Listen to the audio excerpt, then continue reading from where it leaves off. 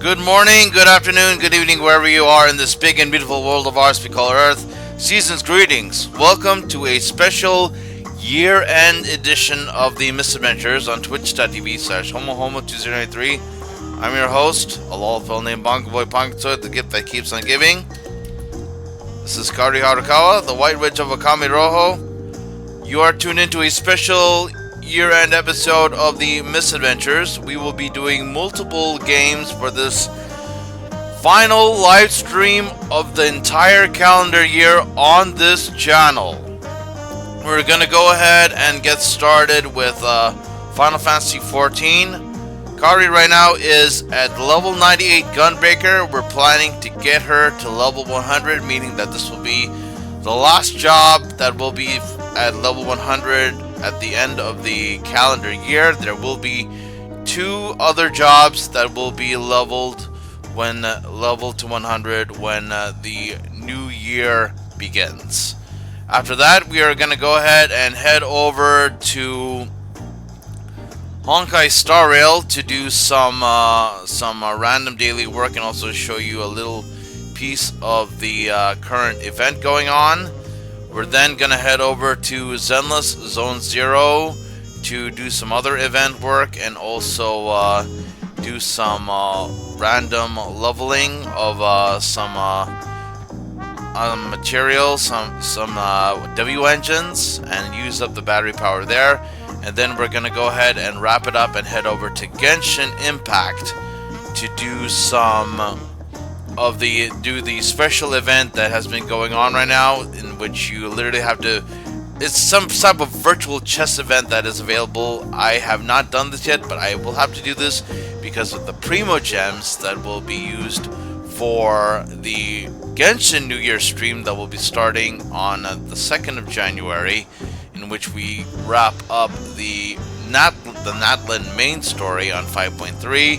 We're hoping to bring Mavuika and Sadali home. We do have a number of top-up bonuses that have been left unused and will most likely be used for that for those pulls. If you like what you see in this broadcast, hit the follow button, Twitch player, subscribe button, YouTube, and channel ID BongoBoy151. In the background, after I fade out this music, we're gonna have a background of a football game that will be going on around this time. In fact, it's already going on right now, but we will be tuning in shortly, so that's going to be the background audio while the other action is taking place. Drops are enabled across all the games that are going to be aired, so it's going to be Twitch drops enabled, and rewards will always be on for now. Will always be on, not for now, but permanently. So anytime there are drops enabled, there will be drops enabled, so that you will get something from this, because I am the gift that keeps on giving. Bay, are you ready to get going? Alright, let's go ahead and get started. Gonna first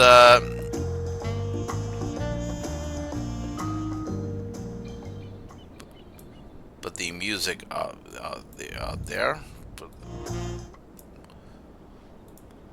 Okay, so we're gonna go ahead and first get the audio going on this one.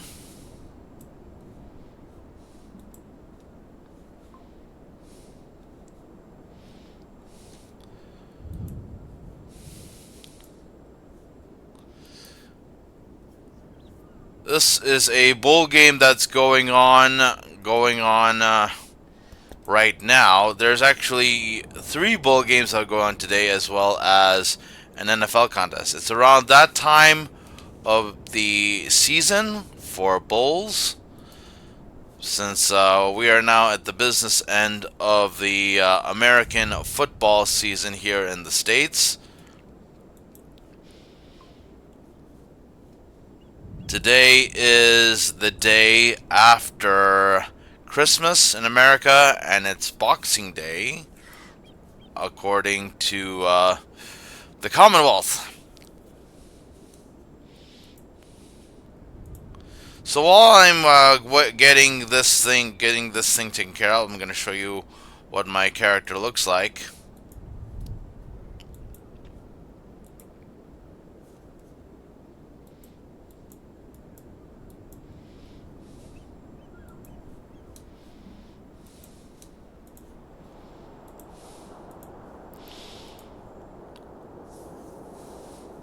This glam that Kahori is currently wearing is actually meant to be a gathering glam. It is a Disciples of the Hand glam called the A Glamour. It's meant to be a salute to all of my Canadian friends over at the Okami Roho Free Company of Coeurl, of which there are many. Basically, it's her in winter gear. She's ready to go ahead and do some logging. You can find this over on Kahori's profile over on Eorzea Collection. So be sure to check that out.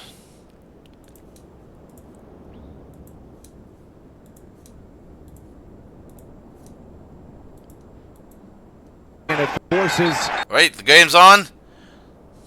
an incomplete Enjoy. pass, but a late flag comes in after the incompletion.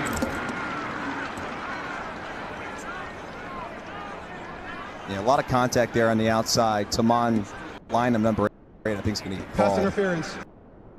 Number 8, defense. The ball will be placed at the spot of the foul. Automatic first down. And wasn't that the theme for this Pitt defense over their 5-game slide? Inability to get off the field on 3rd and long, and a penalty keeps the drive alive for Toledo.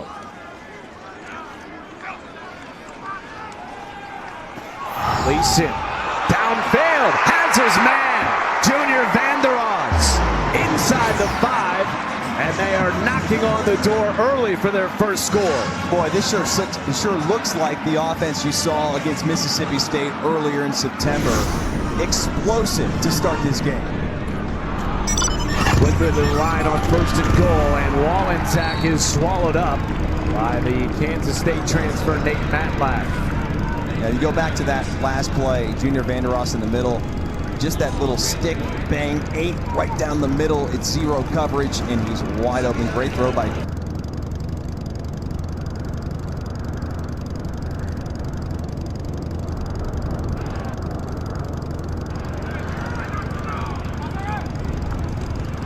Back to Wallensack. And again, stuffed at the line of scrimmage. Sheen Biles, their excellent outside linebacker, making the play. Boy, they have some really good linebackers here at Pitt this season.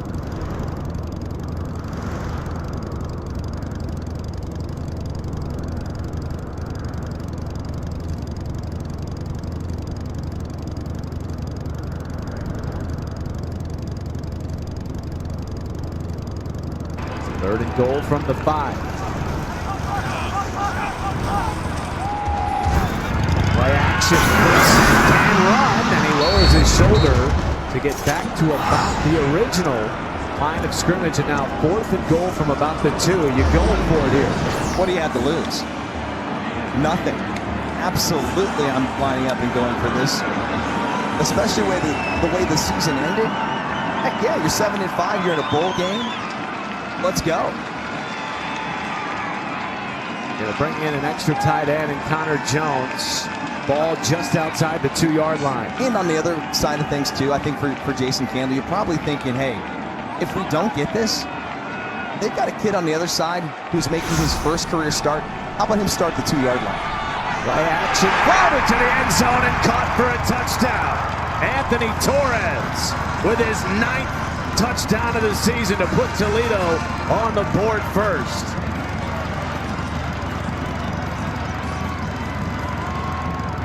What a great story Anthony Torres is. Everyone wants to talk about Harold Fannin and Tanner Koziel at Ball State and all these great tight ends here in the Mid-American Conference, but quietly Anthony Torres has put together a senior campaign that may put him in the National Football League. Dylan Cunanan on to make it a 7-point lead for Toledo, and it's blocked. Pitt is running away with it. And they're going to take it all the way to the house. Whoa! Lewis.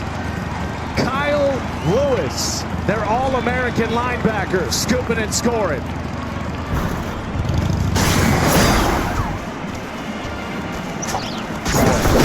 Blocks the kick and scoop and scores this thing. What an athlete Lewis is here. Who you talked about, Matt, the All-American linebacker having a tremendous season. So they give up the drive for the touchdown, but a little momentum here. 6-2, is this baseball? As you can see, bowl season is getting really, really wacky. Touchdown on one end. A blocked extra point going all the way for 2 points to the other end. It really is wild. So remember, over in January for this channel, we are going to kick things off. Big new year of gaming with the Genshin Misadventures Natlan Nationals, in which we will be doing the next portion of the Natlan story, as well as some pulls for Mavoik and Sadali. Then we'll be having Wuthering Waves Misadventures. We will be working on the new area, Renacida, doing the story over there, and also doing some exploration and getting some brand new echoes. Also, Zenless Misadventures and Star Rail Misadventures will be taking. But before all that, we have our next live stream is going to be Heaven's Turn 2025. Kahori here is going to be doing this story, and it most likely will be as a Dark Knight, because Dark Knight and Warrior are the only two jobs that will be remaining after this. And Dark Knight will be leveled to 100 first, and then we'll be finishing off leveling by doing Warrior last, because you know Kahori's a Warrior of Light, so gotta make Warrior last job for leveling to 100 across all of Dawn Trail. Which once these tank jobs get to 100, the Outrunner amount is hers. There will be a flex video of that on the YouTube channel, so be on the lookout for that. So there's a lot of stuff that'll be going on, and yeah, so be sure to keep your eyes peeled. Thank you as always for your support of the Misadventures in 2024. We've been doing this for a while, so thank you as always for your support. By heart and determination to showcase what it means to bring forth greatness. From all of us at Game Above, thank you for being part of this celebration of passion and the pursuit of greatness. Enjoy the game.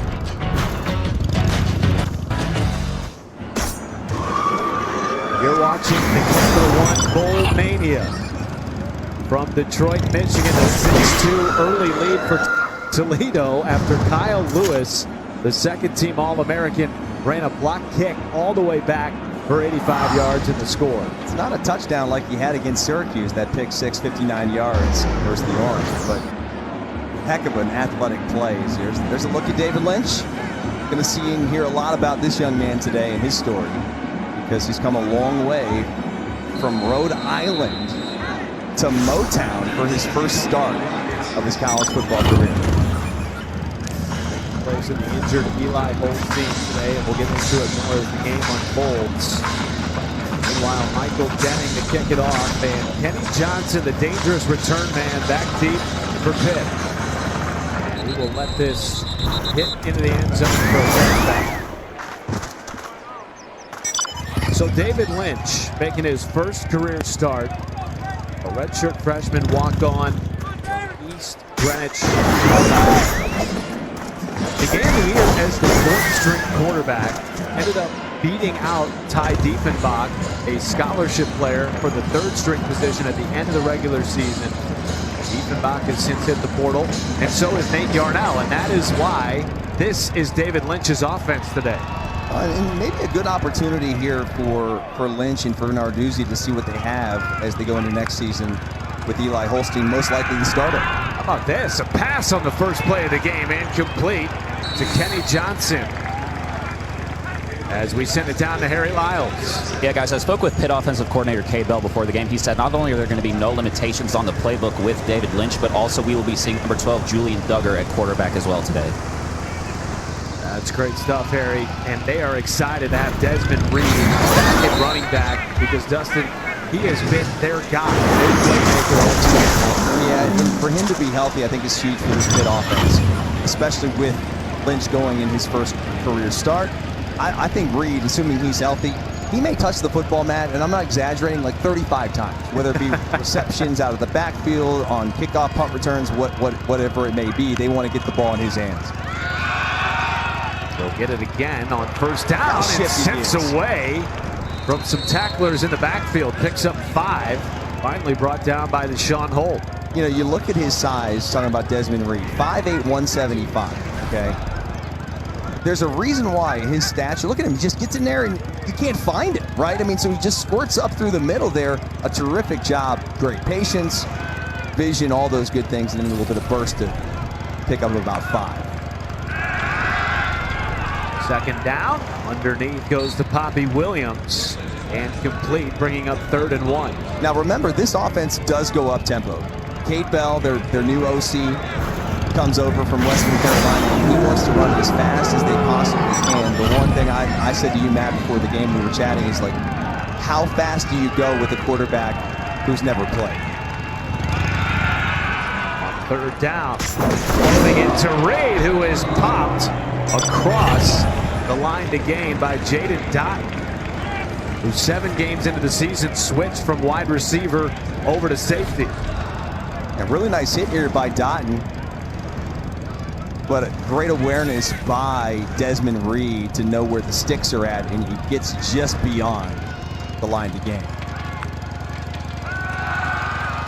First down for Lynch.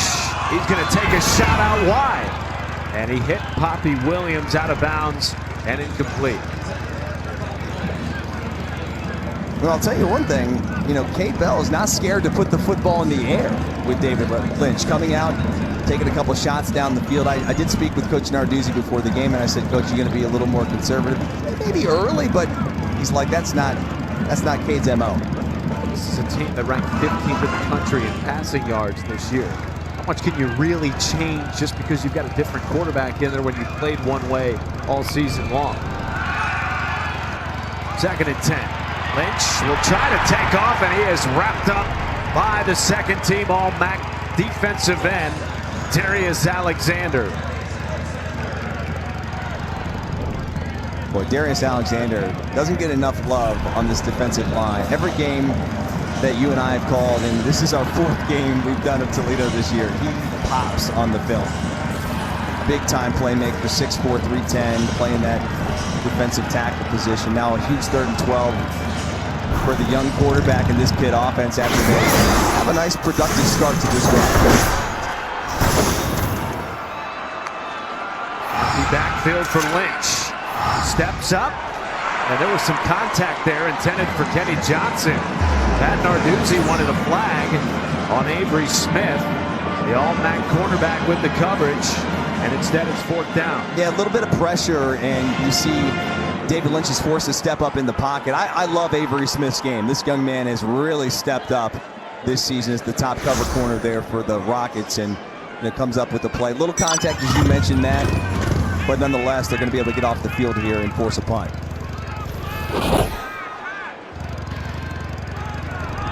Caleb Junko, the Pitt punter, and Bryson Hammer back deep to return.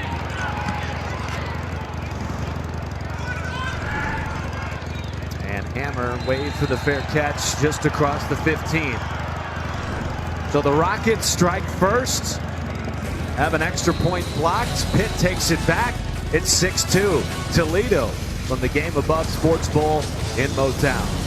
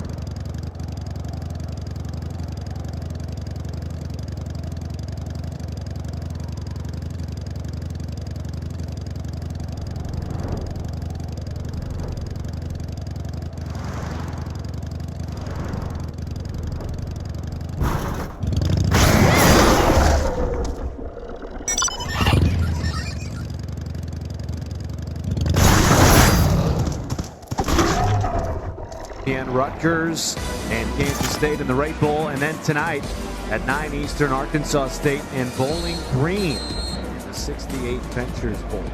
Bowling Green looking for its first bowl victory since 2014, a team that beat Toledo during the regular season in MAC play.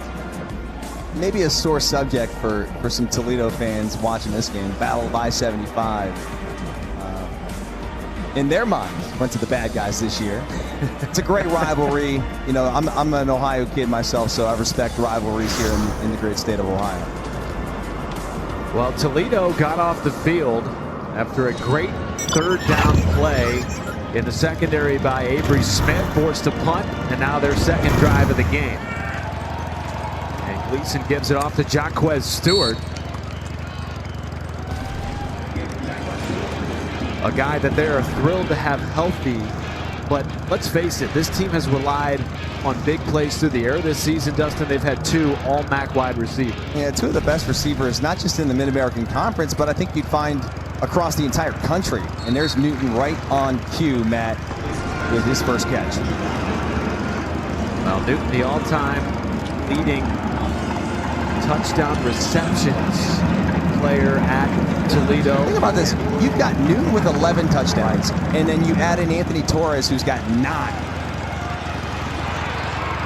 It's it back to Newton, who has room.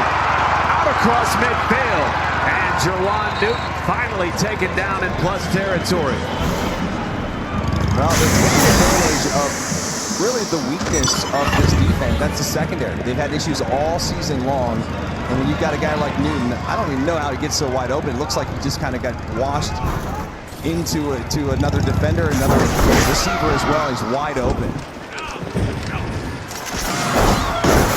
That's up first and 10. That ball batted down, intended for Junior Vanderos. Matt, they are putting these corners and safeties on an island to start this game. Like right there, Vanderos was coming on a deep in route and was wide open. If that's not tipped, he may be walking into the end zone. And that was one of the matchups you wanted to watch in this game. Tucker Gleason against the Pitt secondary. So far, they are letting him throw it. And listen, Tucker Gleason to me looks a million times healthier than the last time you and I saw him, which was November 26th against Akron. Looks like a different player. Vanderos, who has enough for a first down and more, as he fights for extra yardage out across the 35.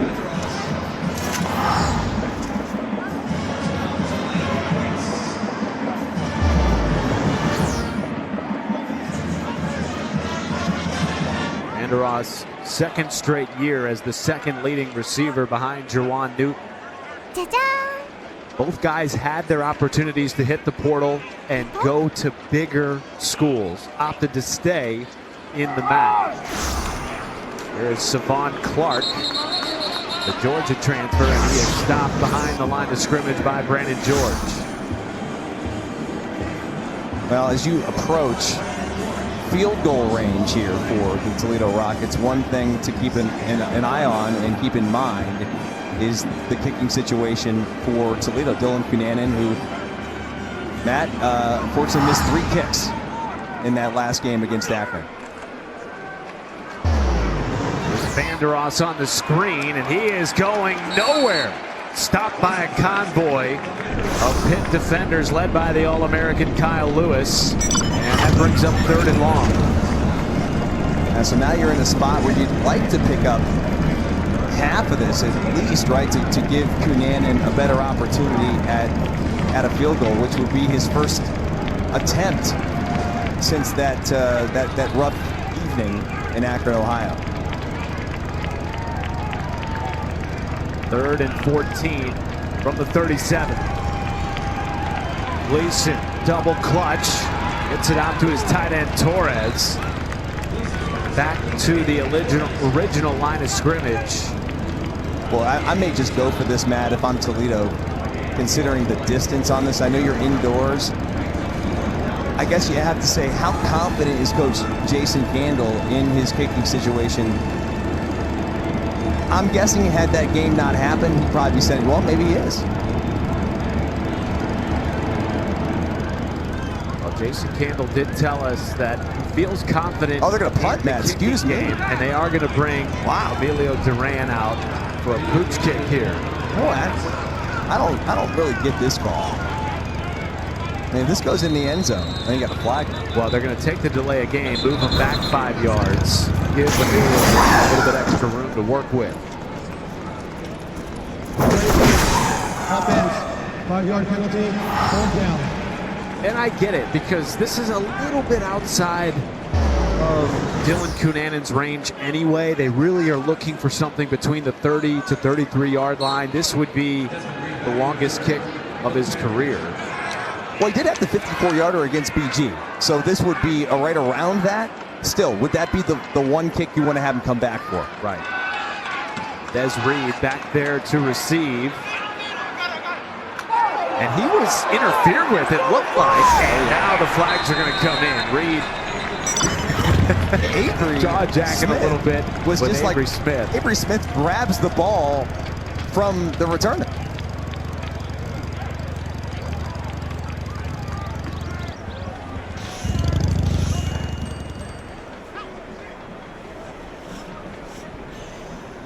Kick catching interference, number 12, kicking team. 15-yard penalty from the end of the kick. 1st down kick. Timeout.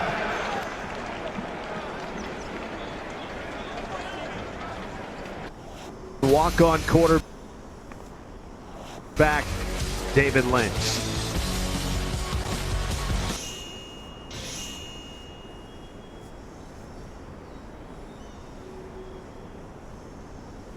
So as it stands right now, we are now on the final batch of bills, because we had a backlog before we went live.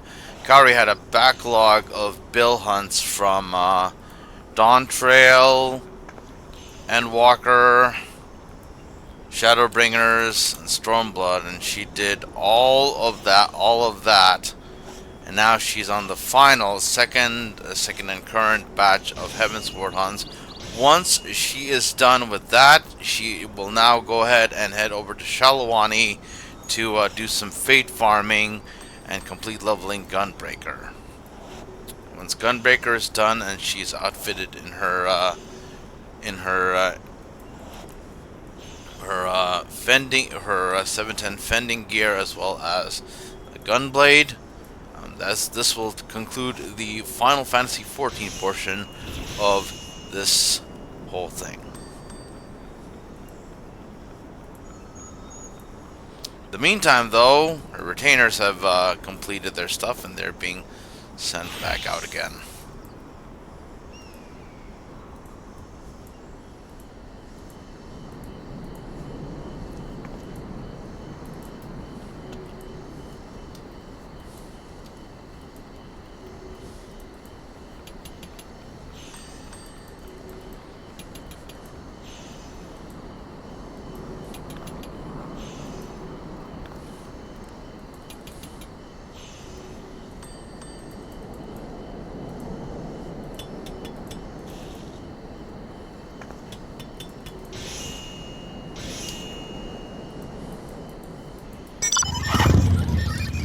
Hopefully 130 something is going to be enough for her to get the Gunblade, the Archeo Kingdom Gunblade, but she might be short, but we'll just have to wait and see.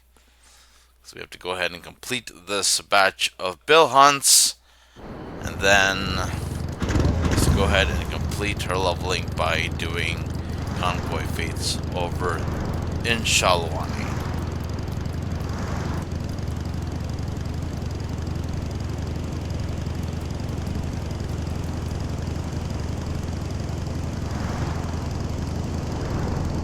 Detroit, Michigan, where Toledo leads it 6-2 over a Pitt Panthers team that has been depleted all year with injuries. Now guys in the transfer portal. Eli Holstein, of course, led this team to a 7-0 start. Dustin, 17 touchdowns over the first 5 games of the regular season, or 17 total touchdowns. That was one of the tops in the country. They've sputtered a little bit since, But you like what you saw from David Lynch, the walk-on quarterback in his first start on their first drive. Yeah, and I was a little surprised. They came out and threw the football to go back to the ground game here on first down. But on that opening drive, it was 8 plays, Matt, and six of them. One was a sack, but the other 5 were pass attempts, right? So 2 runs, 6 pass attempts on that opening drive for a freshman quarterback making his first start. 2nd and 9.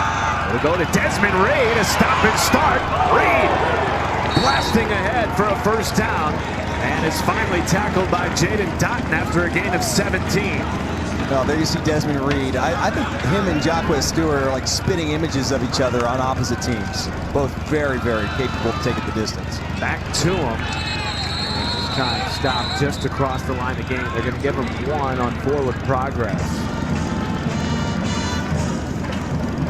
Man, how good has he been? First year at the FBS level, coming over from the FCS with Cade Belle has been their weapon, both in the run game and in the pass. No question. And for his size, to be able to carry the football and take on the workload that he has to in this offense, this is remarkable. 3rd straight play, they're going to give it to Reed, and he gallops ahead, close to the line to gain. Have him stop just short, bringing up 3rd and less than 1. And again, you can see this tempo that they run with. Just 2nd in the country in terms of how fast their offense runs. 2nd to South Florida, Coach Golish. That'll be enough to move the chains. Well, the one thing that Cade Belle told us about David Lynch, he said, look, not many people know about him, right? He's a walk-on quarterback. He had only taken snaps in their last 2 regular season games due to all the injuries. But we love his moxie, and we think he can actually play at this level. As Daniel Bolden just exited the game. The top defensive players for Toledo. Lynch on the check down. And he hits the freshman Jewel.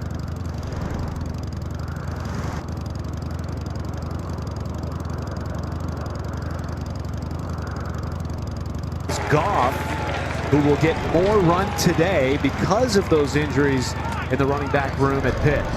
Yeah, Goff, just a freshman as well, getting an opportunity here in this game.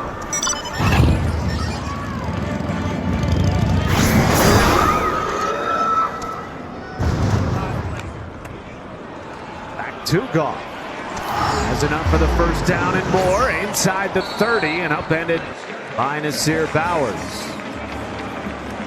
And look, this is a Pitt team, right? They lost Derek Davis to an ACL. They lost Daniel Carter to a broken leg. And 2 others to the transfer portal. They are looking deep down the depth for help in this game. Well, the depth chart becomes obviously a lot larger when Des Reed is healthy. So that takes a little bit off the plate. Lynch will take a shot on play action and hits Bobby Williams. Inside the 15 for a gain of 16. And this Pitt offense is clicking now on their 2nd drive of the game. Oh, goodness, they've been clicking both drives outside of the one play that stalled the last drive. Their offense going right up and down the field. Julian Duggar enters the game for Pitt. The true freshman from Pittsburgh, Pennsylvania. Quarterback run. Indeed. The red zone here with Duggar. Final 30 seconds of the first quarter. Pitt knocking on the door of their first offensive score of the game.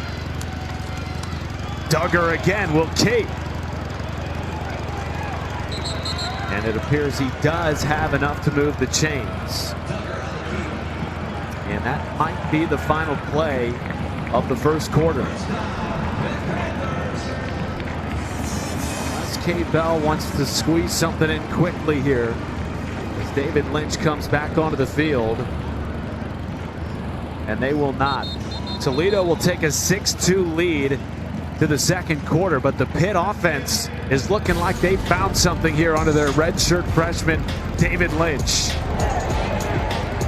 A lot of energy in the building this afternoon. Toledo striking first, but Pitt answering on a blocked extra point. by Kyle Lewis.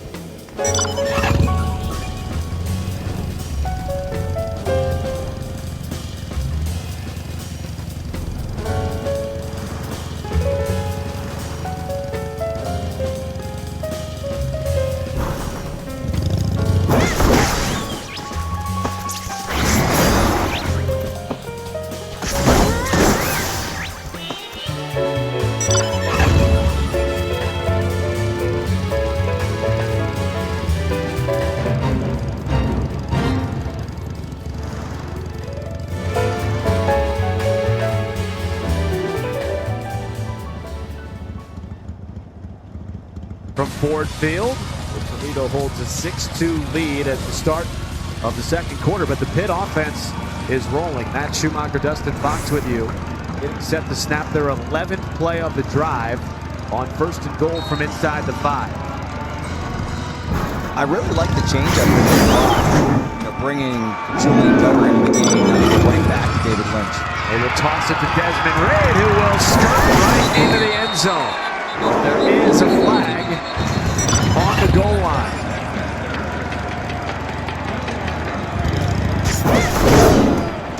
And we will hear from our referee, Ron Hudson, as to whether or not that score will stand. Offside, number 4, defense, lined up in the neutral zone. Penalty is declined. Result of the play, touchdown. 10th touchdown of the year for Desmond Reed, leading all Pitt Panthers. Gives the team from the ACC the lead here early. Oh, that was an easy touchdown run by Des Reed on the outside. Catches the toss sweep. Nobody within 5 to 7 yards, and he just walks into the end zone. Very, very impressive drive by the Panthers to respond to Toledo's very impressive opening drive of the game. And Saul's their excellent kicker on for the PAT, makes it a 3-point Pitt lead after Toledo scored the opening touchdown of the game.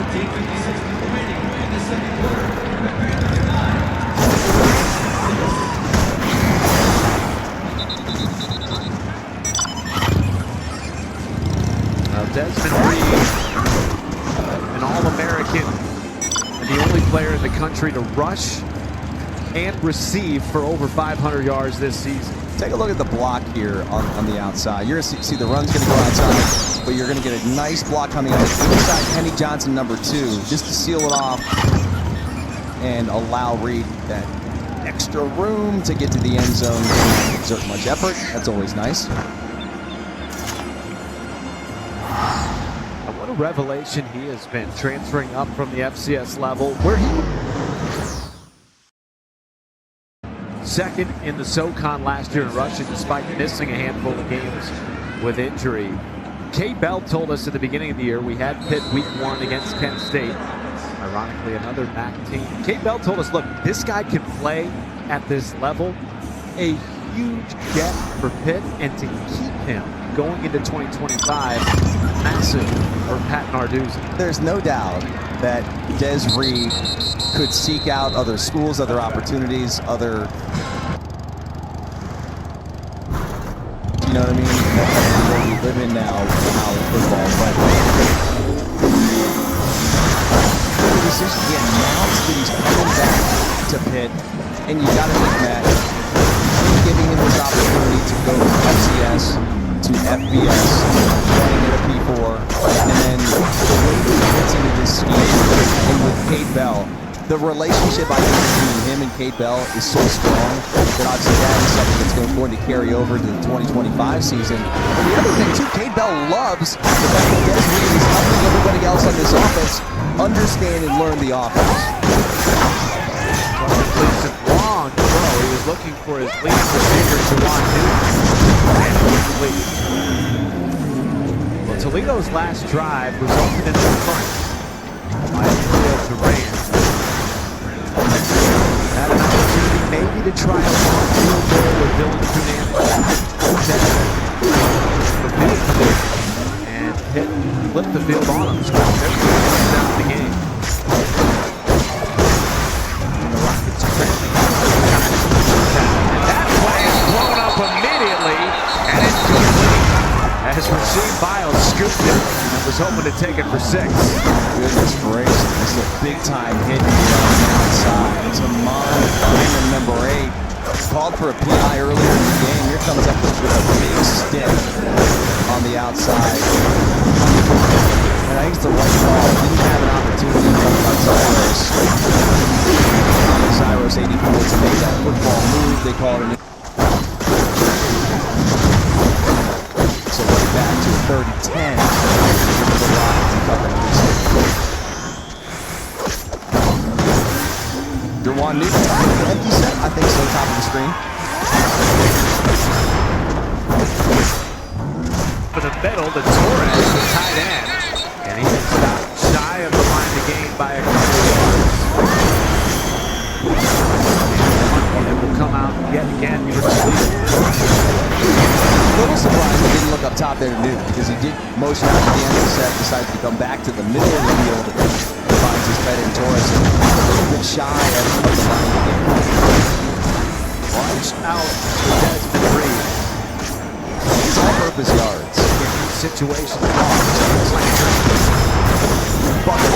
Already has 1 punt return for a touchdown this season. He will fair catch this one at the 30. Bringing out by Toledo. Pitt will take over the football again. And Reed giving Panthers a 9-6 lead.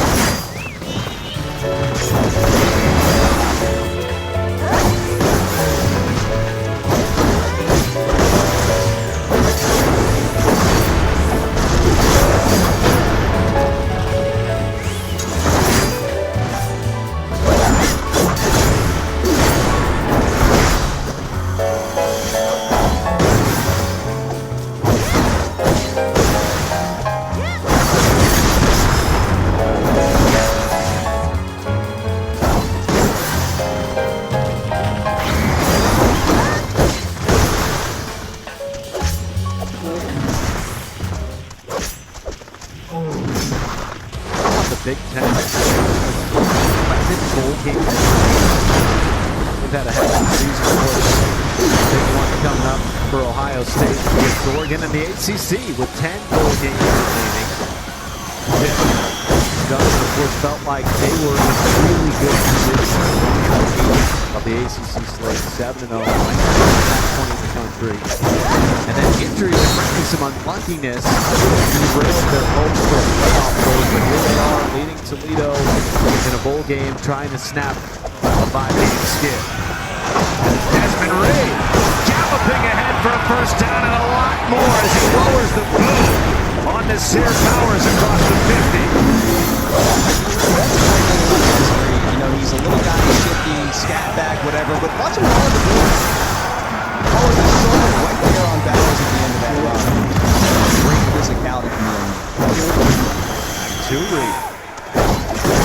Showing more physicality. Gain of 8.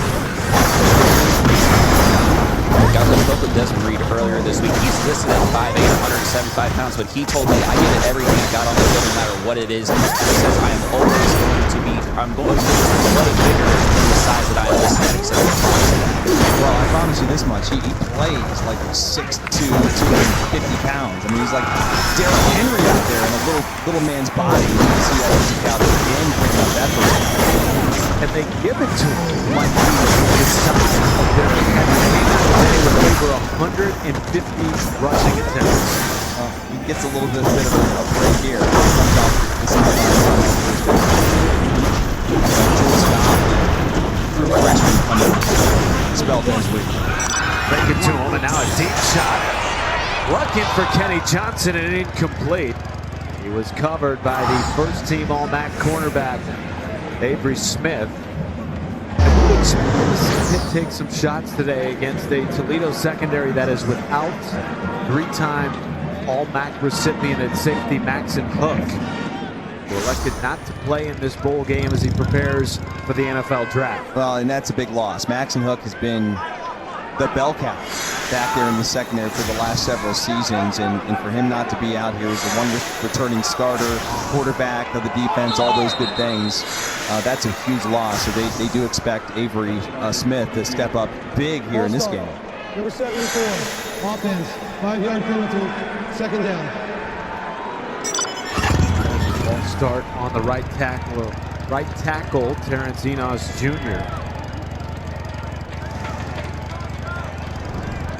A cleanly played game to this point. Not a lot of penalties. That was the first offensive penalty on Pitt this afternoon.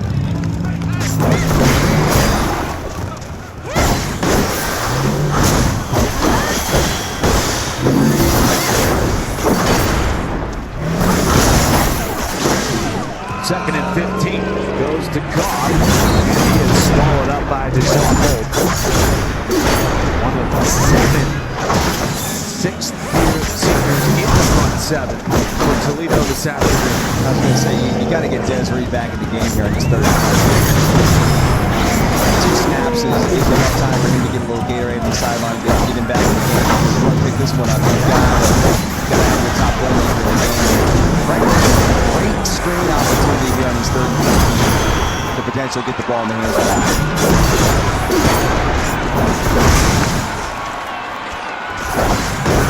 Will dump it down to Desmond Reed. Swallowed up just across the line to gain by the Youngstown State transfer. Great coverage down the field. The secondary, and then he just has to check down. On 3rd and 15, they're going to back out everybody and say, you want to dump it down the ring, it's fine. We will pursue the football, make a great tackle there on the outside. Really well done there by Zeke Clay. And now it's Ben Sauls, who has been terrific this year. Now, you were looking forward to this, to see Ben Sauls' leg and to see if he could potentially have an opportunity to, as they take a timeout, a little confusion, not enough men on the field for this Pitt attempt. What was the record? 65 yards in it? The record is 66. And Ben Sauls told the coaching staff, if there's an opportunity, I want to go for it this afternoon against set a couple of years ago by the excellent Baltimore Ravens pitcher Justin Tucker. Newsy telling us he expects Ben Sauls to get paid to hit field goals at the next level when his career is over at Pitt. Heck of a kicker.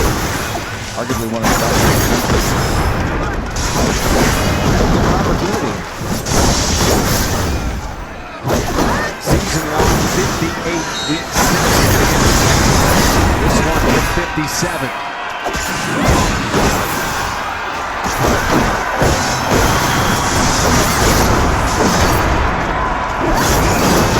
Kick is away. And it is money by Ben Sauls, giving Pitt a 6-point lead. Points. Better call Sauls. 57 yards. Good, good from 66 with my more to go. 12-6 from Motown.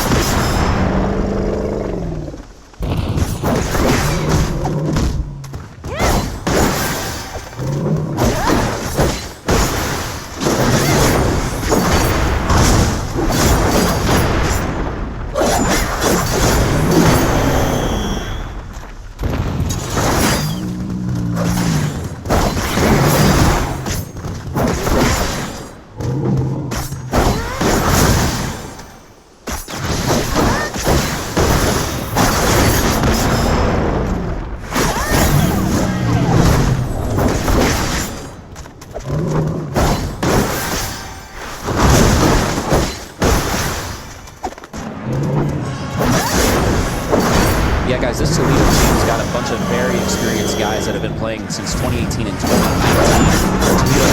Can't talk about how much this group has been through together between COVID, losing a teammate, and the social justice movement after George murder. He said that these guys have set the standard for their programs to look like, and he's talking about guys like Jackson Barrow, Jerwan Newton, and Dan Bolden. Jerwan Newton actually told me his teammates are guys that are going to be at each other's weddings and kids' birthday parties one day. He also credited the Toledo fans and said they have made not just the home games great, but even such away games feel like home games. He said they love this team and the team loves them back very much. Leeson throws it to Anthony Torres and incomplete. Yeah, Harry, you mentioned these are guys that will go to each other's weddings. Anthony Torres already got married, had a lot of teammates at his wedding.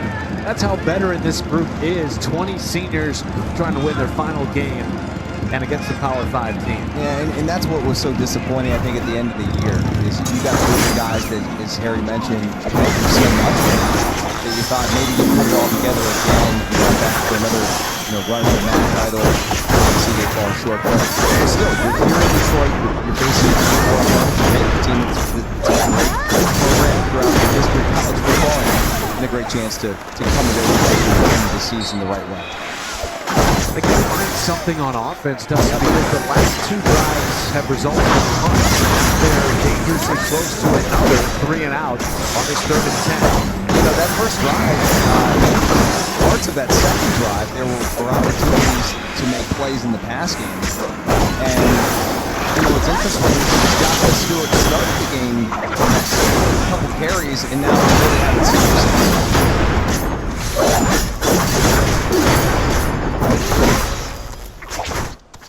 Tackled by Donovan McMillan. And what a player McMillan has been in his career. Second year transferring over from Florida, back-to-back 100 tackle seasons. He does a lot for his defense. Plays the boundary safety position. He's in a spot to make a lot of tackles. But just because you make a lot of tackles doesn't mean that it's a detriment to his defense. He's a great player. He's helped tremendously.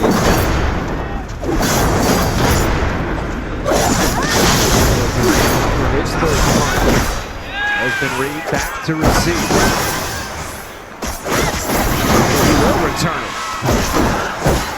Reed still going without a helmet, and the flags come in behind the play.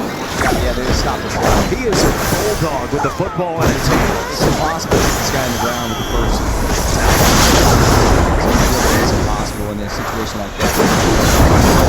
Oh, here his helmet's up. Maybe fortunate because he may have continued going to the end zone, potentially. He breaks out of that one, man. I don't know. Here's Ron Hudson. Personal foul. Face mask. Number 15. Kicking team. 15 yards against Coeurl. The end of the line. First down. That's now the second penalty of 15 yards on the Toledo coverage team. One interfering with a fair catching Desmond Reed in the first quarter, and now that face mask penalty will tack on 15. It's probably the 15 yards that Reed would have gained had his helmet not been ripped off. So, ball don't lie.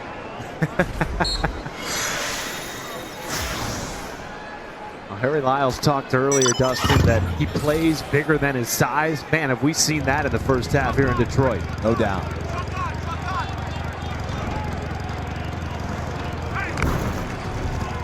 And they will flip it to Reed. The pitch, running forward for positive yardage. Yeah, he never appears in the games and clips and film on watch of this. He's always going forward. He's falling forward. He's north and south. Like, this guy is so good at getting positive yards. You can see why Chris were devastated when he had to miss that Boston College game at the end of the season. Now back to hopefully I'll leave a little list coming off the field there. Placement, Joel's gone. Make the two-man miss. There goes the freshman Coeurl inside the 35. And the flag goes in as a play.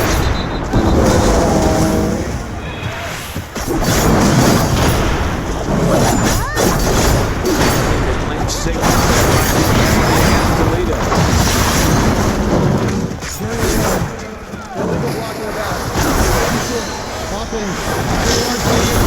foul, remaining second down. Savage against the tight end, Captain Gavin Bartholomew.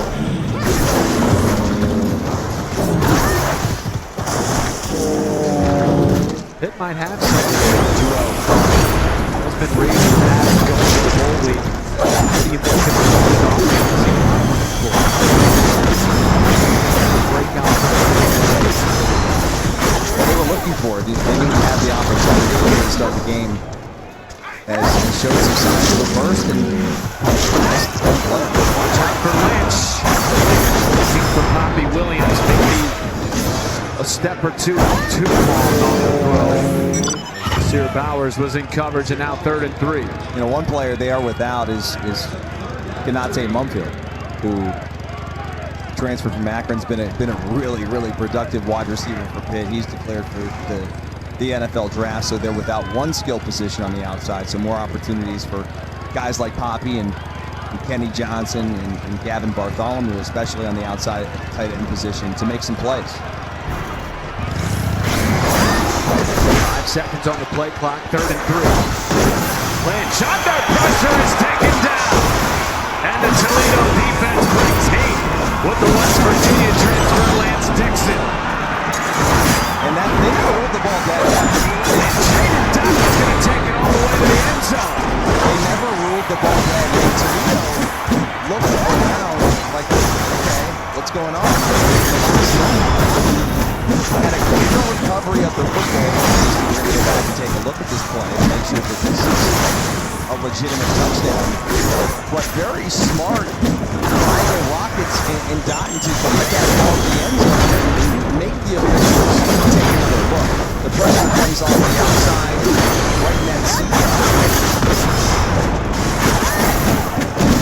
Well, the entire Pitt offensive line, that was an incomplete pass. Nobody really pursuing the football on the inside. Jake Dott honestly picks it up. Well, he gets inside where Justin and he goes. Yeah, no, it's a really smart play by him. Great awareness on the sideline. Keep going. Still waiting to get the official ball from Ron Hudson. Wrath of replay official.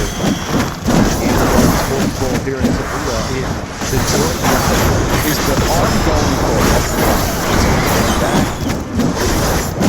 Man, that's right on the cusp. And they let it go on the field. Have any thoughts, Matt? I was just going to ask you, I think it's one of those plays where whatever the call on the field, there's a stand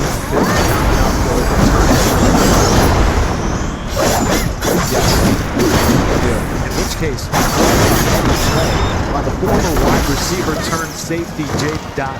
Like, honestly, Matt, if they would have said that's incomplete on the field, I'd probably said, yeah, it's going to be tough to overturn. Right.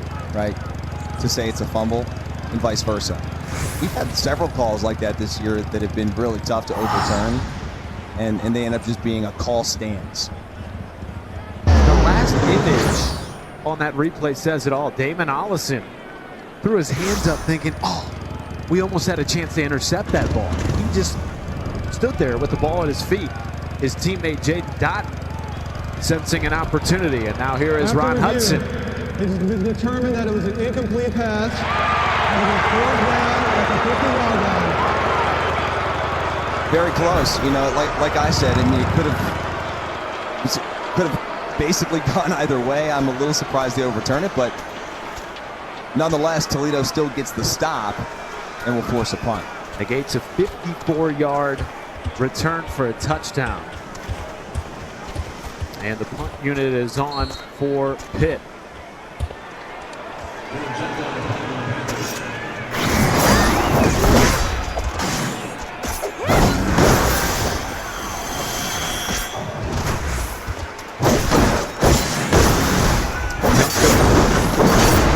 High and deep punt, fielded inside the 10 by Bryson Hammer. And now this Toledo offense will try to get something going against a Pitt defense that has been stout this afternoon. And it starts right there on the special teams. Then you see the pursuit of the Pitt defense. I thought they were a little lax on the opening possession of the game, and then all of a sudden, things started clicking on defense. Start flying around a little bit more, get the ball on the ground, tightening up the coverage in the back end and forcing Tucker Gleason to throw into tighter rhythms. Start of the game, 10 with 82 yards. Has since gone 2 for 6 with just 60 yards passing. Sends Jawan Newton in motion. Gives to Connor Wallace, who is going nowhere. A loss on the play. After the tackle by Temple.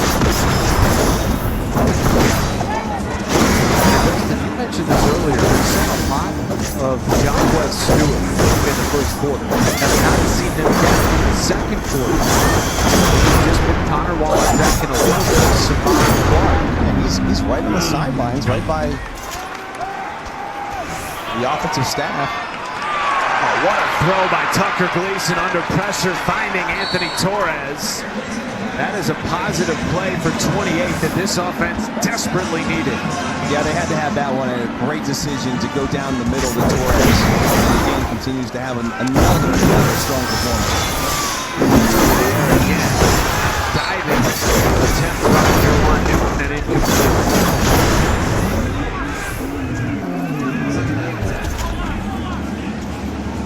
I do kind of like the rhythm here, you know, picking up the pace a little bit more after that previous first down reception by Torres. They got it to the line of scrimmage. I think it got hit on their heels a little bit there on that first down.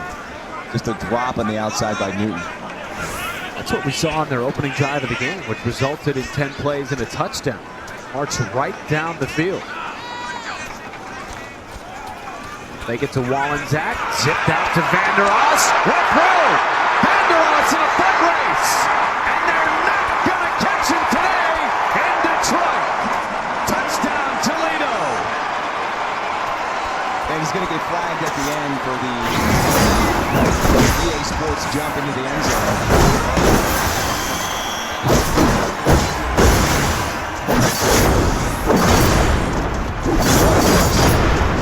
By Junior Vander Oss.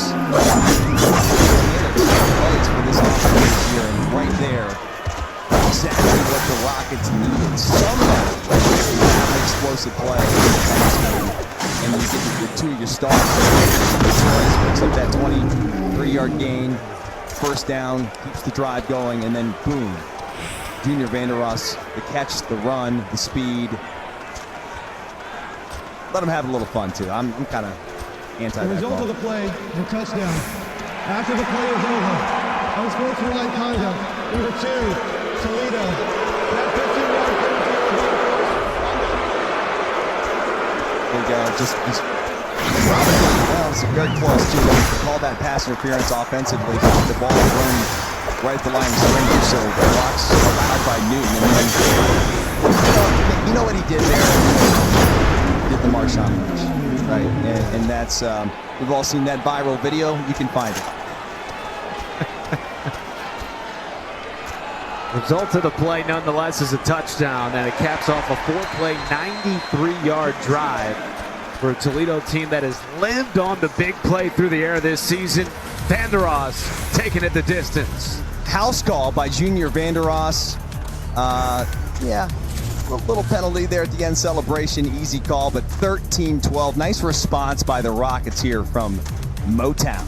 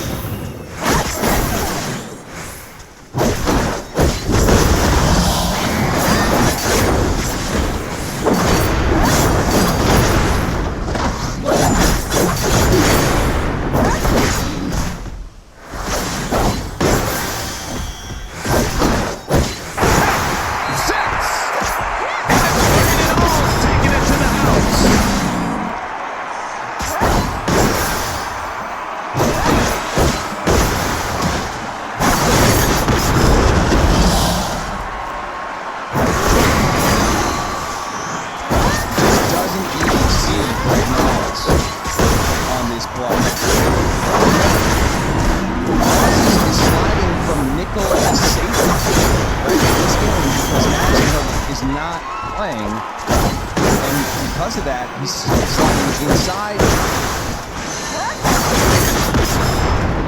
Right to the flat.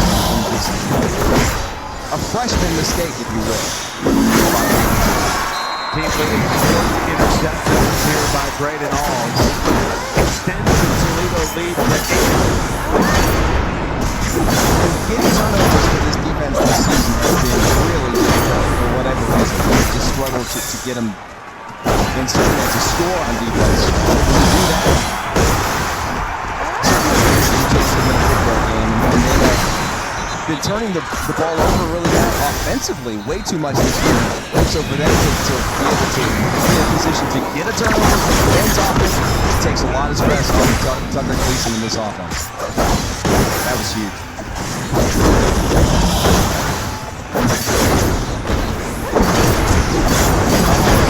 Just a sophomore from Toledo Central High School in Ohio. Mainly a special teamer last year. But with all the departures in the secondary at the end of last season with Toledo, got his chance to become a starter. He has shined in 2024.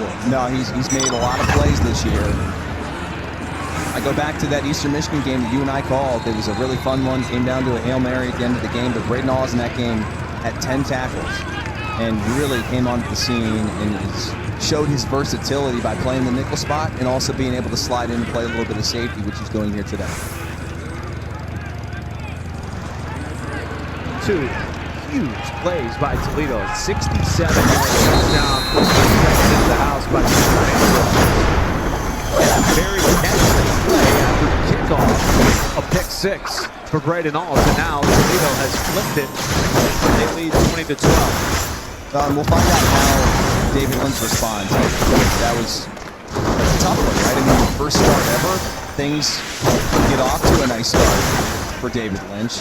They have a lead, and then of course you throw a pick 6. How do you come back? Yeah, guys, David Lynch was obviously very frustrated with himself after that play. He took a very quick look at the play on the tackle with Belle, got a bunch of pats on the back of the teammates, and went right back out. I'll be curious to see how much more they go right back to him. They go to Des Reed, and he's going to get a tack on face mask by Adrian Smith, number 12. Be the only way to bring it down. I'm telling you right now, unless you have 2 or 3 blue jerseys in the ring,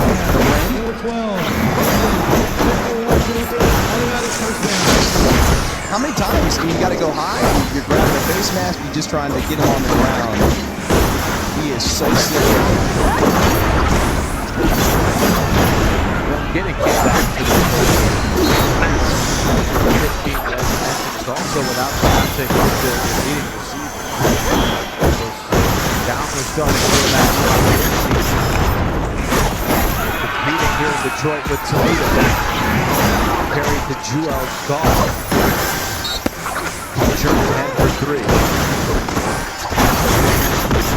The other thing that I would do if I'm Pitt and Cade Bell, their offensive coordinator, is consider one thing they did in the red zone, which is bring Julian Duggar into the game as a potential running quarterback, showed some athleticism, versatility as well. I would love everything at Toledo in this game and make them consider a bunch of options on offense. That's right. Yes. Checks it down, Lynch, and they got there. DeAndre Reagan on the Toledo defensive line with the sack.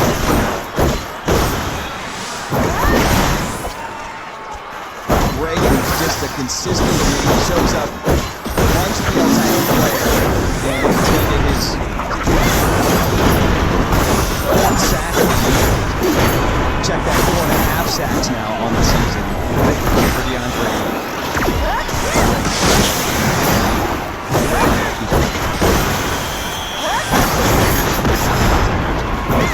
And brings up 3rd and 18.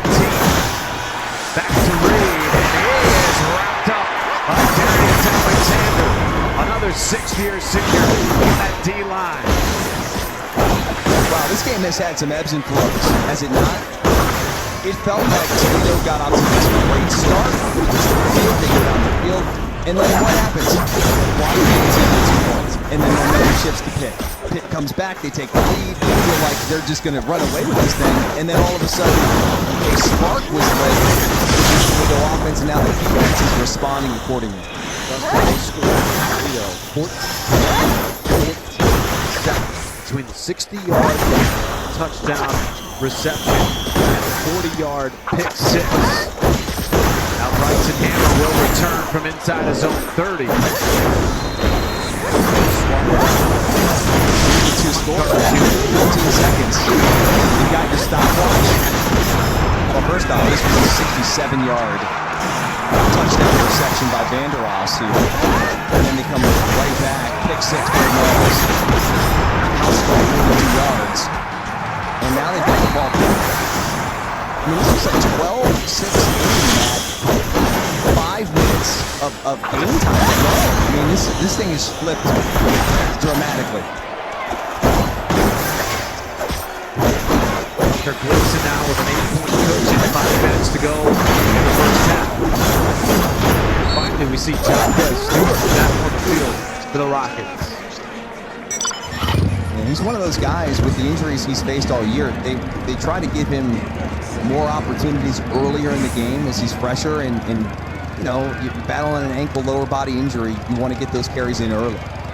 Gleason over the middle, hits Vanderos. Nice gain on second down, makes it third and manageable after the tackle by Javon McIntyre. So big third down and 3 here too, especially you look at the clock, 4 and change to go.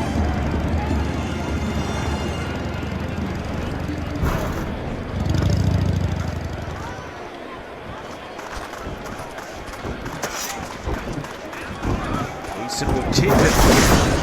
Quarterback draw, and he plows it in for a first down. Tucker Gleason, Harry Miles. Yeah, guys, they're piecing together a drive here, and that's actually not the only thing that Tucker Gleason likes to piece together. One of his favorite hobbies is actually building Legos. He recently built a very modern castle a week or so ago that's 26 comeback pieces. He told me he doesn't quite have the money to fund the hobby. Apparently, the cost around about $150. So hopefully Tucker got some Legos for Christmas yesterday. Man.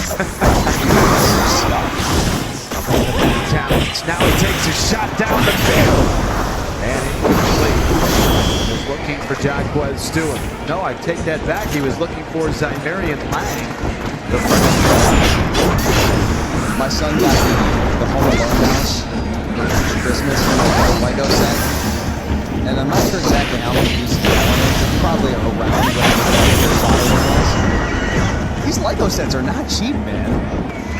Tucker Gleason's family is very Dad Jim was a linebacker and a kicker at MIT in the 90s. On the carry, it'll be third and long for Tucker Gleason and this Toledo offense. You can say he's part of the card counters from MIT. If that were the case, I think he could afford more Lego sets. But what a tough kid, Dustin. He is out most of the second half of this year. I mean, just look how big and physical he is. 245. I don't know anybody on that defense that really wants to take him on in the open field. Three-man punch up third and 9. Gleason buying time. Gleason leaning ahead.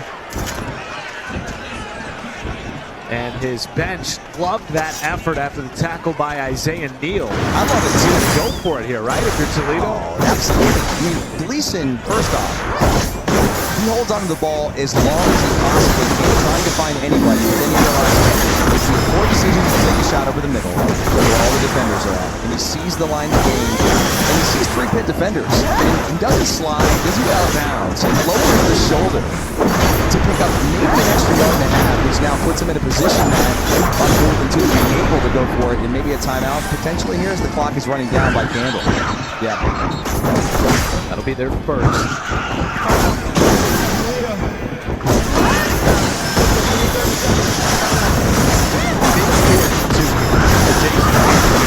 Chance to go up a couple of scores going into halftime with the Jays receiving the ball out of the break. The Pitt Panthers defense stop here. You get great starting increase the deficit before you get the ball coming out of half. Yeah, and if I'm Jason Campbell, I just look at what happened on that 3rd and 3, where you went to an empty set and it was Tucker Gleason designing a quarterback run. With that momentum and that size and that frame of Gleason, I would go right back to it again too. Here on 4th and 2, but they decide after the timeout. Wow, surprise. I would say a little bit, but here's the thing: if you don't get it, you have all this momentum from those 2 recent touchdowns. Why give it all back to him? Sure. Risk versus reward. Maybe a bit greedy today after 2. It's Durant running it away. High heads over and kick. Novel ball ultimately secured by Desmond Reed. And so it will start with it inside their own 15. Down 8 with 2 minutes to go. Hoping for a gift at the end of the first half. Santa popping wheelies in downtown Detroit.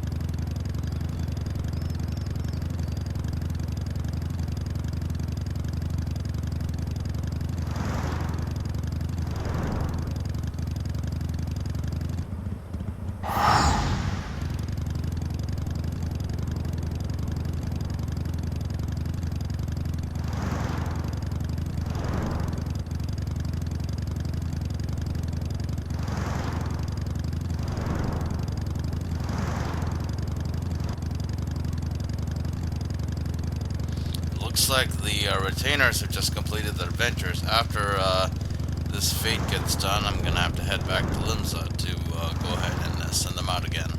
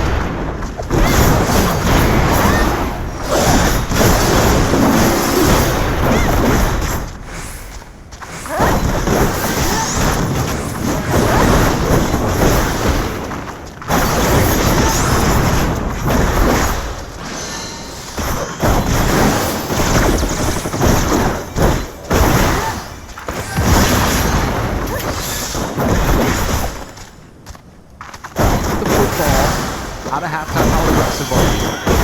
Very aggressive. In the losing streak, and oh, by the way, this one gives the opportunity to potentially get the Ben Saul that 66-yard attempt if they can get it out in the field. We're just jumping to Ben Saul's deep shot. I need some more. Ben Sauls. As 50-plus yard kicks. moves the chains. Well, Ben Sauls does have 5 made field goals of 50-plus this season. Of course, he made a 57-yarder earlier today. They will go to the ground again with Reed. Time still ticking away here. Pitt with 2 timeouts and 90 seconds to play with to close out the first half.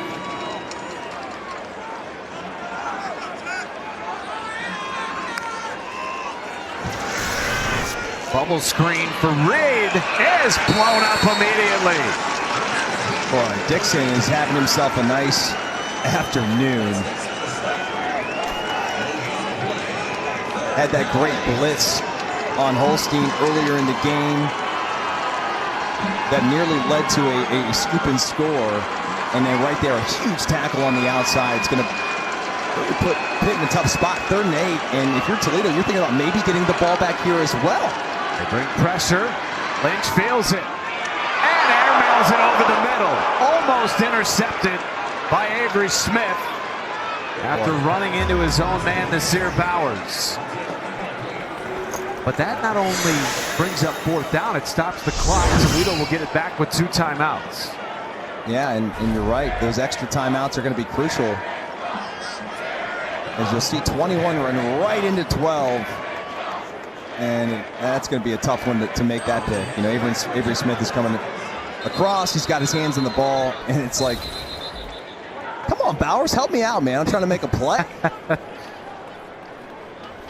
I've been there many times. Mike Doss, you know who I'm talking to. You mentioned it earlier, Dustin Fox, the All-American, former Ohio State Buckeye. All the moving pieces in the Toledo secondary today without Max and Hook, they've looked really good.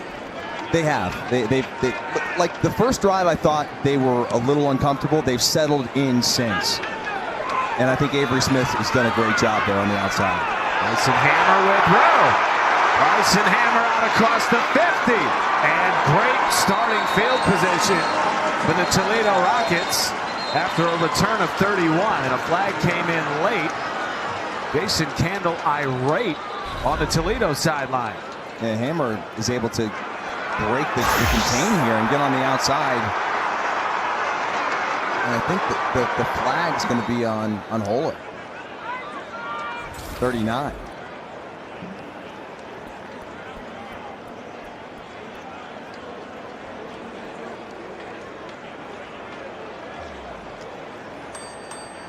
Officials conferring here. Ron Hudson pretty active on the mic in the first half. Here he is again.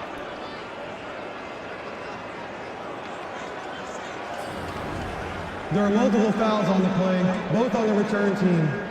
Holding, number 21, return team. That penalty is declined. Legal block in the back, number 39, return team. That penalty is enforced, 10 yards, first down, Toledo. Double whammy, and it negates Bryson Hammer's 31-yard punt return and backs Toledo way up to just inside their own 20-yard line. And at this point, I think you just sit on the football. You go to halftime. Thrilled with the 2012 lead. You're thrilled with the fact that your special teams has played well, your offense has played well, your defense is really playing well. Like, how often do you have a game where all 3 phases are clicking in the first half? I think you're thrilled to take those 244 yards of total offense into the half with the 2012 lead. That's going to be a false start on Zymarian Lang, the freshman wide receiver. False start, number 8, offense, 5-yard penalty, first down. No, but I agree with you. Jason Candle, particularly with the way the end of the first quarter and beginning of the second quarter began for his team. Trailing, Pitt seemed to have the momentum, and then they scored 2 touchdowns in 14 seconds and have totally flipped the script on Pitt here. Have another pre-snap whistle. False start, number 34, offense, 5-yard penalty, remains first down. if we ever get This to is like my halftime. son playing Madden against me, and I'm winning, and he just wants to like mess with me, so he just takes false start after false start or whatever, delay a game, you know. I'm kidding. Eventually the false start's going to be half the distance to the goal here. Pretty close to the goal line here. Gleason on his own 5 gives it off to Wallensack, who will now give Toledo some room. And that should take us to halftime here in Detroit.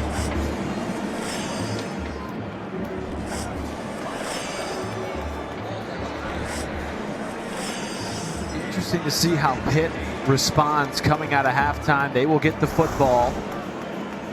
Have dropped 5 in a row after beginning their season 7-0 against the Toledo team that came in hungry to take down their second Power 4 team this year, having already beaten Mississippi State in early September, and the Rockets will take a 20-12 lead into the break. Yeah, and that young man right there, Des Reed, he's going to go in at halftime here and probably need to get all the fluids he can get, all the orange slices. Like, remember when we were kids at the soccer games? Get those orange slices in, you get ready to go for the second half, because if they're going to come back and win this game, it's going to be on the shoulders, I believe, of Des Reed. Well, certainly Tucker Gleason for Toledo did everything he could in the first half. Led a couple of touchdown drives, capped off by that 67-yard touchdown catch and run by Junior Vanderos. And his head coach is standing by with Harry Lyles. Coach Canada, you guys got an 8-point lead here. What are you going to tell the guys in the locker room to send off these seniors right and finish off this football game? Well, I mean, I thought we had a good start, right? And you got a couple momentum plays off of turnovers there, which I thought was big. Now we got to play a little bit more cleaner and do a good job this half. It'll be about execution. We know that. Thank you, Coach. Thank you. Coach, thank you, Harry. His team takes an 8-point lead into halftime here in Detroit. Halftime in Motown. Let's send you to the studio and join Kevin Connors and Trevor Maddich.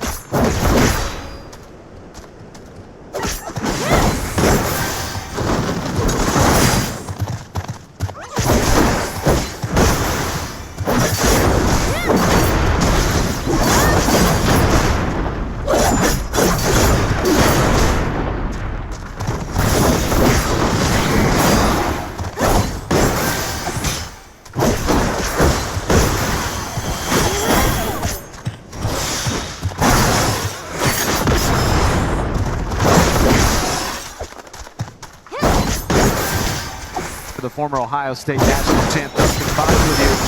Last 4 drives of that first half of the pick. Punt, interception, punt. What do you want to see from the Panthers here to start the second half? It is one of the better passing teams in the entire nation. Coming into this game, they were 15th in the country. They threw for 63 yards in that first half, and most of those came on that opening drive of the game. So I want to see things sort of settle in for this offense. And Des Reed, who had 95 yards on the ground in that first half, boy, he may need another 95 to get back in this game. Well, you talk about the passing attack, of course. It goes without saying. That is affected by the fact that Eli Holstein is not in the lineup, out with injury again. Instead, it's the walk-on redshirt freshman David Lynch making his first career start. Yeah, and I was a little surprised with how much they put on his plate to start the game. This is going to be a very telling drive to start the second half if Pitt can get back in. Pitt receiving the kickoff to start the second half. Brought to you by Huggies. And now we will see David Lynch. His head coach Pat Narduzzi visited with Harry Lyons coming out of the halftime line. Yeah, guys, I asked him about what his thoughts were on that first half. I said, look, we did a lot of self-inflicted wounds. He said if we take the second half, play our best ball, and take care of the football, we will be okay. I asked him about David Lynch, now he's feeling about him. He said, look, he's a young quarterback. He's going to make mistakes. Our emphasis to him was to just keep his composure. We'll see if we see that here in the second half. That's great stuff. Look, this is a guy that hadn't missed a snap until the second to last week of the regular season, but getting that type of run game going from Desmond Reed certainly takes the load off of David Lynch. No question, and if I am I'm going right back to Desmond Reed as much as I possibly can, because Toledo can't get this guy on the ground.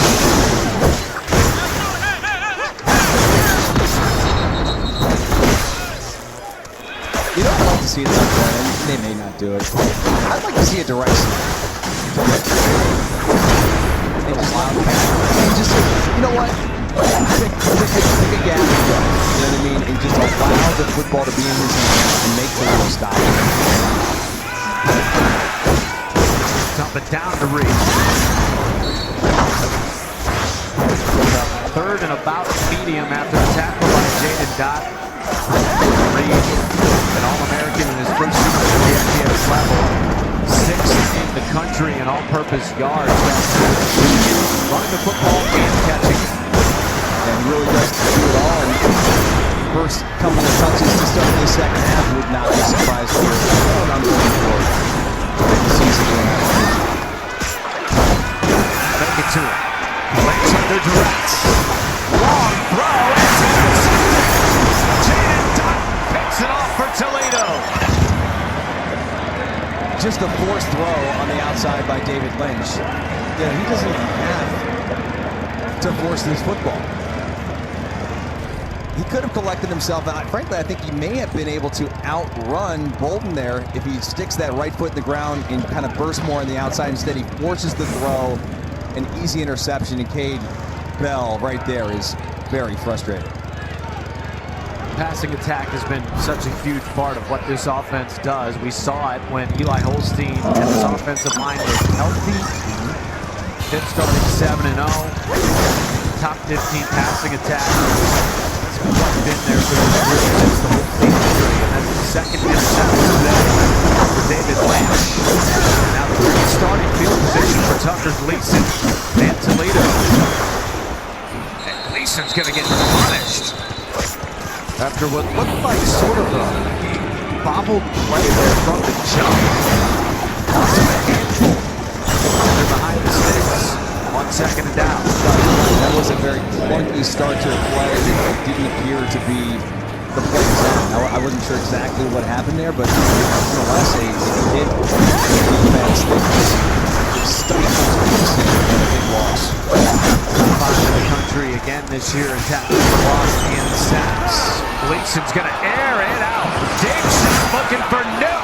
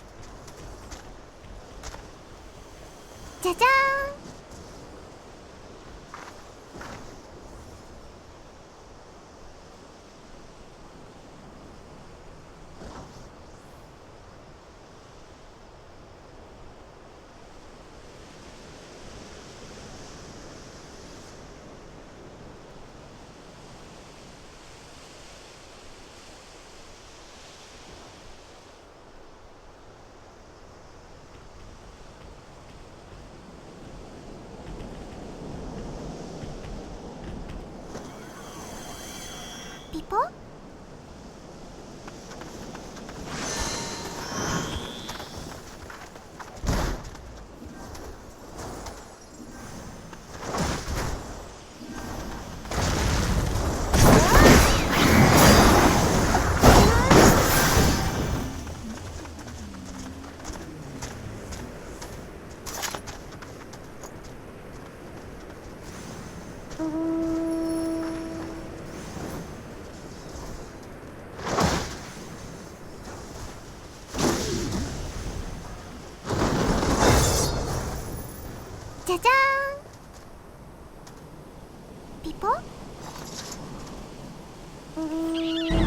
Welcome back to Detroit. You saw Brandon George make the 4th down stop there. He's wearing special cleats this afternoon to raise awareness for his initiative called Because. When George was in high school, one of his best friends, Anthony Myers, was diagnosed with brain cancer and eventually lost his life because of it. It's inspired George to launch a campaign at the beginning of this year to help families at UPMC Children's Hospital of Pittsburgh whose children have been diagnosed with cancer. He honors the memory of his friend Anthony by helping other children. He and his teammates often visit with young patients in the oncology unit, lifting their spirits by spending time with them and signing autographs as well, guys. That's so cool. Here's a carry to Desmond Reed. Will get around the corner. And Harry, I love that story because Brandon George has become the calming force of this front seven for the Pitt Panthers. When you talk to defensive coordinator Randy Bates, nothing but glowing remarks for this young man who's back for his 6th year of college. Leader on this defense, and you can tell that young man is going to be successful really in whatever he does in life. And a huge stop there. How we can emphasize that dump double. From our vantage point in the booth, you said it right as long as he was giving that second effort. It was like, how did they get that stop? Just an incredible job and a great effort by George, whether his teammates to pursue the ball and get the George line. A little bit shaken up after that last play. The offensive line has dealt with its share of injuries for Pitt. Already down their left tackle, Braylon Taylor, for the season. Be back after this for 3rd and 1.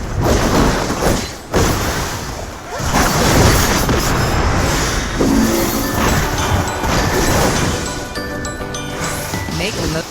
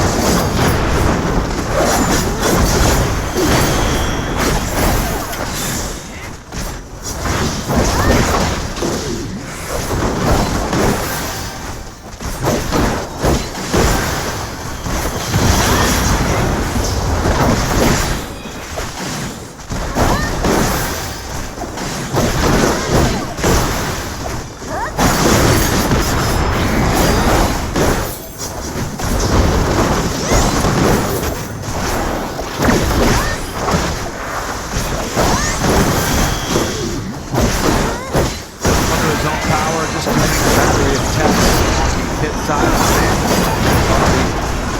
Left tackle for the season, while Julian Duggar, the true freshman, and a quarterback.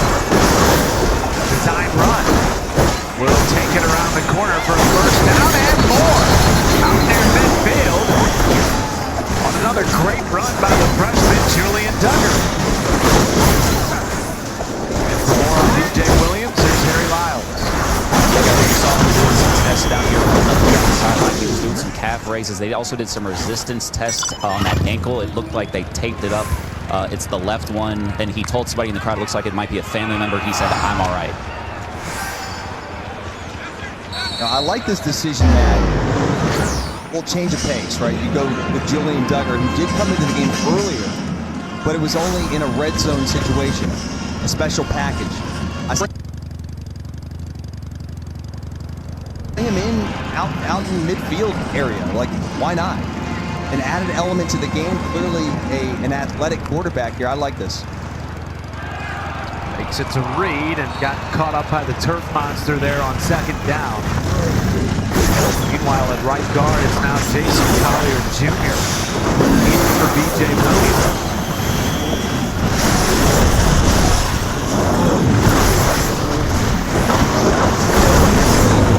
Empty the bag of tricks.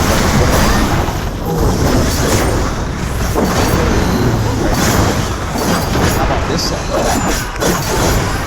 Lead in motion. Under Kings. Check that.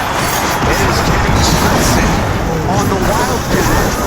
Squirting right up the middle. I was going to say, it didn't look like number 12 in there. I did see the 2. Almost slightly late as Johnson sneaks in there. I don't even know if he could maybe caught that. A great run by the wide receiver playing over the quarterback.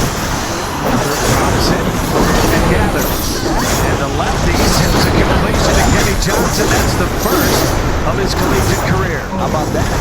And he's a young man to, drop the snap, picks it up, and probably just throws a beautiful throw on the outside. The young man from Pittsburgh won a state championship in basketball at Penn Hills High School. They love his poise on the toss to Reed. And a good drive going here, initiated by Julian Duggar. I just smile every time Desiree gets the ball. It's positive yards. He just runs with this fluidity and ease that just is so much fun to watch. And it looks like he's moving at a different speed than everybody else in a blue jersey. 20 carries for 117 yards, his fourth 100-yard rushing performance of the season.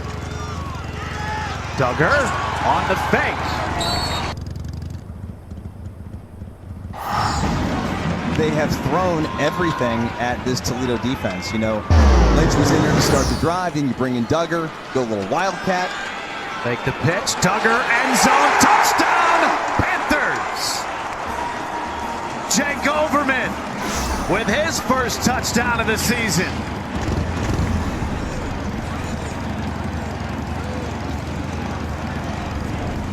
And there is a flag down back near the line of scrimmage.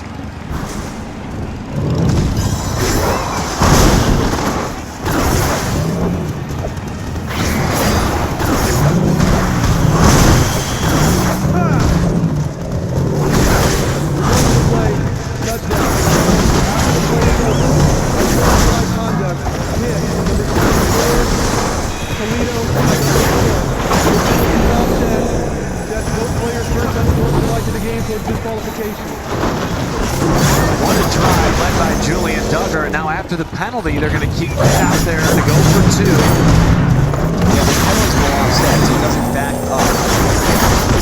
Try. And if you're wondering how it's a 2-point game, you missed the first drive of the game to score.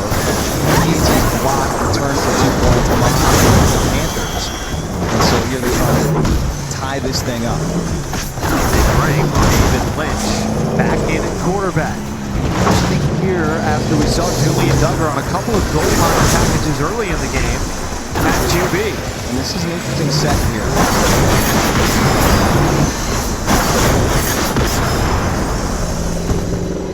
So So Terrence Enos' helmet came off at the end of that play. He initially came off the field. They said he did not have to because of the penalty situation. So Isaiah Montgomery goes back off, and the starting right tackle Enos comes back in for an all-important 2-point conversion. Lynch, quick throw. It's Bartholomew tying the game for the Pitt Panthers.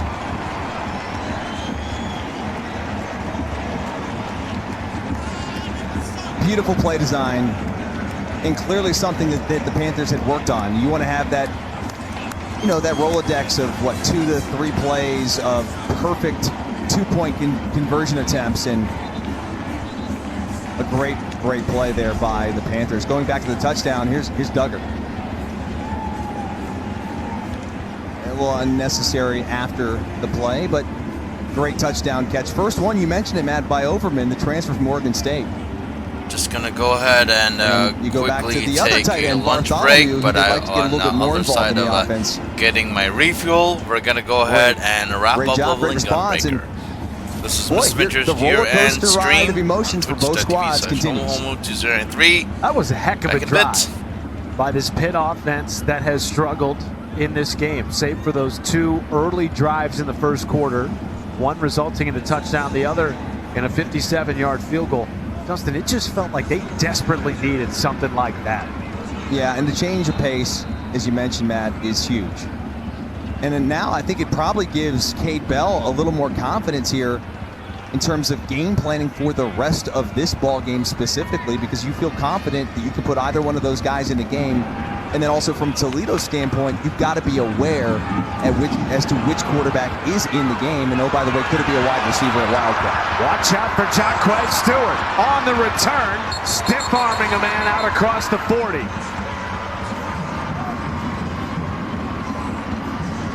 Explosive 40-yard return by the preseason All-MAC honoree. Let's take a look at this run. I mean, he's really untouched and shows off that speed getting to the outside. A good block and a lead block by Jerwan Newton. That's your top wide receiver who's out there. Now he's blocking a kicker, but you know, his teammates won't mention that. Nonetheless, a great start here for this drive. Great starting field position. Tied at 20, Tucker Gleason keeps and loses the football. Come on. And it's picked up by Pitt.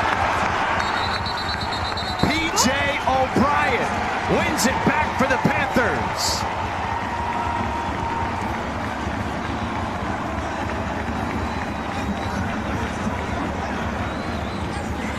Wow.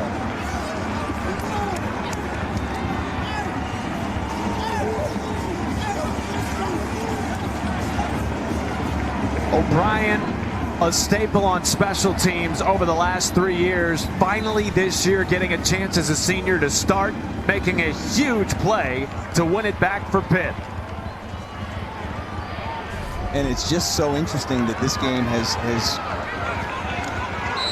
taken this form. You know, both teams had momentum, and then it's a miscue by Pitt, a pick 6, right? And then here you go, another turnover now to give the ball back to Pitt at near midfield. First turnover of the game by Toledo sets up great field position for Julian Duggar, Desmond Reed, and this Panthers offense.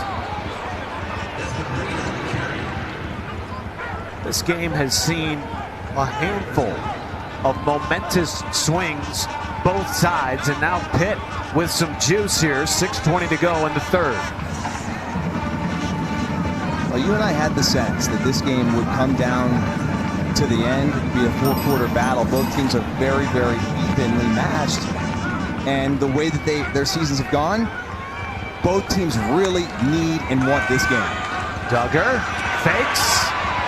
Buying time, finds Bartholomew, first down and more for the honorable mention All-ACC tight end, and a first down for Pitt. And what a job here by Julian Duggar to avoid the pressure and then to escape off to his right and have the poise and just a calm demeanor to throw that pass on the edge to Bartholomew.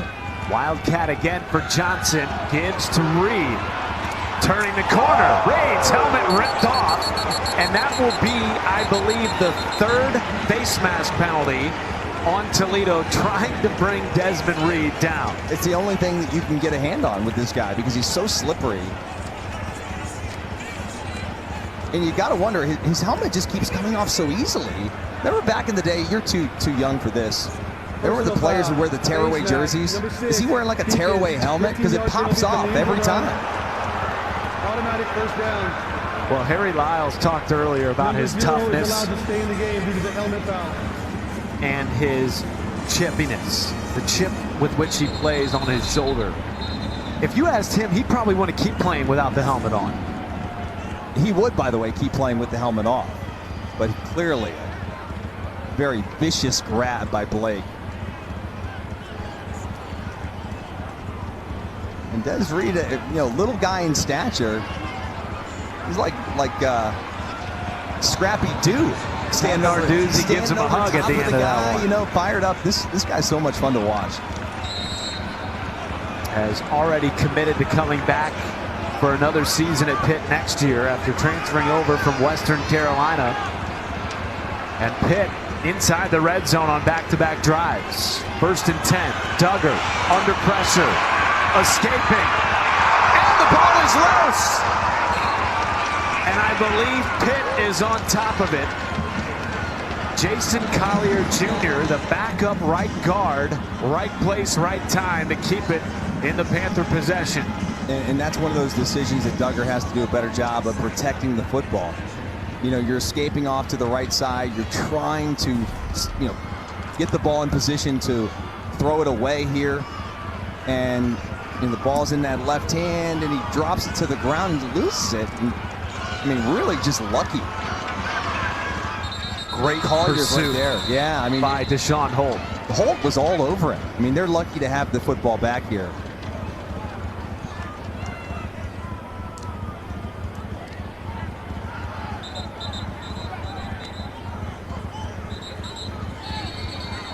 Now Ron Hudson is asking for the discussion, the ruling on the field is confirmed. Pitt's ball. Now, Pitt went to the sideline, so did Toledo, thinking that play was going to be reviewed. Didn't need further review, confirmed as called, and it remains 2nd and 22.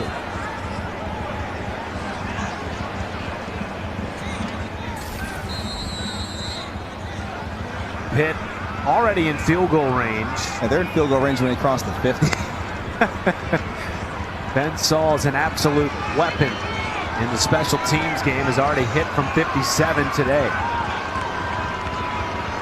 2nd and long. Duggar on the move. Duggar making men miss. And you gotta love that effort by the freshman, making it 3rd and much more manageable. 2nd and 22. You do a quarterback draw to pick up about 11, I'm going to call it 10 yards. Much more manageable situation here for Julian Duggar. And Cade Bell, there he is, looking at the Waffle House menu. One of the youngest offensive coordinators in the country. What's he going to order up here on this 3rd and 12? 31 years old, tied at 20. Less than 4 minutes to go in the 3rd. Pitt knocking on the door again. Pressure off the edge. Duggar incomplete. In between Zion Fowler-El and Poppy Williams. Toledo was not going to allow Duggar to have time to throw that football. The pressure too much. And frankly, Narduzzi maybe just be thinking, whew, glad we escaped that. Now let's get Ben Sauls out here to tack on 3. This from 37. He is perfect this year between 30 and 39 to take the lead. Wobbling kick, but it is through the uprights, and the Panthers lead 23-20, and some chippiness after that play. This has been going on, Matt, since the pregame, and now every flag you can find is being thrown on the field. Malachi Thomas The freshman tight end was in there scrapping it up with a couple of Toledo players. Deshaun Holt was in there for the Rockets. This is how it started before we even kicked off. If you remember, both teams coming out the same tunnel for warm-ups, and they got to scrapping before they even hit the field. I told Harry Lyles on the sidelines before the game, I said, partner, they've got one entrance to this field. And Harry and I were talking about how, Ohio State, Michigan, up there in Ann Arbor, the field goal both teams good. come out the same tunnel. After the play was over, flagrant unsportsmanlike conduct, number 10, Toledo, he is ejected. Wow. Media timeout. That is the 6th-year senior DeAndre Reagan, who has just been thrown out of this football game for Jason Candle. We will talk about that in more detail when we return. Panthers lead 23-20.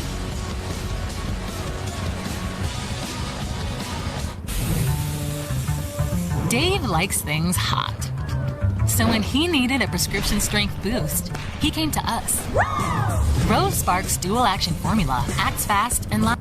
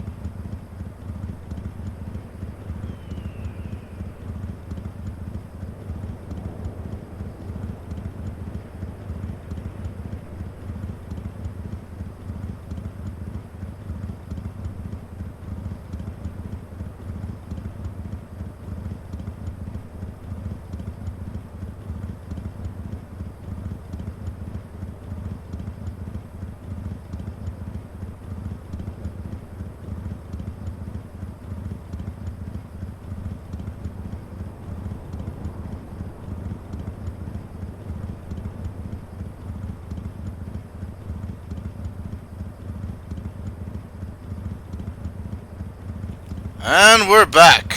Misadventures of Kahori, Harukawa on Twitch.tv/homo2093. This is the Misadventures year-end stream. Lunch has already been consumed. It's back to the grind.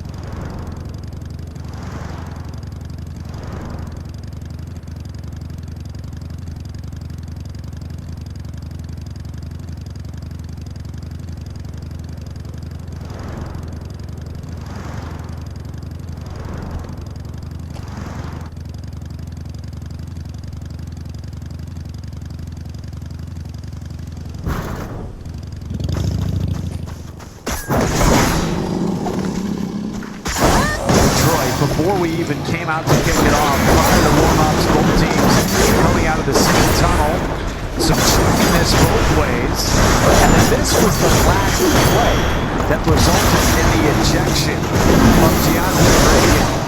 Multiple players were in the middle of the scrap, but it was Toledo's DeAndre Reagan who was ultimately thrown out of the game. And Toledo will be without one of their best front 7 defenders for the rest of the afternoon. And it's just unfortunate to end the season as a senior. Aaron, what you got here? Guys, between the two teams, there's also a lot of tension here on the Toledo sideline. Junior Van Der Rohe was very upset with the fumble by Tucker Leach in the last possession. I can tell you things are very heated over here, and this is a pretty important possession for the chemistry, I think, of this football team. Good stuff here. That's good.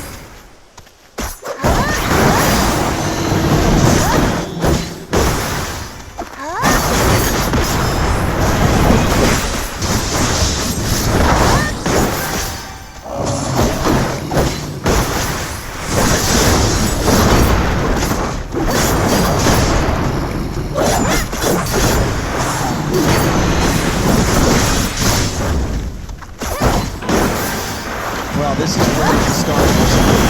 A tight ball game. Both teams want the dub going into the offseason.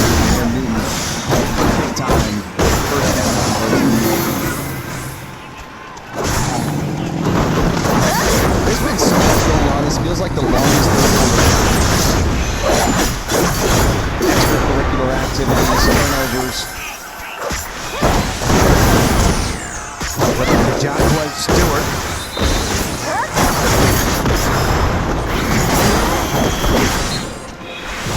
Well, ESPN Experiences is excited to announce its latest trip beyond the roads, offering the ultimate VIP Rose Bowl experience inside of one of college football's most iconic traditions. Enjoy 50-yard line seats, exclusive behind-the-scenes access to ESPN production and announcers, and much more. You can visit experiences.espn.com/Rose Bowl. Overthrown intended for Junior Vanderos. And now 3rd and 8 for Toledo. As the jaw-jacking continues between both teams. And Vanderos, as Harry just mentioned, is very fired up. He's a passionate player. And regardless, by the way, what happens on those sidelines, I mean, your competitors, your teammates, if you're trying to win the ball game. So I don't believe there's any bad blood on that sideline. I just think they're frustrated and they're fired up and trying to get things going. Pressure comes from Pitt. Gleason hit. Pass is caught for a first down. Jerwan Newton with the basket catch, peeling it up off the turf. And can we give Tucker Gleason a toughness award for this one? Because goodness, he stays in the pocket. The pressure by Cruz Brookins in the face of Gleason. They might want to take another look at I think it was close. From our vantage point, which again is across the field, I thought it was close. The ruling on the field is a completed pass. The play is under further review.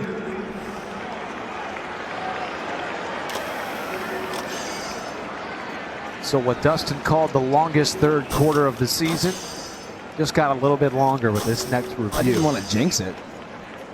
Apparently I've already done that on Awful Announcing today. Nice shot. He did it last time, by the way. I don't believe in announcer jinxes. Do you? No. Let's take a look at this previous catch. Was it a catch? It was not a catch, I don't think.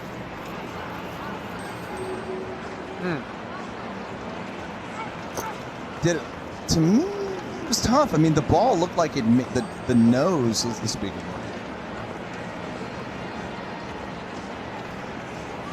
That to me looks like the nose of the football hits the ground, and he uses that to secure the quote-unquote catch. You know, it's hard because he's got those white gloves on, and the ball hits like on the turf right on the white yard line. It's tough to tell if there's any green underneath the football. Obviously a huge call here. Catch on the field, so if it's complete, it's a first down. If it's not, it's 4th and long, and the punt unit likely coming out for Toledo. After review, the ruling on the field stands. First down at the 49-yard line. It's just what a grab by your leading wide receiver to keep this drive alive for the Rockets. Yeah, great effort by Jerwan Newton. He reciprocates the love to his quarterback, who stood in the pocket, delivered the throw, and converts. Keeps the drive alive. Less than 2 minutes to go in the third. Ball at midfield for Toledo. Out to Vanderos, and that one-hopped him. Incomplete.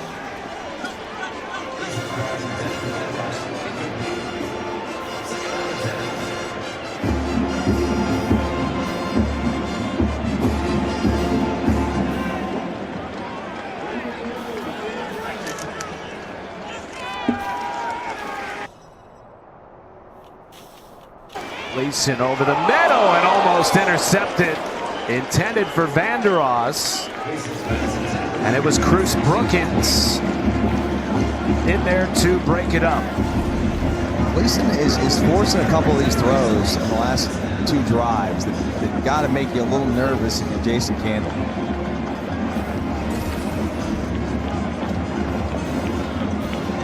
3rd and 10.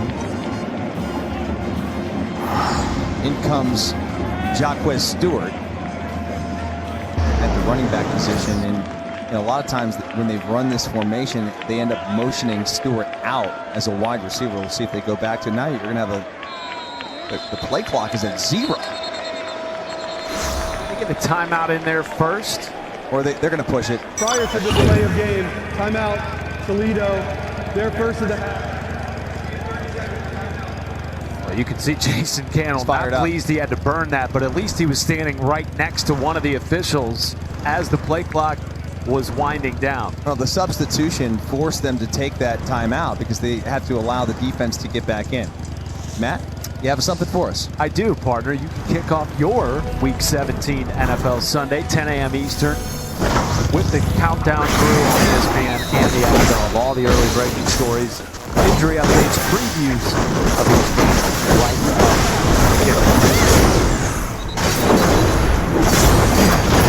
Our next Monday Night Football game for the Detroit Lions. Right now tied atop the NFC with Minnesota at 13-2. If they win that game and Minnesota loses their next game, they will clinch the North for back-to-back season. 3rd and 10 here at home field in Detroit. Lincoln. Chris Brookins wins it back for the Panthers. Still going. And the rest of that one heck of a return on his own sideline.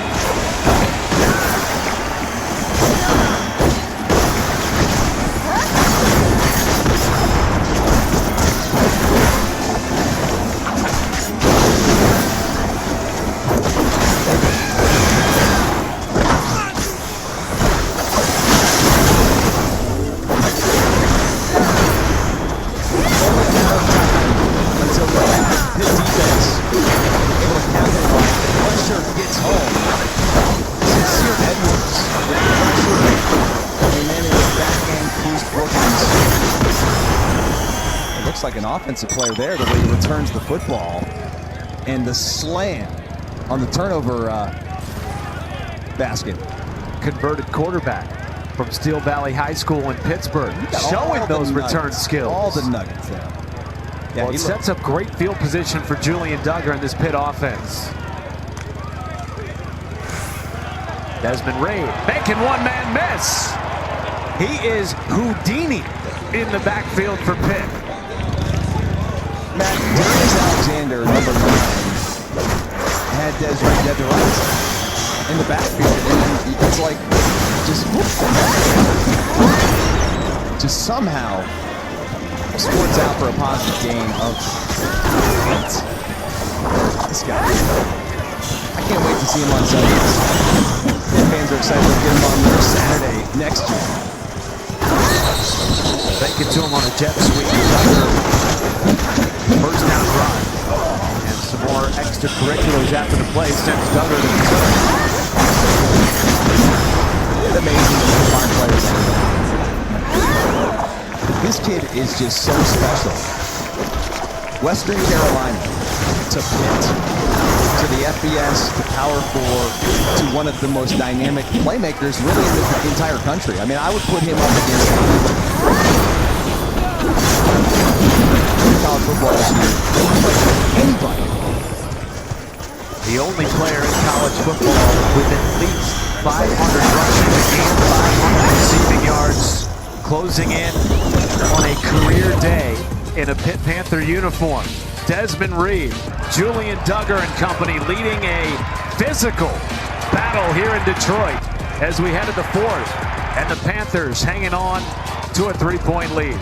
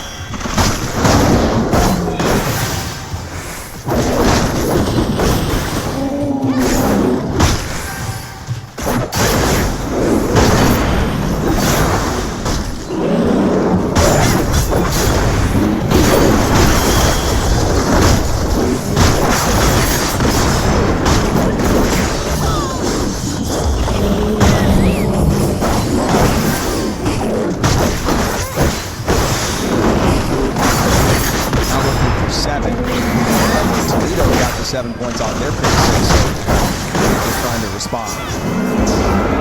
Double reverse goes McKenny Johnson with the convoy. Johnson inside the 10. And it's first and goal pin. Bell's feeling himself now a little bit. I love it because he knows he's got some options offensively. He can get Kenny Johnson more involved, which he has with some of the Wildcat stuff there on the reverse. You've got Duggar, who obviously can run the football, but has proven that he can throw it as well. And if you'd like to go back to a more pro-style offense, heck, you bring David Lynch back in the game.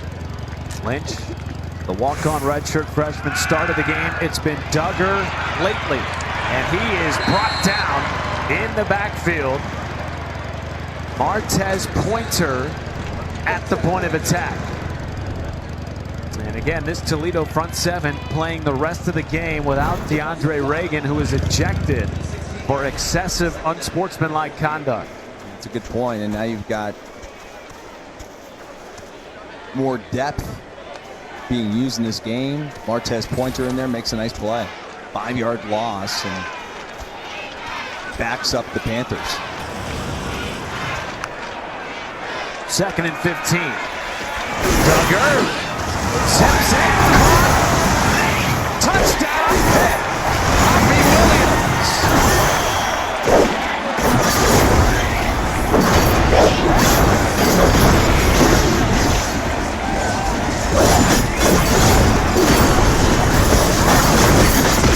Second passing touchdown of the day for the freshman Julian Duggar, who had not taken a snap in college before this afternoon. And this is one of those plays that Belle and Pat Narduzzi are like, no, no, no, no, yes, great play. Because Duggar is under pressure. He steps up in the pocket, and this thing opened up wide open, where he could have easily run inside probably the 5-yard line, inside the 10-yard line. You're thinking that's a nice conservative play, and then he, I would say, forces it, but he made a great throw and catch, but the defenders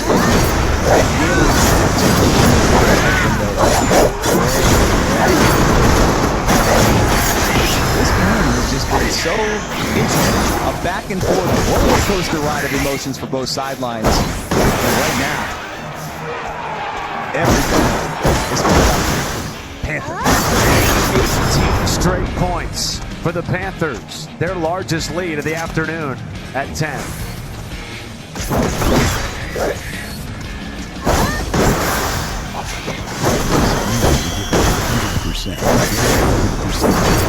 It's not about showing up late nights, early mornings, or starting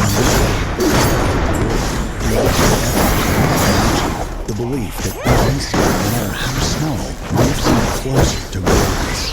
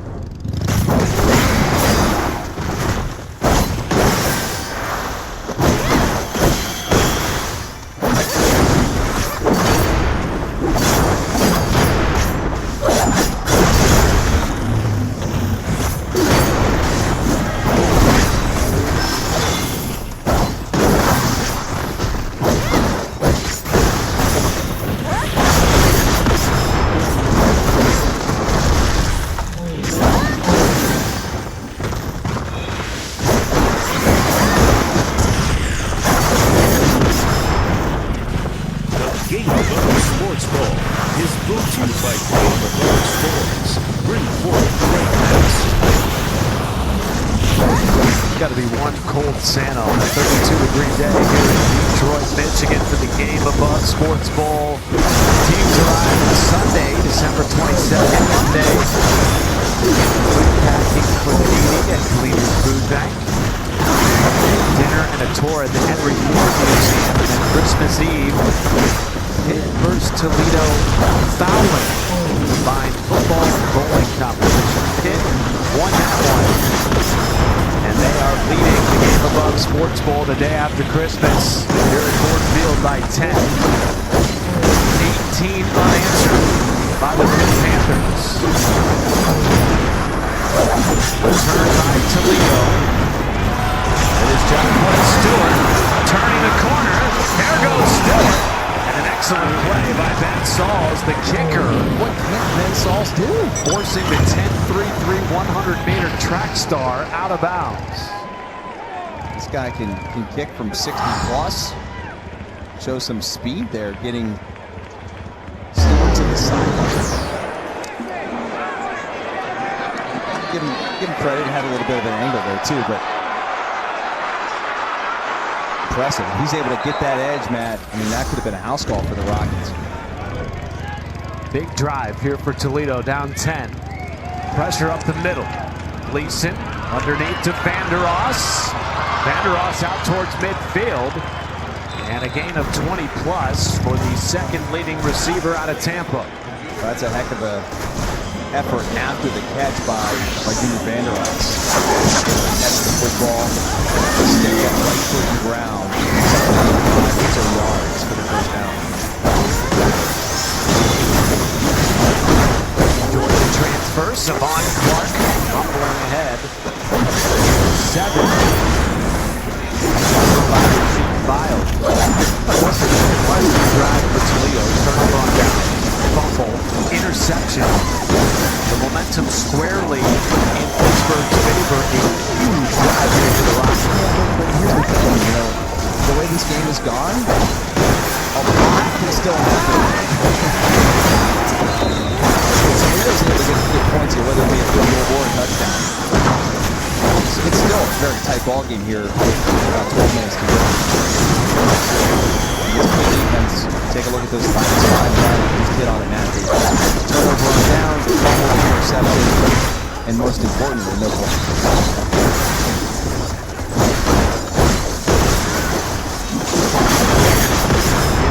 Shaken up after that play.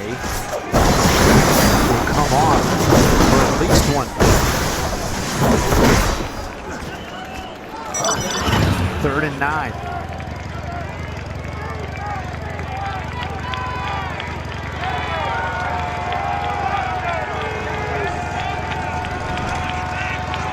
Gleason with pressure, batted down by Rasheem Biles. And a 4th down ensues for Toledo. And it's unfortunate for the Rockets, but you probably have to punt this football. Because if you don't get this 4th and 9, you've almost gifted Pittsburgh 3 points.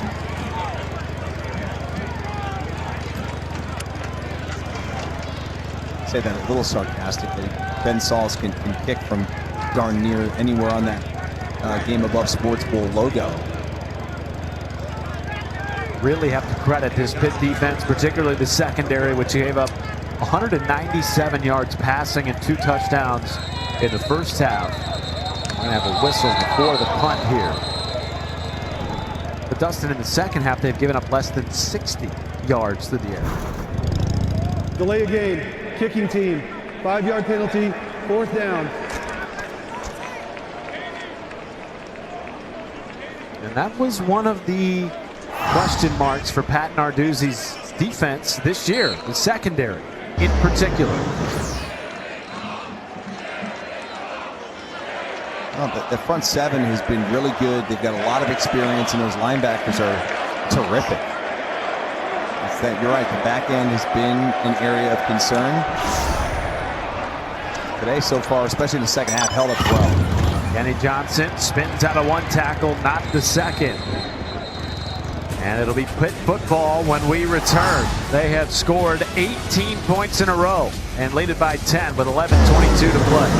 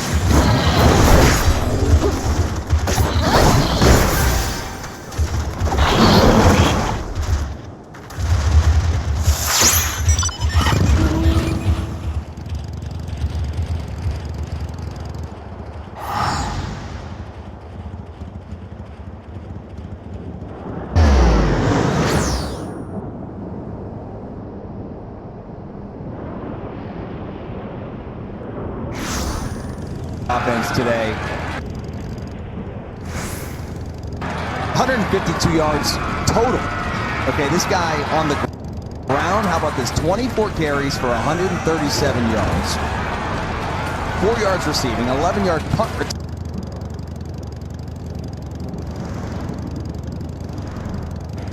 You're in Detroit, day after Christmas. Hope you had a wonderful holiday. Pitt trailed by 8. They thought phenomenal, Dustin. In the second half, led by the true freshman quarterback Julian Duggar.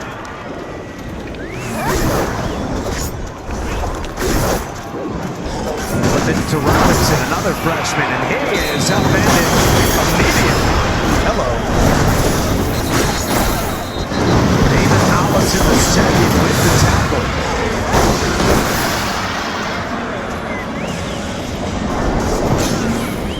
How many players' helmets have come off of this game?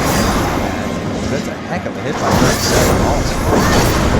Jason Powell, backup right guard, playing against the injured DJ Williams. Going to have to come off for the play. That's helmet deal. Massive series for this Toledo defense. Trailing by 10, less than 11 minutes to play in regulation. This is going to back it up.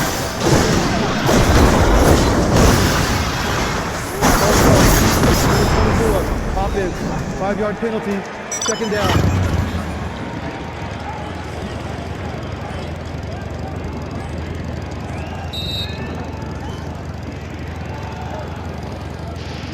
A number of youngsters, Duggar and Robinson included, getting extra run today.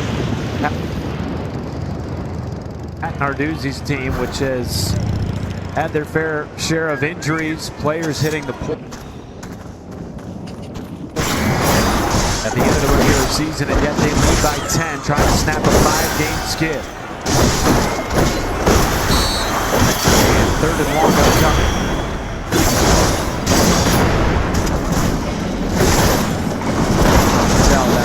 This offense has slowed down a little bit of that tempo. Cato in his offense, they love to run as fast as possible. Again, he's 10 lead. And some young, inexperienced quarterbacks, I think they're thrilled to have them. You may go here on 3rd and 12, but you're still going to be maybe a little more conservative to try to close this game out. Duggar under pressure, escapes Mutterly, using his legs. Duggar with the first down and more. How about the run by Julian Duggar? 20 to extend the drive. Number 12 let's leave the game for one play per helmet off. First down. You're going to play a game without helmets? Goodness, every play. But this is an incredible job by Duggar, who was nearly sacked in the backfield, escapes the pocket, and then breaks about 3 tackles to pick up the first down in 3rd and 12. Incredible effort by Julian Duggar. Top 20 dual threat quarterback coming out of high school, played at Penn Hills in Pittsburgh.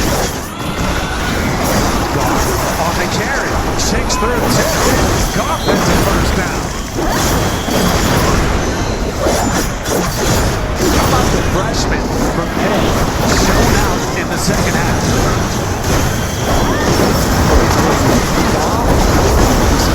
Duggar, and that David Lynch at times has made some plays. Obviously, they don't take 6, but that doesn't negate all the positive plays that get done. Very impressed to see some up-and-coming stars perform.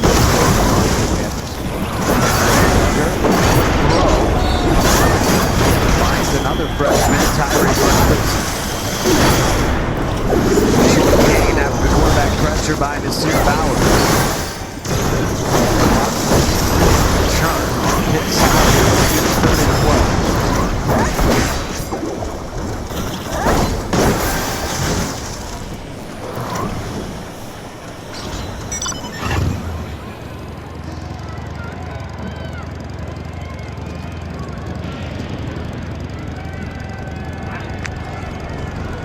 Second and 6. Duggar moving the pocket again. Talk about a Another guy that's difficult to bring down, not just Des Reed, Julian Duggar showing his elusiveness.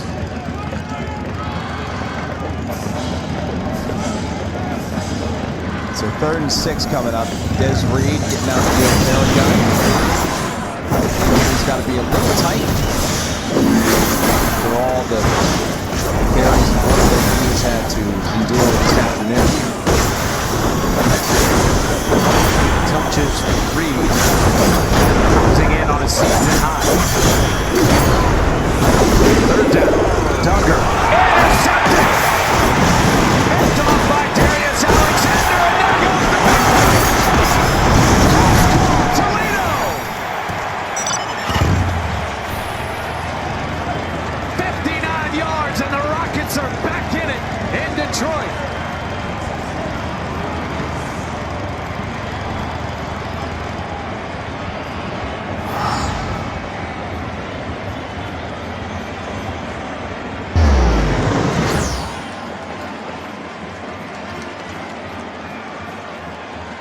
The twists and turns of this game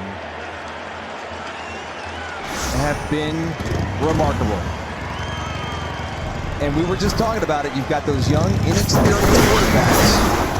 How aggressive do you want to be with a 10-point lead? And they're on 3rd and 6. You take a shot over the middle. And we got to make a touchdown. And pick 6. I love it. Darius Alexander. Yeah, well, Santa Claus is coming to town. Coming to Motown with a big 6. Come on, big man. Get yourself some love in the house.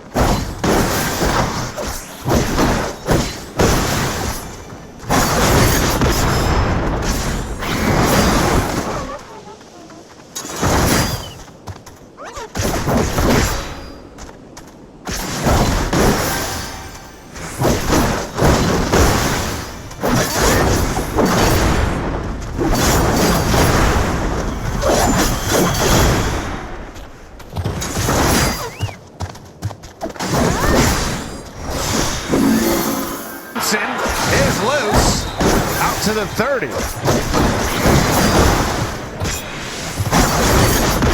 Saw Desmond Reed on the sideline just before that pick six by Julian Duggar, massaging his hamstring, typically the return man for Pitt. Good to see him back on the field. All right, so here's your game plan. Give the ball to number 0 every play. Keep it simple. Yeah, I mean, it truly is the simple way to win this ball game. This young man is special. He's the best player on the field. And when he's got the football in his hands, you get positive yards every time. Just got that play off. Goes to Reed. Now, did they? Or was there a timeout by Pitt? Yes.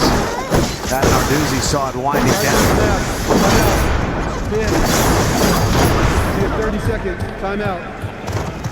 So both coaches in this half had to burn a timeout to avoid a delay of game.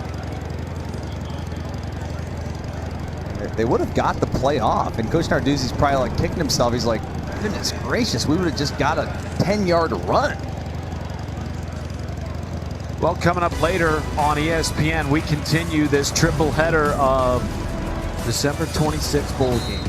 In the Right Bowl, Rutgers, Kansas State, and then the nightcap, Arkansas State and Bowling Green at 9 p.m. Eastern, all on ESPN and the ESPN app.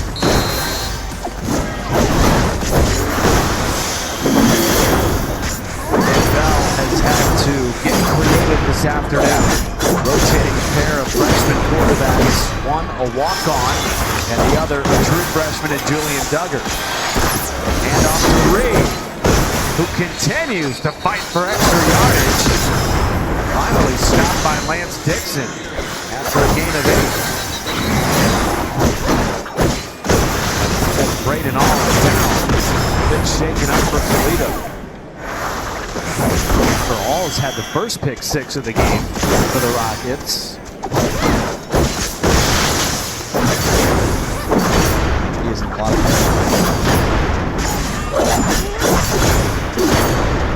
that would be a very big loss because he's already without Max and Hook, the top safety who prepared for the National Football League. So all that sort of moved into that safety spot. And so now he continues to go down, assuming that looks like hopefully that's cramp or an ankle. We won't expect it. You're going to be getting the depth charts. Alexander had the second pick six, talking with the defensive coordinator Vince Karras. Ball walking off gingerly. For Vince Karras, not only down Max and Hook, but they've been without Emmanuel McNeil Warren, the opposite safety, since midway through the season, which has just shaken up their secondary rotation even more this year. It's a great point about McNeil Warren. He is another one of the very special, unique players in the Rockets. Mentioned he lost a corner last year who was a top NFL draft pick, Quinyon Mitchell.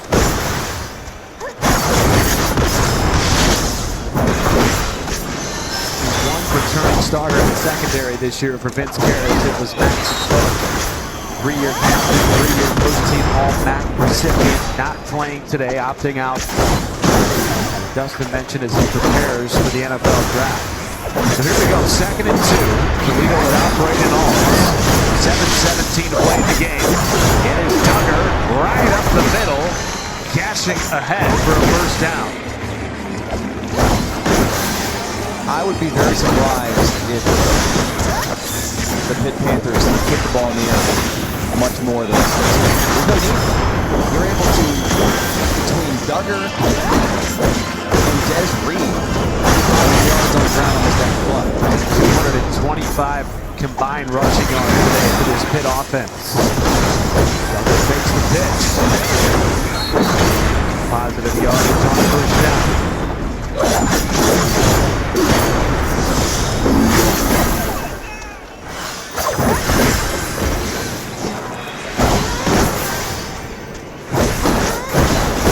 15 that has quarterback Eli Holstein. The second consecutive game after an injury sustained in the penultimate weekend of the regular season. And Dustin, we weren't sure what we were going to see from this Pitt offense because of that injury. But what we've seen is Julian Duggar emerge as a true star potential in the second half. It's interesting. They started the ballgame. I don't know how much we would have seen of Duggar outside of the special on the red zone had Lynch not thrown the pick six. So now you've got both quarterbacks into live game action where you feel pretty confident. And now I said, you don't want to put the ball in the air, right? Well, you probably have to here in 3rd and 9. Instead, it's Duggar trying to slip through and will not. And now decision time for Pat Narduzzi. Well, you said it, Matt. I don't know if you decide to bring out Ben Sauls. Because this would be, what, 61? How's my math? Well, it doesn't appear, as you see Braden Alls being carted off the field. That's a tough sight for the sophomore from Ohio as we send it to Harry Lyles. Yeah, guys, it's a tough scene down here. Braden Alls obviously emotional, in tears. It looks like they had taken off the left ankle straps that he had wrapped around that ankle. Obviously an important player to this defense. Toledo is doing. It's going to be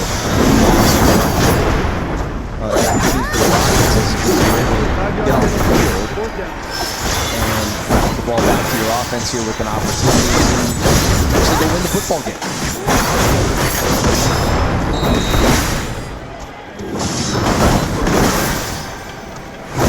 Eisenhammer, the deep man, former walk-on for this Toledo team, put on scholarship ahead of the season, and a very dangerous return man. Caleb Junko is on to punt it away for Pitt.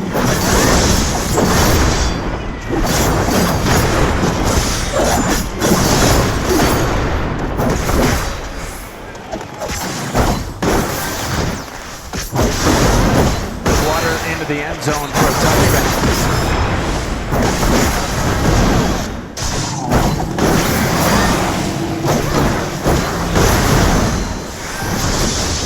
All right, Dustin Fox.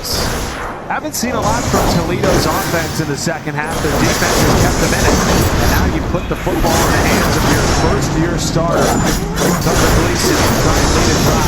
Tie will take the lead. Gleason is as tough as nails. You know that he can run the football. He can make some clutch throws. And he's got playmakers. You know, if you're Jason Cannon in this offense, Juwan Newton, Junior Braden, Van Ross, we've got Anthony Torres, we've got Jock Liston. There's no reason we can't put together a drive here. Just try to send it to overtime. Or go home. He's under pressure. Forces a throw, and it is caught by Junior Vander Ross. There you go. He starts the drive. Junior Vander Ross, who's had a heck of a ball game. It's an unbelievable catch. I mean, just with his hands going out of bounds. This is a strong catch. Wilkins on coverage. Vander Ross with a season-high 127 yards on 7 catches. Fake to Stewart. Back out to Vander Ross. And we'll move the chains. Well, don't forget, fans at home, you can check out the ESPN app for the Capital One postgame show immediately following our game, as our bowl game triple header will continue on ESPN immediately following the conclusion of this one. It'll be Kansas State and Rutgers. 1st and 10. Pressure. Gleason almost intercepted. And a flag is down in the secondary. And a flag down the line of scrimmage, Matt, around where Gleason took the hit. Holding, number 79, offense, 10-yard penalty, 1st down. It's on the Prairie View BYU A&M transfer Alan Jones at left tackle.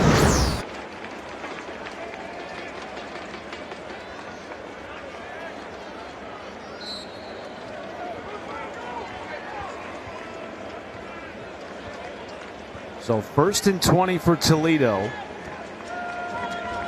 Trailing by 3, less than 3:30 to go and 2 timeouts.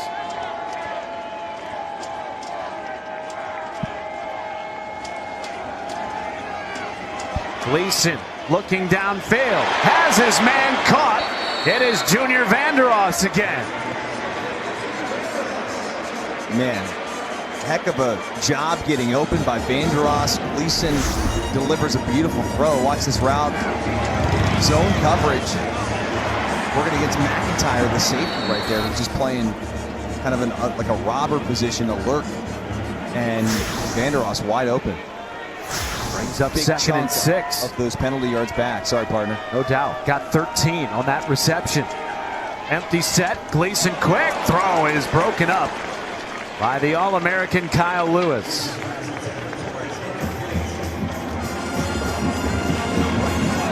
Gleason likes playing with fire, I'll tell you that much. He's been close to throwing another interception twice now on this drive.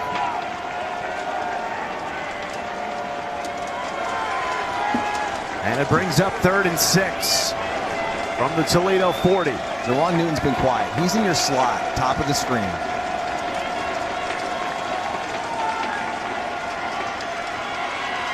Gleason buying time and incomplete. Intended for Jaquez Stewart. Do you go for it here if you're Toledo? So it's an interesting question.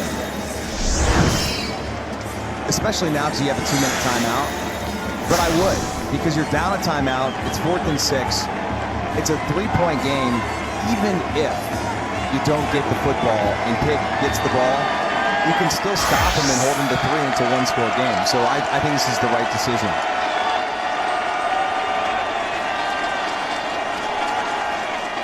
Pressure comes, picked up.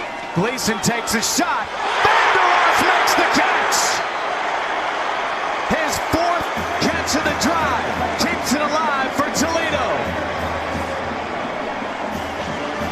Junior Vanderos is just putting the team on his back and saying, throw me the rock.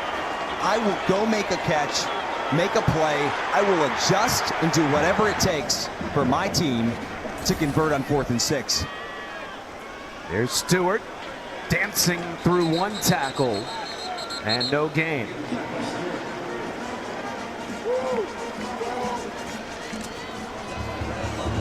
Two-minute timeout looming, and it looks like that last run is going to wind us down to it.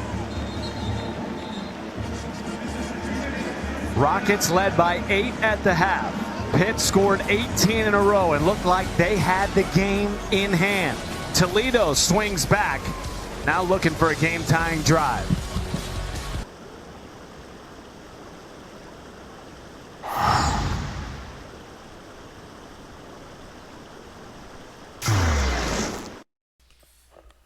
All right, so Kahori has now reached Gunbreaker 100. That is going to be the last job she'll be able to move up to 100 before the start of 2025. So the job that she's going to be leveling heading into the new year is going to be Dark Knight. There's only 2 jobs that are left to be leveled. Once we take care of moving some of the other excess gear over to the Grand Company to turn in Braseals, we are going to switch over to Honkai Star Rail. We're going to go ahead and do our usual dailies, and we will go ahead and switch over there. Then afterwards we're going to head to Zenless Zone 0 to do the event, and then we're going to wrap it up by heading over to Genshin to work on the event that had already been going on, but we have not done yet because of other games that we're showcasing here for you on this special day after Christmas edition of the Misadventures.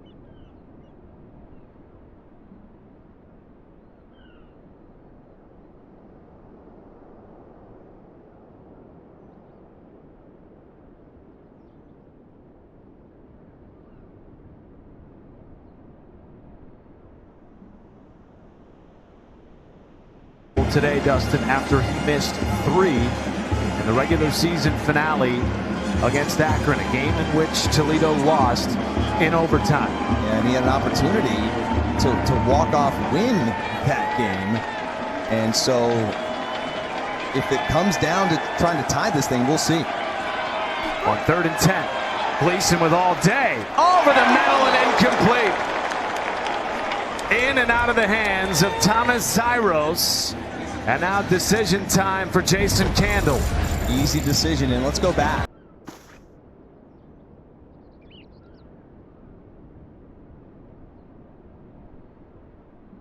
So, where's the mindset of Dylan Cunanan? The young man had an opportunity to go home, and now a chance to redeem himself.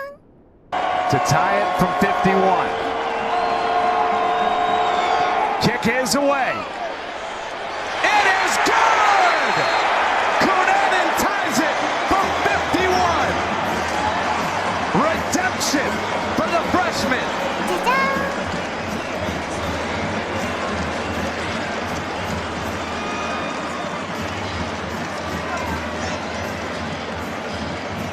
If you're a fan of sports, you just got to be happy for that young man, because anybody who's competed at the highest level, or any level, frankly, and you've had some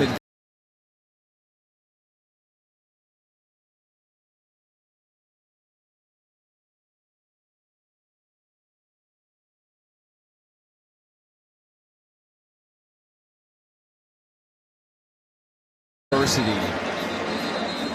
it's always tough to get out of your own head and get out of your own way. And for him to be able to come out here on a huge stage and nail that kick down the middle, very impressive, and no one happier than Jason Campbell for that young man, who has been really rock solid all season, Matt. But sometimes as kickers, you know, as in a lot of sports where it's so mental, right? Can you come back to neutral? Like once you go down that road of missing those kicks, you wonder if a guy gets the yips, whatever it may be. Not the case here. Cunanan nails it. And he gets that monkey off his back, too. Now we turn our attention to Pitt. You asked Jason Campbell about Dylan Cunanan coming into this game. And Jason said, look, after that game, we were gutted that we lost, but his team rallied around him and said, we will need you in our bowl game. And boy, did he deliver. As Tyreek Robinson carries it across the 20. And now Ben Sauls, an excellent kicker with an NFL future for Pitt. Could he be called upon to potentially hit the game winner for the Panthers? Well, listen, this game has had it all. It's had turnovers, it's had big plays, it's had special teams, it's had gaffes, you know, and we've had some big kicks too. Special teams have been a huge factor in this game. Now, we couldn't have asked for a better game. Day after Christmas, are you kidding me? Everyone's laying around and we're watching good football. This is some good football right here between two competitive teams that both, by the way, really want to win this game. First snap picked up by Desmond Reed. Heady play with Desmond Reed. Heady play, turning what could have been a disastrous play into positive yardage. No doubt. And if Julian Duggar is forced to fall on that ball, I mean, that would have been a 5-yard loss. Now we've got a Toledo defender down. It's Kevon Butler. Another 6th-year nose guard up front. Remember, this Toledo defensive front without DeAndre Reagan. He was ejected from the game early in the second half. They're without Braden Alls in the secondary, who's playing in place of Maxon Hook, opted out ahead of the NFL draft. And a stoppage of play for now. And if you're just joining us, what a swing we have seen throughout the course of this game. Toledo led by 8 at the half. Pitt scored 18 in a row. Since, Toledo has responded with 10 straight. And I don't know if we have enough time to show you all the key plays. But that was a blocked PAT by the All-American Lewis. One of 2 touchdowns by the true freshman Duggar. A pick 6 by Darius Alexander, his first touchdown in his collegiate career. A thick 6, in the words of Dustin Fox. We've seen it all today, partner. No, we haven't. I think there's going to be a little bit more drama to finish this one out.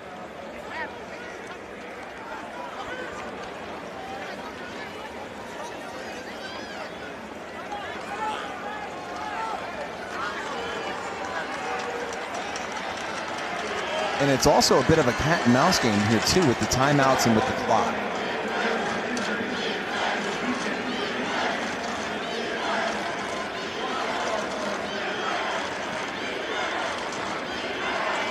Two timeouts for Pitt, 1:21 to go. And they have a weapon in kicker Ben Saltz. The toss to Reed.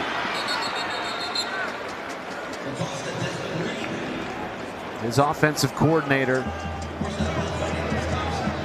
Kate Belle, told us Desmond Reed's ready to carry it 30 times today. He's carried it 27 and has been the workhorse for this team. Toledo should just take a defender and put them on the perimeter about 10 yards outside the core and say, I'm going to keep Des Reed inside, because every time he gets on the perimeter, he's going to get those 5 to 7 yards. It's too easy.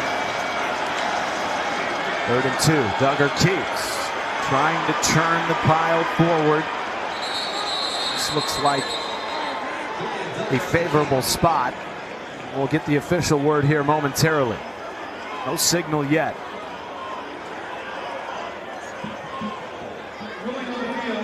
Carrier's forward progress was stopped after he got the line to gain. First down. I was going to say, it looked like he easily gained the first down, but as the side check was coming in, it appeared he was going to mark it not that favorable. So, call there by Ron Hudson, the head official. Duggar heaves downfield and broken up. Great coverage by Nasir Bowers, as Poppy Williams was the intended target. I want to see the contact here at the end of this play, because there was a lot of it. A lot of jersey grabbing right there, and sort of surprised there's not a call. And Bowers is right there, but there was the jersey grab and contact as Poppy Williams is trying to make a play. Little surprised to take a shot in that situation. Duggar gets the play late here, less than 10 on the play clock. 2nd and 10, 59 seconds to go. Fakes it. Duggar with room. First down and more. Duggar out across the 45. And tackled by Jaden Totten after a gain of 18. What a difference this RPO game makes for this offense. Having someone as athletic as Julian Duggar just gives Cade Bell another weapon. Get the other blocker in the box, and there he goes.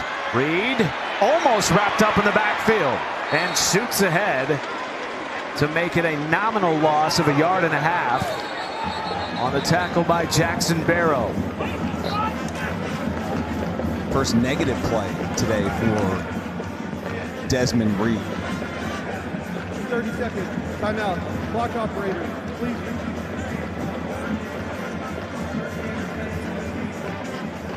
Let's check in with Kevin Connors. And Matt, we want to let you know that over on ESPN2, the Rate Bowl is underway from Chase Field in Phoenix. 7-5 Rutgers, and a Kansas State team that lost 3 of 4 games to close out the regular season, all by 10 points or fewer. Wildcats have the ball. You'll see it here on ESPN after we go final in Detroit. Thank you very much, Kevin. As you know, the college football playoff continues with the quarterfinals on New Year's Eve. Penn State and Boise State. And then on New Year's Day, a trio of playoff games starting at 1 Eastern on ESPN with Texas and Arizona State. 2nd and 11 after the 1-yard loss by Desmond Reed. 1 timeout left for Pitt. Duggar dumps it and incomplete. Looking for Jake Overman.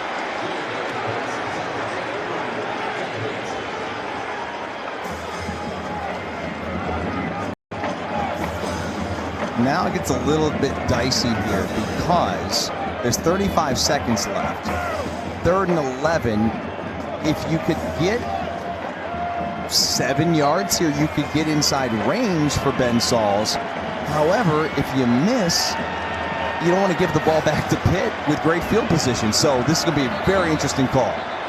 Whistle comes in before the play, and the timeout taken by Toledo.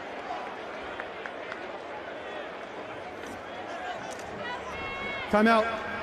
Toledo. Their second charge timeout of the half. This will be a 30-second timeout. To your point, Ben Sauls, we've already seen him hit from 57 today. His season-long 58. Coaches told us he hit from 60-plus in practice, all leading up to the bowl game with ease. 66 is the Ford Field record by Justin Tucker. Ben Sauls wants to go for that record. Will he get the shot here to close out regulation? Well, with Toledo taking that timeout, they've got 1 left. So whatever you do here on this 3rd and 11, you keep the clock rolling. I think you can then evaluate whether or not you want to risk attempting the kick versus how much time's left on the clock should you miss the kick. So being interesting here on 3rd and 11. Duggar keeps and is brought down by Deshaun Holt. And now will Toledo think about calling a timeout here?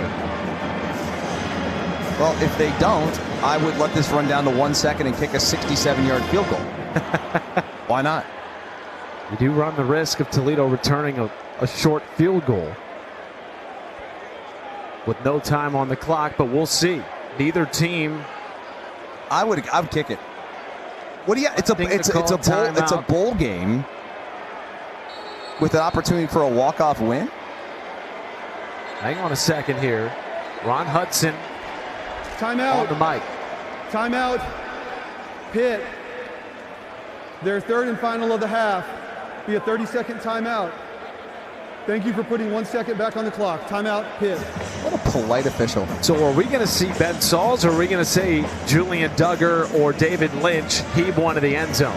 Well, you call the timeout with 1 second because now you can have a conversation, at least on the sidelines. Sauls doesn't have his helmet on, so we don't know if that's an indication of them deciding to go to overtime. It would be, I mean, the smart play, honestly, would probably be to take this to overtime. But what's the fun in that? If the ACC title were on the line, it'd be maybe a different story, right? Right. Well, they are not going to send Ben Sauls out for a 67-yarder. He'll have to wait, possibly for his future in the NFL, to go for the Ford Field record. However, you do have the opportunity for a Hail Mary here. And remember, if there's a pass interference call, you could potentially get another opportunity for a walk-off winner with no time on the clock. So if you're Toledo, you got to be careful here of the contact on this Hail Mary. Final play of regulation. Duggar goes down, a sack in the backfield by the 7th-year senior, Dan Bolden, sending us to OT in Detroit.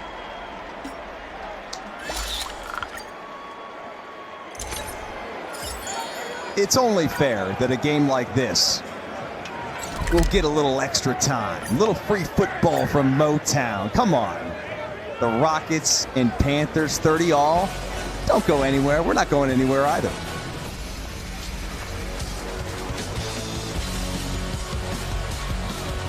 The quarterfinals begin as the college football playoff continues.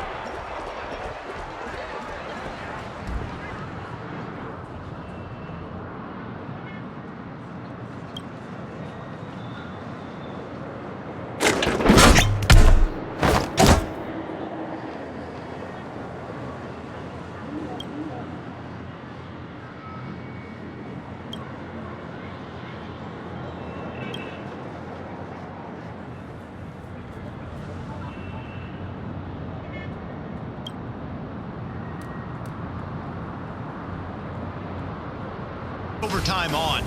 Teams alternate 2-point conversion attempts from the 3-yard line until the game is decided.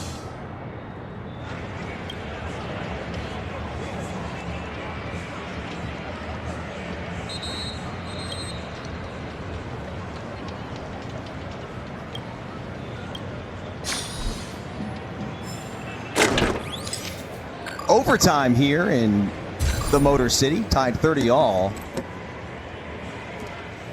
In a game like this, it was feels like it was meant to end in overtime. Tucker Gleason out there at midfield, representing the Rockets. We'll get the call from Ron Hudson. Excuse me.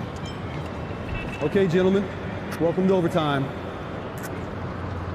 Winner of the toss has the option of offense, defense, or into the field. All right, 1 timeout per overtime period. Questions? All right, you're calling it. Once again, that is a head, that is a tail. Heads, tails. What's your call? Heads. I heard heads. Call is heads. It is a tail. You want defense. Which end of the field? All right, so it's going to be 1st and 10, Pitt at this end. Toledo won the coin toss and chose to go on defense. It will be 1st and 10, Pitt at the 25-yard line. Here we go, Dustin Fox. Tied at 30. Toledo scored the last 10 points of regulation. Pitt scored 18 in a row to take the lead in what looked like that Pitt was going to run away with. Not so fast. Toledo forces overtime, and here we go.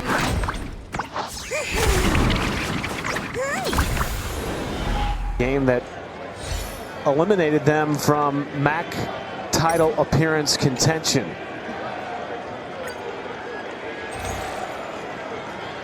Meanwhile, Pitt started their season 7-0, ranked in the top 20, lost their final 5, battling through injury, and now have true freshman quarterback Julian Duggar manning the controls. Duggar looking end zone. Desmond Reed in and out of his hands and incomplete. He's been the star all afternoon for Pitt. That close from the go-ahead touchdown. Oh my goodness, this is not going to be you're never going to find an easier catch than this. It's right down the middle, wide open. You just got to catch the football, and he's done it all for this team today. And you go back, hey, listen, it's a drop pass, it's 2nd and 10, you move on. You have to absolutely wipe that from your memory. Toss to Reed. Makes one man miss, and that is crunched by Deshaun Holt, who has been all over it defensively today for Toledo. And it looked like for a moment there may have been a face mask there. Couldn't exactly tell, that there's a no call, so no call on the field. But 3rd and 8 comes up here, and now your freshman quarterback most likely puts the ball back into the air. Let's see what Belle can dial up, and let's see if Des Reed can get that drop out of his mind and come up and redeem himself here on this 3rd and 8. 3-man rush. Duggar buying time. There goes Duggar, and scampers for a 1st down. Veteran move by a freshman quarterback. He's got all day to throw, but a lot of times young quarterbacks will try to make a play. There's an injured Rocket, I think, down on the field, Matt. But for him to be able to take off and go, get this 1st down, you keep overtime alive. Obviously, you'd like to have points, but you don't have to settle for 3. Darius Alexander, the Toledo defender who is down, scored on a pick 6 late in the 2nd half to bring Toledo back into the game. Clearly in discomfort. And now Toledo, at least for this next play, without 2 of their best defensive linemen, DeAndre Reagan, who was ejected from the game for excessive unsportsmanlike conduct. They're without Darius Alexander. They're without Braden Alls, their starting safety. who exited with an injury, and they're without Max and Hook, the three-time all-conference selection. 1st and 10 for Pitt. Swing pass to Reed. There goes the All-American inside the 5, and finally brought down after a gain of 11. And another first down. You gotta love that Des Reed never shies away from contact. And that play was pretty much designed to go to Des Reed on that swing pass, which sort of becomes basically a toss sweep. You got blockers on the outside, and Des just pushes the pile for the first down. To Reed.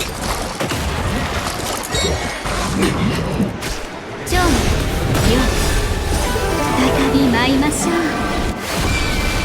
think it's time, Matt, for a little quarterback keeper discussion. You're down here, you're inside the 5-yard lines. 2nd and goal from the 3.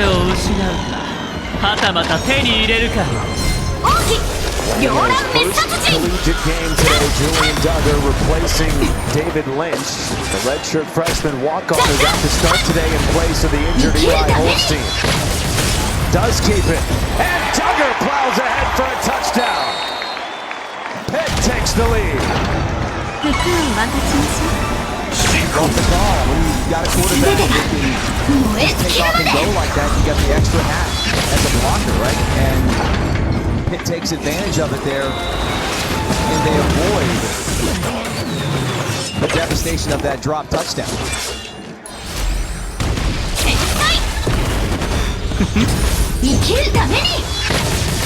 Looks like Des Reed is banged up a little bit, Matt. It's easier to get up after that play.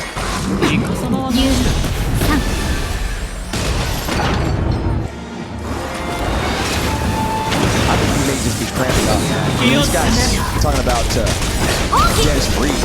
Walks off slowly, he's got the Gatorade in his hands. I mean, that is the look of a young man who has left every single thing on the field. Every ounce of energy.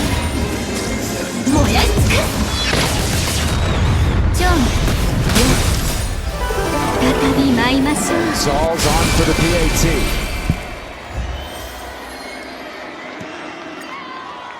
And makes it a 7-point game. Matt Narduzzi's team painfully losing their final 5 regular season games. Going to West, Virginia, to Clemson. The injuries well documented. Unlucky plays, well documented, Dustin. It's been an interesting year for Pitt. Unlucky plays. And I get that, because there were. But you also had some lucky plays to get you to 7-0 as well. And you're down 3 scores against Cincinnati, you come back and win. You're down against North Carolina, you come back. So my point in saying that is, it's sort of, there's ebbs and flows to a season. And you had a nice start to the year. You hate the way it fell apart. But again, this is a nice opportunity to really cement yourselves as with some momentum going into the offseason. Gleason under pressure, is popped down in the backfield. Nate Matlack was there, as was the freshman Francis Brewer. Loss of 8 on the play. And literally the worst thing that can happen to this Rockets offense is to take a sack. Now you got 2nd and a mile. You've got to have a touchdown. Don't got to pick it all up here in this play. Gleason again under pressure. Takes off. Gleason still on the run. And what an effort by the 2nd leading rusher for Toledo. Makes it 3rd and manageable. Incredible effort by Gleason. You can't say anything other than he's just a football playing. Tough kid. Both quarterbacks now. Duggar on the last drive takes off on a 3rd down to pick up that first down. Now you're 2nd in, forever.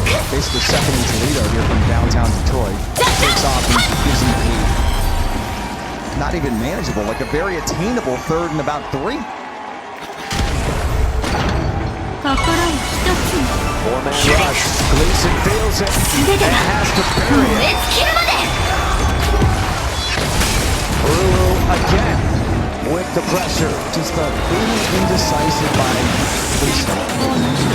全てを失う。はたまた手に入れるか。 Just take off and go.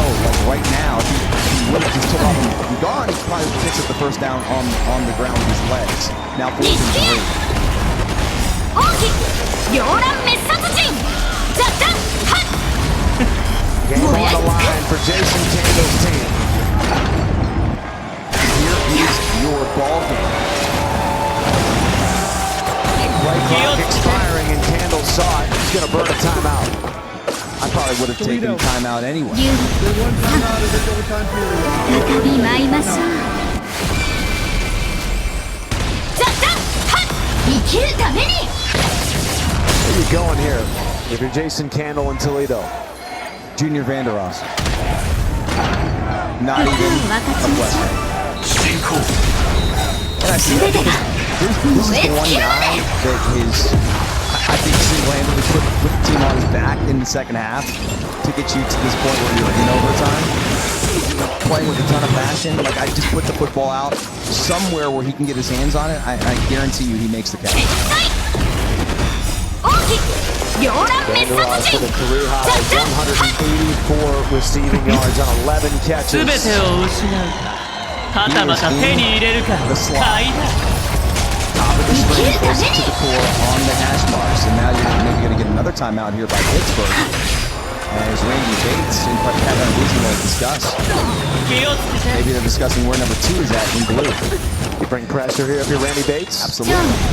Absolutely. I got sacking Gleason a couple of times on this possession. Now, the only problem is when you do bring all that pressure, and if you end up going zero coverage in the back end, I say zero coverage meaning man-to-man, no safety help, and you pressure, you leave the middle of the field wide open, and also you leave yourself vulnerable to that quarterback run. So if Gleason would decide to take off and run with the pressure and the man coverage, you potentially have an opportunity for him to maybe run for a touchdown. There's a look at Randy Bates on your left. Got a little scarlet and gray in him.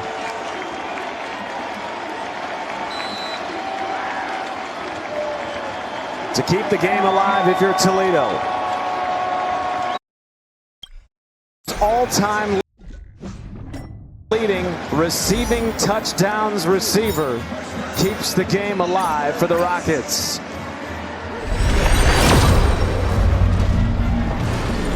Now, one thing to talk about here a little early is if Toledo scores, I'm going for 2 right now. So if Jason Candle is sitting there on the sidelines, I'd be thinking about that 2-point play to get that walk-off win.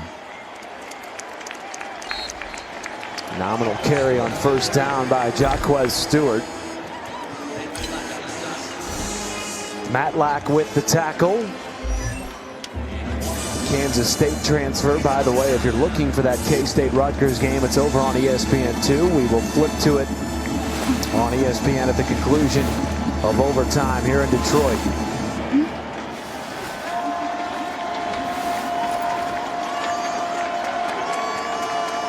Second and 9.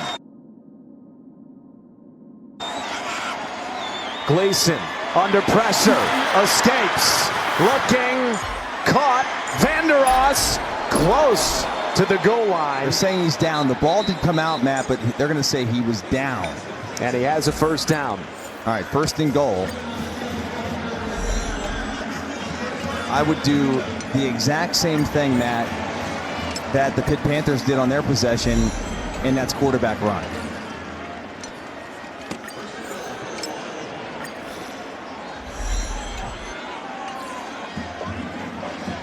Well, Gleason certainly has that ability. Was 3rd amongst all quarterbacks in the MAC this year in rushing touchdowns with 6. And now you got to make sure that there's no false starts here. Toledo's been here before inside the 5. In fact, against Akron, they were in the same spot. It's Wallen Zach. Stop short.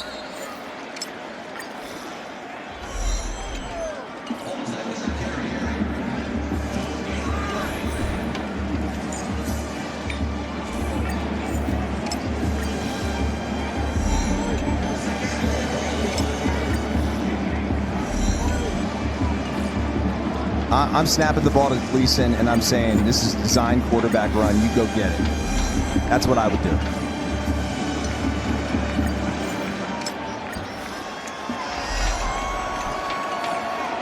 Second and goal.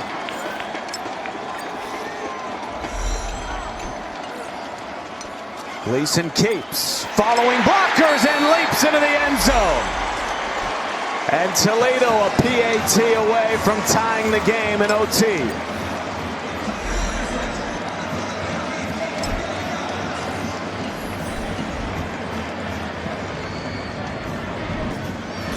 What a tough young man who this year has battled a host of injuries, including head injuries in October. I don't understand not going for 2 here. The second overtime, you've got to go for 2 when you score a touchdown. Instead, it's Dylan Cunanan to tie it at 37. Right down the middle.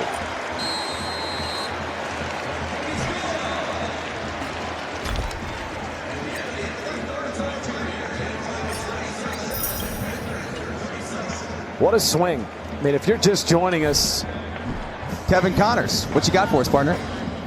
Well, Matt, the Rate Bowl is underway over on ESPN2 after K-State kicked a field goal on the opening drive. Antoine Raymond and Rutgers went 75 yards in 13 plays. 7-3, it's on ESPN2. You'll see it here on ESPN after our finish in Detroit. Matt?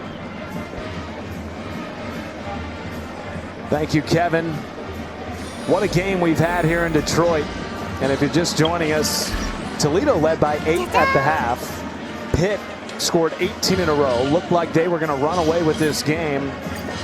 And Toledo came right back, scored the final 10 points of regulation. Here we are, starting OT number 2. Dustin Fox tied at 37. It's been such a fun game. And for it to not end in multiple overtimes, come on, let's go back to the start of the first overtime. This should have been a touchdown. Des Reed, the one play that he makes all day that he didn't make a great play. So then you go back to 4th down Toledo, you go to your star receiver, Jawan Newton picks up the 4th and 3, and then Gleason is able to cap off the drive. They decided to tie the game, to go to a second overtime. Now they've got the ball back, which is why I would have just gone for 2 and avoided this whole second overtime. Pressure forces Gleason out. Floats to the end zone. It is broken up by Donovan McMillan. Oh, and here's the thing. If that is picked off, I mean, this game's pretty much over, right? And you could have at least given yourself a chance by going for 2 at the end of that first overtime. All right, I'll get off my high horse now. Intended for Jawan Newton.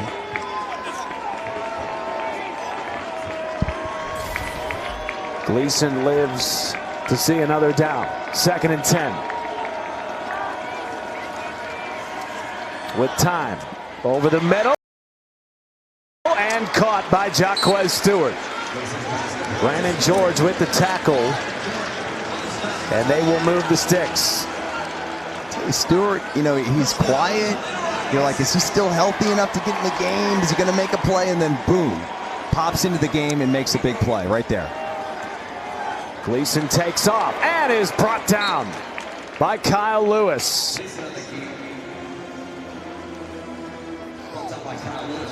What a season by Kyle Lewis. 2nd team All-American. Leading a veteran linebacking core. Those are the types of plays that'll get him on an NFL roster and in a starting role in the NFL. That's a big-time play, big-time stop.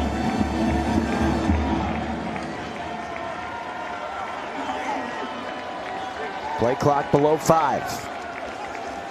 On 2nd down. Gleason. End zone. And it almost looked like he just threw that away. It didn't seem like that one had a chance at all. He was at least unsure of himself as he stepped up to throw that pass.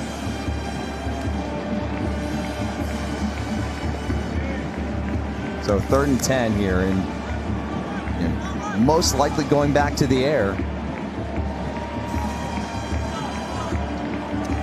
And they've got their top 2 targets there at the bottom. You've got Newton number 1 and Vanderos number 2, ironically enough. Empty set for Gleason. Here comes pressure. Over the middle and incomplete. Intended for his leading receiver, Jawan Newton. He had Newton wide open, but the pressure was, I think, too much. I think it just forced the throw to come out as a fastball. And it was thrown behind Newton. Newton was open. So now we will see Dylan Cunanan from 33 hit that 51-yarder late in regulation to tie the game. For the lead. And Cunanan buries it. I think a little closer than Jason Candle would have liked, but nonetheless it's good and you're happy. You've got the lead for the first time here in a while. And this thing just squeaks right through that left goalpost. You were like, it's good. Oh yeah, it is good, barely. Barely good. You know what they say about barely good? It's good.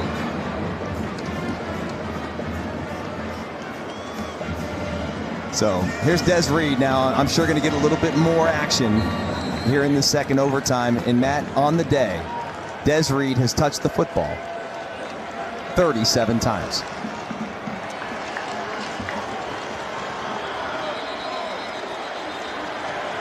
And there's going to be a pre-snap penalty here.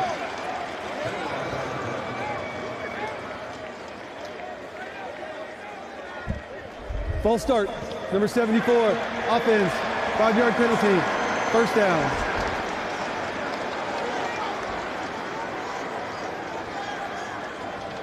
Guys, you should see Des Reed tough out the rest of this drive here. He was giving that treatment to his hamstring again with a massage gun. He told me that's part of his regular treatment. It's his way of being able to stay out here on the football field. He's really been toughing this one out the entire game.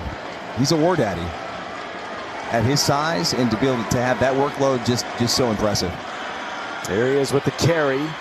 Spinning out of one tackle, cutting upfield. Come on. And Reed brought down at the 20 with over 160 yards rushing in a season-high performance for the first-year transfer out of Western Carolina. He's holding that hamstring again, Matt.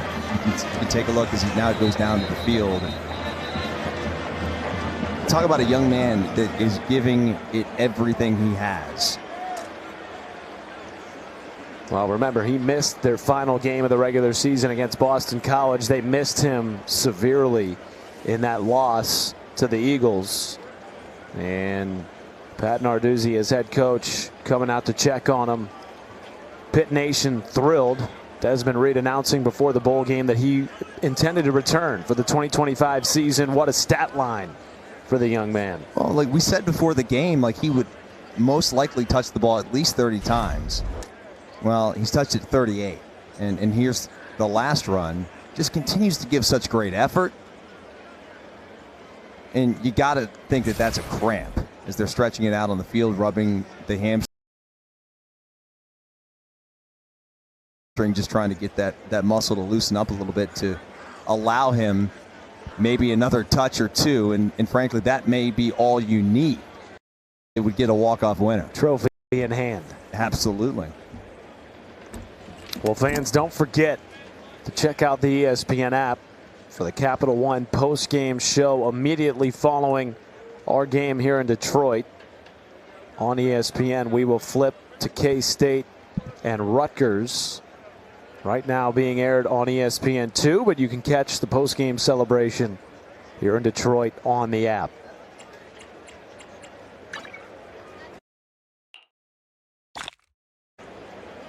We thought this game had the potential to be one of the best of bowl seasons. It has delivered. Two teams that didn't finish the regular seasons the way they wanted after very encouraging starts to their seasons, Dustin. They've left it all on the field today. No question. Pitt was at one point a top 20 team in the country at 7-0.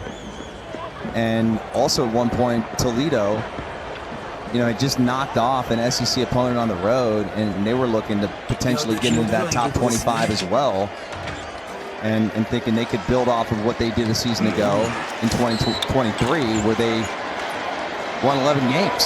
So 2 prestigious programs going at it. Here's Kenny Johnson on the sweep. And stopped short of the first down marker. It'll bring up 3rd and 1.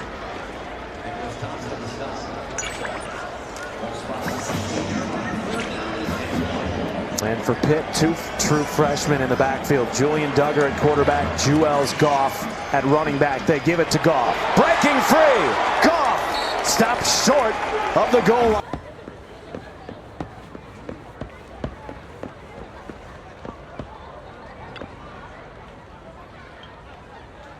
To the line of scrimmage. Goff changing direction is brought down by Thompson, who came into the game for the injured Braden Alls. Well, here comes number 0 back into the game. Does he got one more play in that hamstring before those suckers, cramp up again? And I can tell you, as somebody who battled cramps my entire life as a football player, they're debilitating, and especially late in games, they don't go away. And once you start cramping in the hamstring, then the calf starts cramping, and all those other body parts start to go. Extra blockers. It's Bartholomew on the carry, and he is stopped short as Daniel Bolden came out of the pile with the football for Toledo. Well, they blew that way early to blow it dead. Like if they let this go, they may have pushed him all the way into the end zone. And I like the call. I mean, you get the big tight end in there as a wildcat.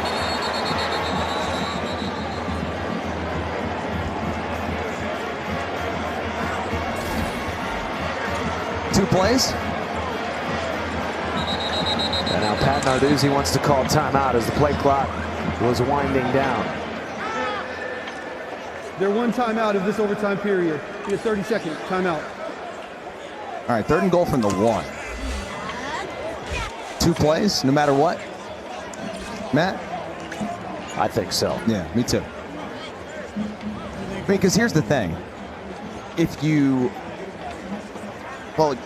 you kick here, you tie the game, and then you're going to those 2-point conversions anyway, which is actually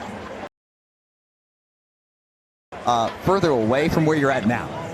So you look at it and say, we got 2 plays to go win the game. The way this game has gone, the way this season has gone, I think for Pitt, you control your own destiny. 2 plays to go win the game. Ben Saul's certainly very capable from this distance, and frankly, any distance, 50 and in. All right, so you've got Bartholomew in again at quarterback, Matt. He's going to pass it. And it is incomplete. Oh, my goodness. Intended for the defensive tackle, Isaiah Neal. Cade Bell, the first-year offensive coordinator, pulling out all the tricks. And Pat Narduzzi's not going to take any chances here. I don't agree with this call to kick the field goal. 18-yard field goal to tie the game for Ben Saul. To me, this doesn't make any sense. You're going to go to a double or a triple overtime and have to go for it. And indeed we will. Triple OT coming your way in Motown. You don't think Jason Candle's thrilled that they just kicked that field goal? He says, thank you very much.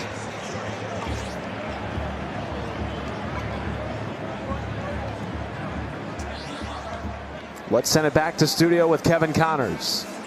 Yeah, Matt, they're flying over on ESPN2. The rate ball now in the second quarter. This is Avery Johnson giving K-State the lead. K-State doing everything they want. They got big runs, half of the yards on this 75-yard touchdown drive with big passes. 10-7 K-State lead. Matt? Thank you, Kevin. Both of these teams have had opportunities to win it on the final play and have not taken the opportunity. We've seen Cade Bell pretty much run everything on that Waffle House chart he carries around. Anything is possible on this two-point conversion attempt here for Pitt to take the lead, led by the true freshman Julian Duggar, who was third on the depth chart entering the day. Eli Holstein missing his second consecutive game with injury. And the redshirt freshman walk-on quarterback David Lynch replaced midway through this game by Duggar. Matt, think about this. Look where Pitt's at right now.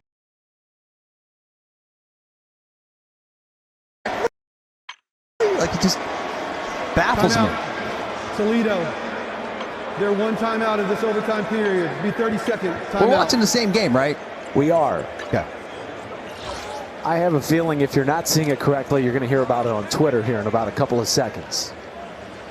Jason Candle calls a timeout. Just wanted to see what the formation would be for Cade Bell.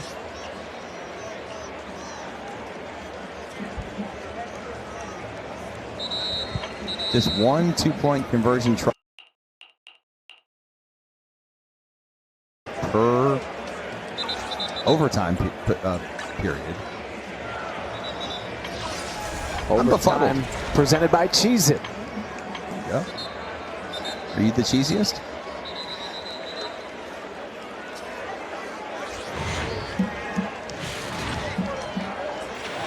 Start of the third overtime. Pitt with one opportunity to punch it in and regain the lead. Tied at 40. Empty set for Duggar. Feeling the pressure. There goes Duggar. Back in the end zone, caught by Kenny Johnson.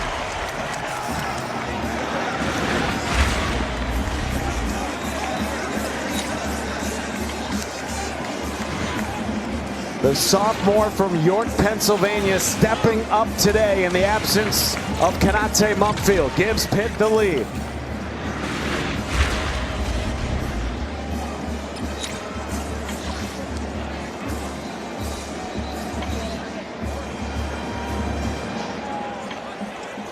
Well, now Toledo has another chance as they do get their chance for the rebuttal. Heck of a throw. Athletic move there on the outside. The lefty, the southpaw, makes the throw. Can Toledo keep the game alive? Gleason joined in the backfield by Connor Wallensack, who's been this team's leading rusher all season, to extend the game. But first, a pre-snap penalty.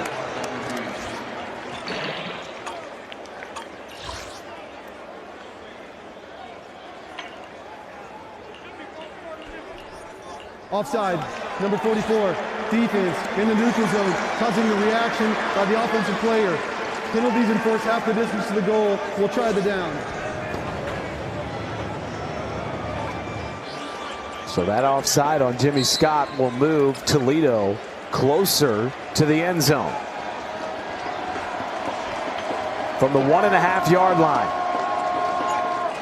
Gleason rolling, looking, caught to tie the game. The Iowa State transfer, Terrell Crosby Jr. This is just amazing to me because Pitt should already be on the podium. And Toledo keeps the game alive as we'll go to a fourth overtime. Heck of a play call here by Candle in this Toledo offense. Great throw by Gleason, well executed.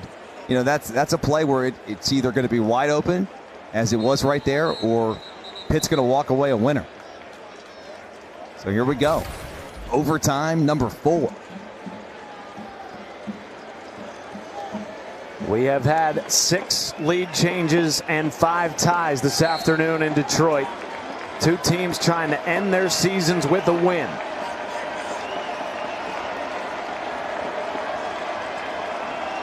Fourth overtime in Detroit. Gleason under pressure. Is caught. Anthony Torres, their top tight end target, with the catch.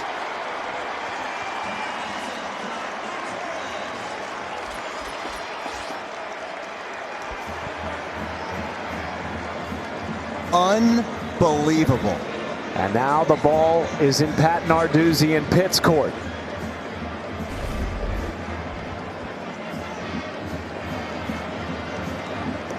Jason Candle is just using all 9 lives today, baby. Staying alive. Told us his team was motivated by the opportunity to play another Power 4 school. Beat Mississippi State in early September. Have not beaten 2 Power 4 schools in the same season, but once before in program history. That was in 2015. One stop away from doing it here. Duggar rolling, looking, buying time. Flags down, and down goes Duggar. Toledo wins the game above Sport Bowl. There is a flag in the end zone, Matt. Hang on. Hang on, let's get this call. Toledo players signaling that the penalty was on Pitt. Panthers players hoping, as they remain on their sideline, that they'll get another crack at this. They're going to have to clear the field first. You got a player down for Anthony at about the 35-yard line. Number 12, defense. Penalties in 4 counts to the goal. We'll try the down. Holding on the first team All-Mac cornerback Avery Smith keeps the game alive for Pitt. I don't know how you can argue that. He held him the entire play. Great job by our camera crew with that isolation shot there. Heck of a shot. Very, very easy ball.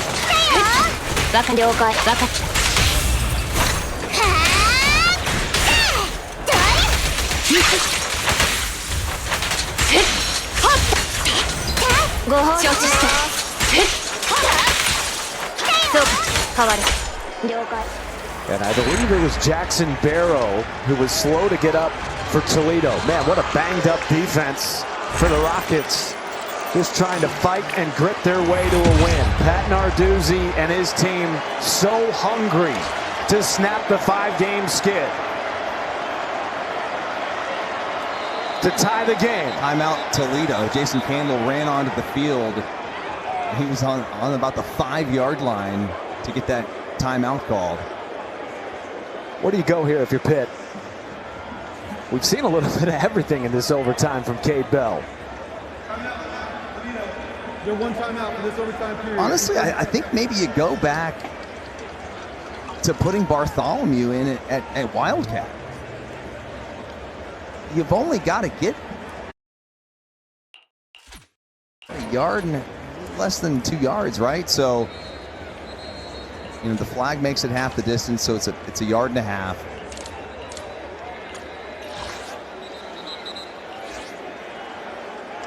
Well, they send Bartholomew back out there, but Duggar is out there as well, the true freshman quarterback. You know, the other thing to think about, too, where Pitt could have just won the game by going for it on 4th and goal at the 1. Look at these players. They're all cramping. They've been out here for 4.5 hours. At some point, you try to end the game. Duggar, Capes, did he get there? No signal. He did not! Toledo wins it in overtime!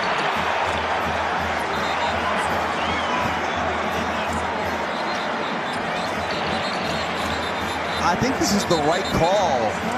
Duggar's knee was down. He reaches across the goal line. I believe, Matt, after that knee hit the ground, and one official was right on it. And, you know, Duggar's saying, hey, I extended the ball, which he did do, and it did go across the goal line, but he was down. The ruling on the field is the runner was short of the line to gain. Excuse me, short of the goal line. The play is under further review. The gift that keeps on giving. It's like the game that won't end in Detroit. So Ron Hudson's going to go to review. Todd Rath, a replay official, has been busy this afternoon in Detroit. Here's another look at it. So you can tell Reigns is going down. He stopped the play. Ooh, maybe I was wrong. I'm sorry. We'll take another peek at that one. I think you got it. On that look right there, I think you got it. So the arm of Bolden, and I'm going to have to stand correctly here, Matt. Won't be the last time. And all the Pitt players are watching this replay on the Jumbotron. They believe it's a touchdown.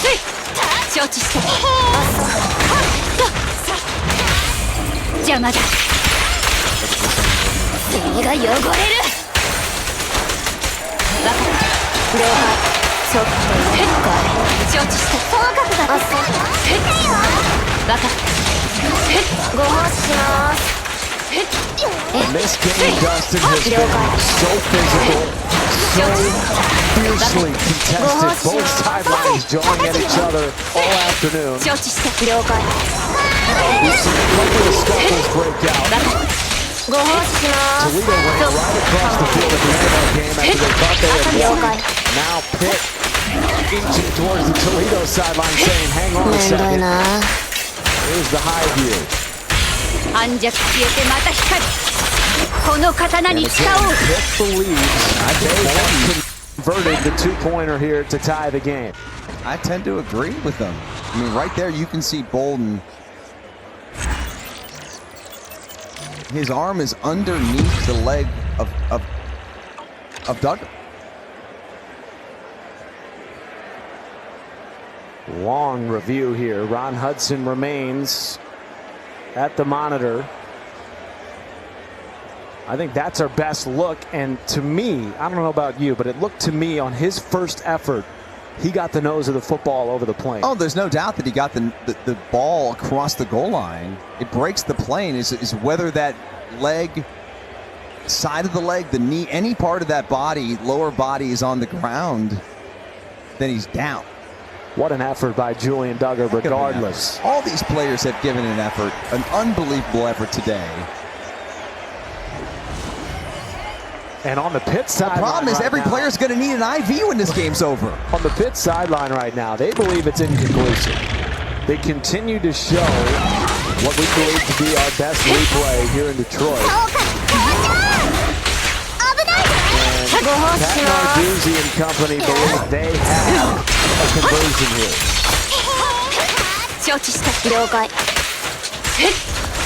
Meanwhile, Toledo, over the last two plays, believe they've won the game twice. Had that holding call on a game-winning stop. Call on the field here is a game-winning stop. Now under review.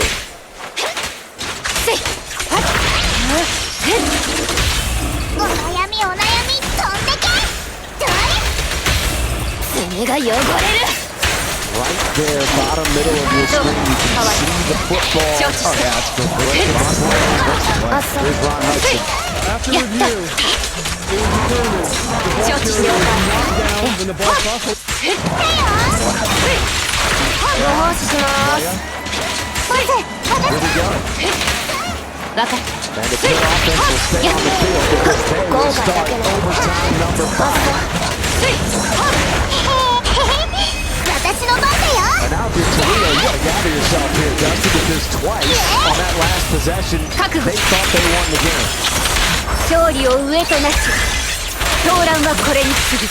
The emotional swings this afternoon in I've been a part of one of these deals before. Wow. The emotions, it's just incredible how you think you've got the game won, then you think you've got it lost. I mean,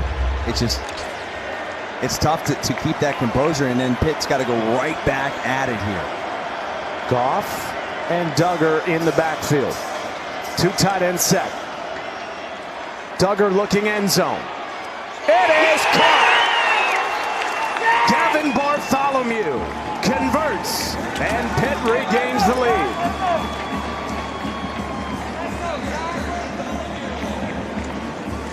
Heck of a throw, heck of a catch.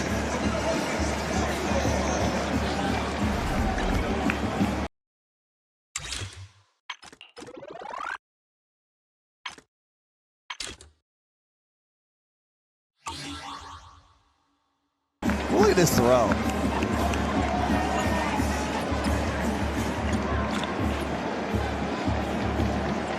And so Toledo goes from thinking they won the game. They're on the field. They're celebrating that to now trailing and having to convert another 2-point conversion just to keep this thing alive. Jason Candle standing by Ron Hudson with his offense about 10 yards off the sideline. Pitt defense is lined up, ready to go. And we're going to hear from Ron Hudson here. Or not. Is the ball bobbling? I think they're taking a peek at that? Or no? Okay. Maybe Jason Candle wanted them to take a peek at it. I think that call confirmed up top. I think that's what you're seeing. So here we go. And a timeout taken by Pitt's Pat Narduzzi. Timeout. Pitt, they're one timeout in this overtime period. It'll be 30 seconds in length. Where are you going here if you're Toledo? Well, you know, most teams have half a dozen 2-point plays, right? And we're now approaching to the point where you're running out of plays and you're now kind of on the sidelines just drawing things up in the dirt like you're on the playground back in the day. And also, like, everyone's exhausted here, including me and you. I mean, listen, you've got Newton and you've got Vander Ross on the outside, and you've got Gleason, who we know can take off and run the football. Here we go for the game. Vander Ross is your motion man. Here comes the pressure. Good protection. Gleason throws and it's caught. Unbelievable. Jerwan Newton ties the game on a busted play. Come on. Tucker Houdini. Oh my goodness. He looks like he's going to be sacked. And then he's thinking, man, I just got to take off and run. It's the last play of the game. Like, all these emotions are going through his mind, and yet he somehow has the calmness to collect himself and find Newton. This is incredible. Look at this. That is just an instinct you can't coach. Fading to his left, flicking it to his right, and his head coach with the ever so poised fist pump. Jason Candle looking for just his second bowl win ever as the Toledo head coach, and their second win this year against a P4 opponent. Their offense will start the 6th overtime. Presented by Cheez-It in Detroit. Wide open, it's Vander Ross. And Toledo back on top.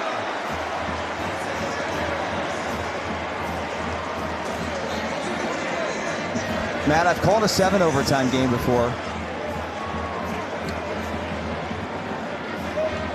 Buffalo and Western Michigan back in 2017. And this, that was, by the way, before they changed the rules. It was a true 7 overtimes. This is crazy. And it has the potential to continue on, as now the Pitt Panthers trying to force that 7th overtime. Hey man, did you watch Christmas Eve? They went 5. That was a fun one. South Florida.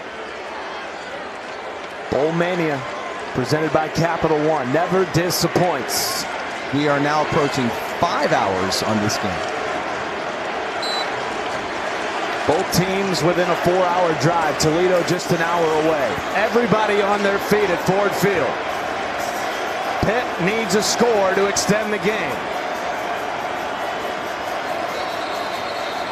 And Jason Candle calls timeout.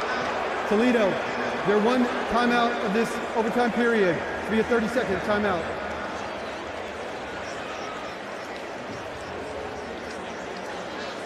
What a chess match. Do you like the new overtime rules? Keeps it interesting. Like going for 2? Well, from a fan perspective, it keeps it interesting, in my opinion. The idea is to get the game to end quicker. Right. To save the players. Not today. Not today. And if you're unfamiliar, after the 2nd overtime, it is only 2-point conversions the rest of the way. The back half of the 6th overtime.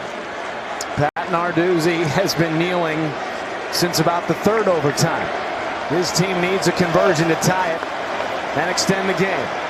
Desmond Reed back into the game. Here comes the pressure. Duggar under duress. Incomplete! And there are no flags! Toledo wins it in 6 OTs.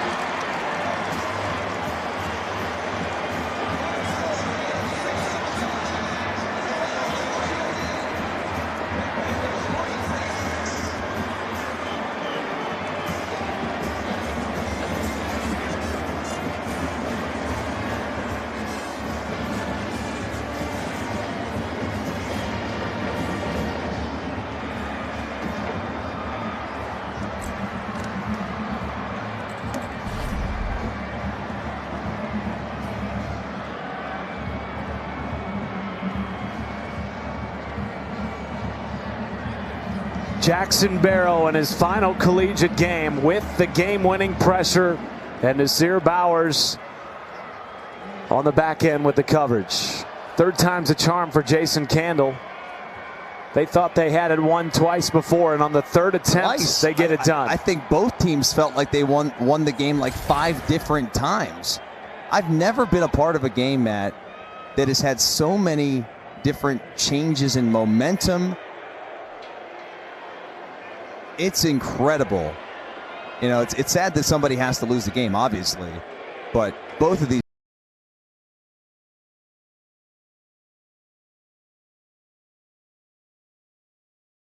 For the Rockets, and his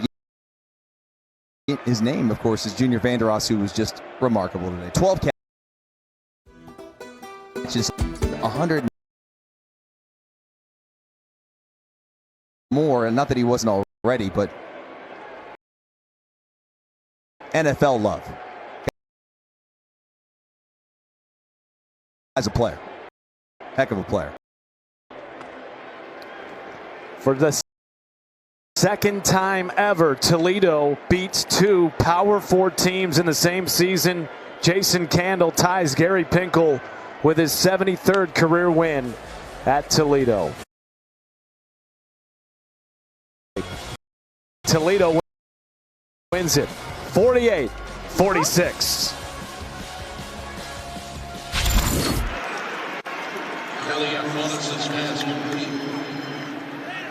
We welcome you to Chase Field in downtown Phoenix, Arizona. And this is the Rate Bowl, the only postseason matchup all year between the Big Ten and the Big 12 with Tom Lugabill, Dana Boyle, Wes Durham. It's been a fun ball game. Tied at 17. We have seen big plays all over the field, really from both offenses. Greg Schiano's team, of course. Ethan Kaliak-Manis has done a nice job. We've seen Kansas State with Avery Johnson deliver as well. I just like the creativity on behalf of both offenses. They've spread it out a little bit. They've allowed their playmakers to get in space. Again, no Kyle Monangai for Rutgers, who is a load carrier. But these 2 running backs that they've got right now, and Benjamin and Raymond, have been as advertised in the run game. So they haven't missed a beat there. And then Kansas State, the last couple of series, utilizing Avery Johnson's legs, making some plays in the passing game. This is going to be a barn burner unless somebody comes up with some way of slowing the other team down. Yeah, a moment ago, 26-yard touchdown. Avery Johnson to Dylan Edwards out of the backfield. No DJ Gittens, by the way, for Kansas State. He opted out of the bowl. He's getting ready for the NFL draft. Monangai came here with Rutgers, has gone through the preparation, and Greg Schiano said, you know what? Kyle Monangai has done enough for us in this program, and we understand the physical beating he took here in the year. The field stands. First down. And as some of you were joining us, the catch for Duff a moment ago, or to Strong rather. Here it is, the diving catch by Strong. This is 14 yards for Ian Strong. Oh no, that's Duff. No, that's KJ Duff. That's KJ Duff, number 8. The freshman, the 6'6" freshman, off of the tipped ball in the RPO. What tremendous focus to continue the act of the catch. Remember, that ball can move, touch the ground if you secure it. So there's a look at Duff and Ethan Kaliak-Manis. The Rutgers quarterback's got a 1st and 10 at his 39-yard line. And another Quick shot, incomplete.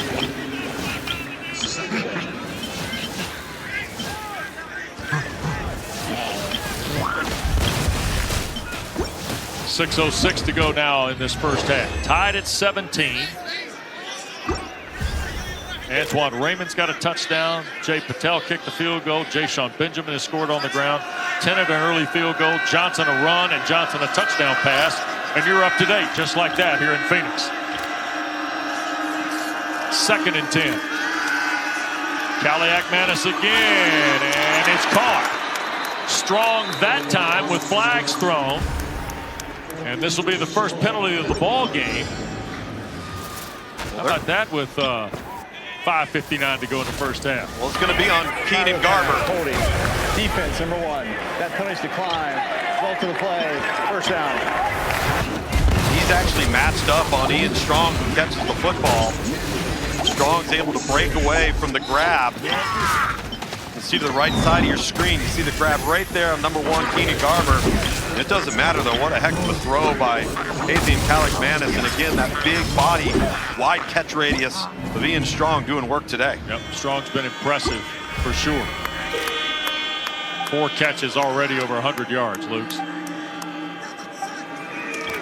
Pressure from the Wildcats. Kaliakmanis tees up his big receiver again, just overthrown, incomplete. So Strong was the guy in coverage, but a couple of different guys back there, including Wesley Fair, redshirt freshman from Wichita, and there's the aforementioned Keenan Garber. Well, you saw the shot right there. There's essentially 3 phases to this Rutgers offense. They're going to be an inside zone or split zone team. Then the RPO action is going to come off of that. And then they're going to take vertical shots downfield. One of the reasons why Ethan Kaliakmanis and his completion percentage isn't as high as you'd like it to be is they don't attempt a lot of high percentage completion throws.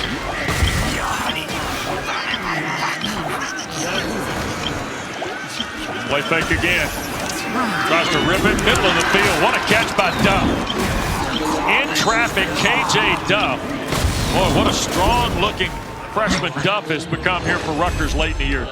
6'6", 220 pounds, going over the middle, extending that big, long catch radius. Tell you what, you don't have to throw it through the eye of the needle when you're throwing it to a guy that's that big and that long over the middle of the field. 22-yard throw to Duff from Riverhead, New York. Played at St. Anthony's. Now 1st and goal, or 1st and 10 at the 24. And they're going to hand it around the edge, and here goes Raymond. Touchdown Rutgers. Antoine Raymond had only 1 man to beat based on the Kaliakmanis play fake, Tom. Well, talked about one of the phases of their offense, a split zone. This time, Kansas State does not secure the edge, and they get a terrific inside crackback block from KJ Duff, the freshman, comes inside, secures that block. And Raymond off to the races, and that's just, again, another outstanding job on behalf of a wide receiver doing his job that has nothing to do with catching the football. He made that block and made that play. Now trying to make it 24-17. Patel for the point after. And the kick is good. And so far, we're scoring at a fever pitch. 41 points in the game. The Scarlet Knights love it. K-State will have to answer when we come back to Phoenix. Join me as I take a deep dive to the least consulted ticketing app in history, SeatGeek. Did SeatGeek invent the ticket? No, but we do make them work. Drum roll, please.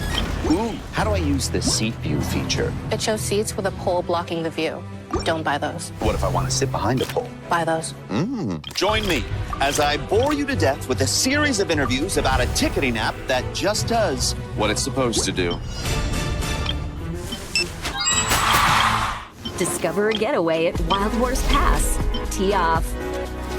Retreat to a suite. And all at the spa. You can do it all at Wild Horse Pass off I-10 and the 202. Just go. Y'all see this? Patrick Mahomes is saying goodbye. People was tripping. Where are you going? He was actually saying goodbye to his old phone. I'm switching to the amazing new iPhone 16 Pro at T-Mobile. It's the first iPhone built for Apple Intelligence. That's like peanut butter on jelly on go. Get 4 iPhone 16 Pro on us. Plus 4 lines for $25. And save on every plan versus the other big guys. What a deal. That's a lot if you ask me. If y'all giving it away too fast, T-Mobile, slow down. Liberty Mutual customized my car insurance, so I saved hundreds. But the money I saved, thought I'd get a wax figure myself. Oh, right in the temporal lobe. Beat it, punks! Only pay for what you need. Liberty, liberty, liberty, liberty. The future. The way you see it is said to depend on where you sit. At X-Chair, we think it also gets down to how you sit, which is why our technology is light years ahead. X-Chair has done it again with our groundbreaking LMX technology, providing hours of infinite comfort no matter where in the world you're sitting. By synthesizing the universe's elements, bringing hot, cold, and touch into one extraordinary seating experience, our mission is to help you discover that every workday can happen with body and mind in an out-of-this-world place of comfort and productivity. X-Chair is charting a new course, helping workers everywhere find comfort as their work worlds zoom back and forth. Even though your work reality may continue to shift, we've got our eye on the future of work so you can focus on the present. And from where we sit, the future still feels good. Visit xchair.com during our holidays sale. Get over $500 off after all premium upgrades included free. Sale ends January 9th, 2025. On a Thursday afternoon, we welcome you back to Chase Field and the Rate Bowl, part of Capital One Bowl Mania. Here in downtown Phoenix, Rutgers in front of Kansas State by a score of 24-17. You've seen a lot of action. We still got 4:45 to go in this first half of play. We welcome those of you who maybe watched Pitt and Toledo stage an overtime fest at Ford Field in Detroit. And there'll be no return for the Wildcats, so K-State will start from its 25. And Tom, let's go back to the touchdown here. A little dirt in the details. Look at Wesley Fair right here. He's going to try and come up. He thinks he's going to set the edge. And then out of the corner right here is going to come KJ Duff, the true freshman, number 8, 6'6". Boom! You love it. Some wideouts love to put their little wristbands on, spat their cleats, look good running around. That guy's doing the dirty work. Ball at the 25 for Avery Johnson, who's 8 of 12 passing. Joe Jackson, the running back. Edwards has come out here in a slot. That's him in motion. And a play fake by Johnson. He's going to fire it deep. Dylan Edwards is there, and it's overthrown. Flip Dixon in coverage, and you might say fortunate. Very fortunate. A 6'2", 210-pound senior safety taking on the 5'9", speedy Dylan Edwards. Just a little more air under that ball. Chris Kleiman would love to have seen that one drop right in the bucket. You know, with DJ Giddens declaring for the draft, Tom, a little bit of a resume builder here today for Edwards and Jackson, right? And no question about it. And here goes Jackson on cue. He'll pick up 4. Jackson carries. It'll be third down about 5. Aaron Lewis, the tackle for Rutgers. It's a little addition by subtraction. That's not to negate everything that DJ Giddens contributed to this ball club, but you're getting a look at what this offense with a quarterback that's just going to be a true junior in Avery Johnson. Between Joe Jackson and Dylan Edwards, this is a core group offensively that's going to be the new look in 2025 for Kansas State. Yep, 3rd and a half dozen here for the Wildcats, who are 3 for 5 today on 3rd down. Jackson in motion there. Here's Avery Johnson. Boy, just bullets one right there to Jace Brown. First down for the Wildcats to the 44. Tell you, Avery Johnson impresses you with his running ability, and then his arm strength catches your eye too. Yeah, he can whip it. This is a really nice job allowing the 2 underneath crossers to clear the middle of the field before finding Brown, just the sophomore, his favorite target here today. 3.5 to go. Maybe a little 4-minute offensive set for Lyman's team. It's Jackson near side. Jackson with a seam and a first down. Longer beam reduced the damage on that run, Lukes. We certainly did. This is a nice job up front from Kansas State. Securing the inside, setting the edge. And then Jackson just putting his foot in the ground and getting north and south. So one thing about these Kansas State running backs and Rutgers as well, there's no dancing. There's no dilly-dallying. This is a get downhill, punishing running style. First and 10 off the Rutgers 43. Johnson batted in the air and incomplete. Looked like Jabome was trying to pull it.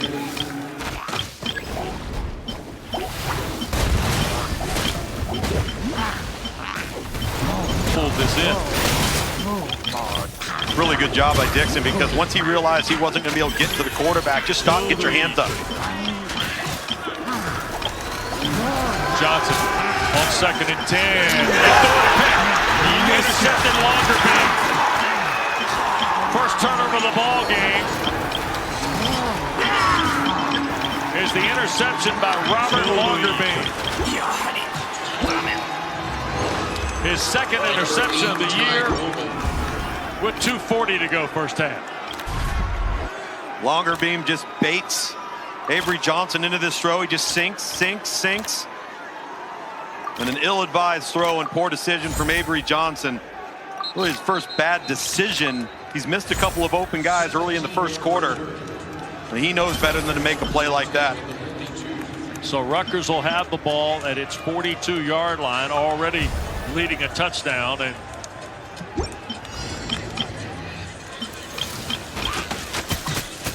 Ja'Shawn Benjamin will be the running back here with Kaliak Manis. Kansas State needs to come up big on defense. In these one-possession games, you cannot afford to give up a possession.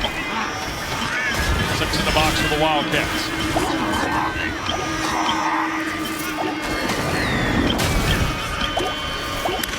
And on the run, this is Benjamin trying to find some edge. Cannot. 3 on the play to the 45. Van Why makes the stop for K-State. Remember now, the Wildcats get the ball to start the second half. There's Kyle Monungai, the talented running back, first team all Big Ten. First Rutgers player in the Big Ten era to be both coaches and media first team. Just a terrific final campaign. And a bright future. And Rutgers going to let us get to the 2-minute timeout. And they do. So the Scarlet Knights will have all 3 timeouts, as will K-State. And for a game that's been back and forth for most of the first 30 minutes, it's probably going to slow to a slight crawl. Touchdown lead for the Scarlet Knights when we come back. I told myself I was okay with my moderate to severe rheumatoid arthritis symptoms. With my psoriatic arthritis. But just okay isn't okay. And I was done settling. If you still have symptoms after trying a TNF blocker like Humira or Enbrel, Rinvoq works differently. Rinvoq is a once-daily pill that can rapidly relieve joint pain, stiffness, and swelling as fast as 2 weeks for some. And even at the 3-year mark, many people felt this relief. Rinvoq can stop joint damage, and in PSA can leave skin clear or almost clear. Rinvoq can lower ability to fight infections. Before treatment, test for TB and do blood work. Serious infections, blood clots, some fatal. Cancers including lymphoma and skin, serious allergic reactions, GI tears, death, heart attack, and stroke occur. CV event risk increases in age 50 plus with a heart disease risk factor. Tell your doctor if you've had these events: infection, Hep B or C, smoked, are pregnant, or planning. Don't take if allergic or have an infection. Done settling? Ask your rheumatologist for Rinvoq. And take back what's yours. Here you are in Arizona, where time is measured in moments, not minutes, and relaxation is an art form.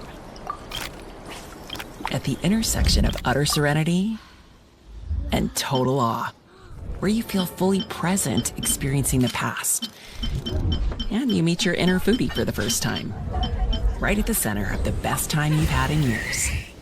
Visit a new state of mind in Arizona. Plan your trip at hereyouareaz.com. Brisket is back at Chipotle. Seasoned, smoked, seared, spiced, sauced, bold, and guac. It's a whole new kind of brisket done the Chipotle way. Dr. Pepper presents a Fansville Playoff-uary special. State got the 12th seed. It's a playoff-uary miracle. Dad, what's playoff-uary? It's a full month of the college football playoffs. It starts in December and eats up most of January. It's like the holidays, but for college football fans. And if we all believe, State will make a deep playoff run. Oh, State! Do you really think that State has a chance? Sure, but their defense will have to play lights out. My defense stinks. College football, it's a Pepper thing. So it's better than one Papa John's pizza? Two Papa John's pizza for only $6.99 each. Only at Papa John's, bundle 2 or more Papa Pairings menu items for $6.99 each. Get your favorites for $6.99 each. Better ingredients, better pizza, better get you from Papa John's.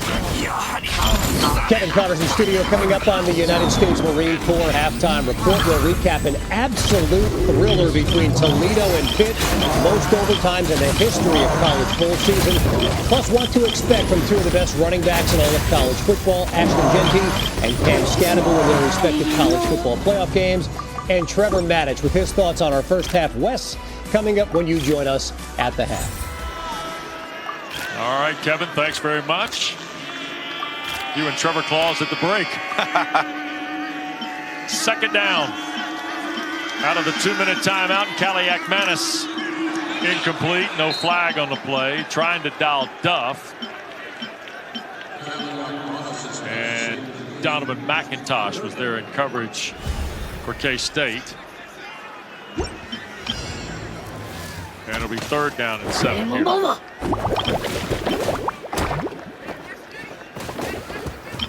Rutgers has kind of slowed down the pace a little bit here. They were really showing some tempo throughout the vast majority of the first half, kind of taking their foot off the gas. See the long look by Kaliakmanis back to the near side here. And here's the third down play. Long throw, wide open, caught by Duff. First down for Rutgers, K-State territory at the 34. Again, Donovan McIntosh in coverage for the Wildcats. Talk about respecting the opponent's cushion. Kaliakmanis delivers a strike, gets hit, but throws a dart to the sideline, a huge cushion. Knowing he's going to get hit, and that's Donovan McIntosh, the corner. Playing almost 15 yards off of the freshman, KJ Duff. Feels like Scarlet Knights kind of getting the two-way game going here. Run and pass late in this first half. Already with the most points they've scored in a first half this year. And that is Benjamin, maybe a yard. Or Raymond, beg your pardon, 21, not 20. Antoine Raymond. Dangerous neighborhood here for K-State if Rutgers is running it and throwing it. Yeah, there's no question, especially when you lost the possession due to the turnover. Kaliakmanis again, quick work, steps up. Haven't seen him run much since the opening couple of series. Purnell the stop. And Tom, let's get to our impact players. Before Toledo and Pitt held us into overtime, we've made an adjustment. Avery Johnson has certainly delivered here in this first half for K-State. And so has Antoine Raymond. Our impact players are brought to you by Brooks. And Raymond is doing this with Kyle Monungai not playing in the ball game today. Like we said about Dylan Edwards and Joe Jackson, freshman Antoine Raymond an opportunity to kind of stake his claim in 25. No question, and Jayshawn Benjamin has had his moments as well, and we've seen this movie before in a win earlier in the season against Minnesota. Without the services of Monungai, these two backs handled the bulk of the carries and essentially alternated 2-to-1, Raymond getting the 2 series to Benjamin's 1. And there is Kyle, 1,279 yards, 13 touchdowns. Number 10 in the country in yards per game at 116.3. Third in the Big Ten with 13 rushing scores. 669 carries, 38 career receptions, and not one fumble. It's a big down right here, Wes, because Kansas State's going to get the ball coming out of the locker room to start the third quarter. Got to get a big stop. Kaliakmanis gonna dial deep, and it is incomplete. Trying to go for Dymere Miller, and Marquise Siegel was defending for Kansas State. Well, we said earlier they're going to let him hand fight. He's turning around, trying to locate the football, gets his arm up, and we saw earlier in the first quarter, and Siegel was the defender. They've pushed and shoved, and they've let them fight for the football the entire first half. I'm good with the no call there because that's how they've decided to let them play. Patel hit from 49 against UCLA. This is going to be 48 here at the home of the Diamondbacks.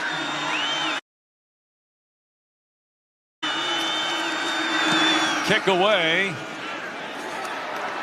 and it is good. And for Jay Patel, that is 13 in a row now. 48-yard field goal makes the lead 10. 27-17.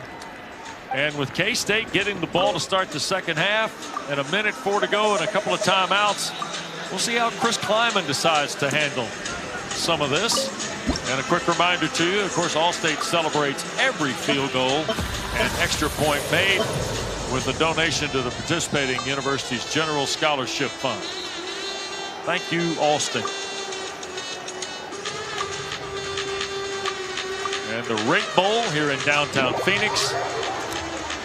And a lot of folks have made the trip from New Jersey and certainly from Kansas and the Midwest.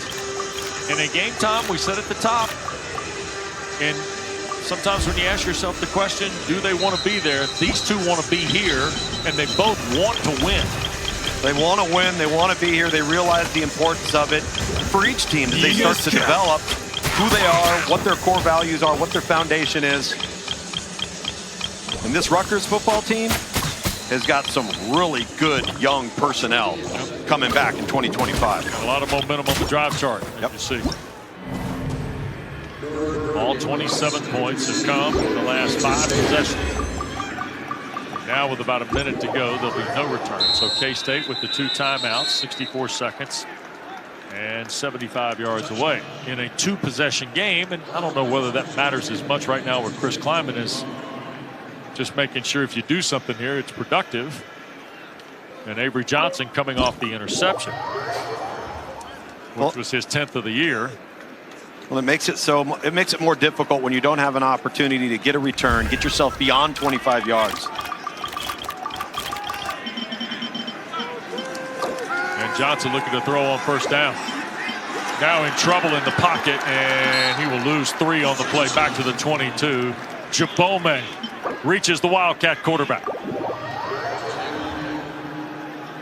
It's a really nice job by Rutgers there, collapsing the pocket and then squeezing those inside gaps so that there's no big open gap for Avery Johnson to run through. And now they give it to Edwards, and here's Dylan Edwards fighting to the 30 with 33 seconds left. And K-State not going to call any timeouts here. And if they don't need to, they don't have to snap it if they don't want to.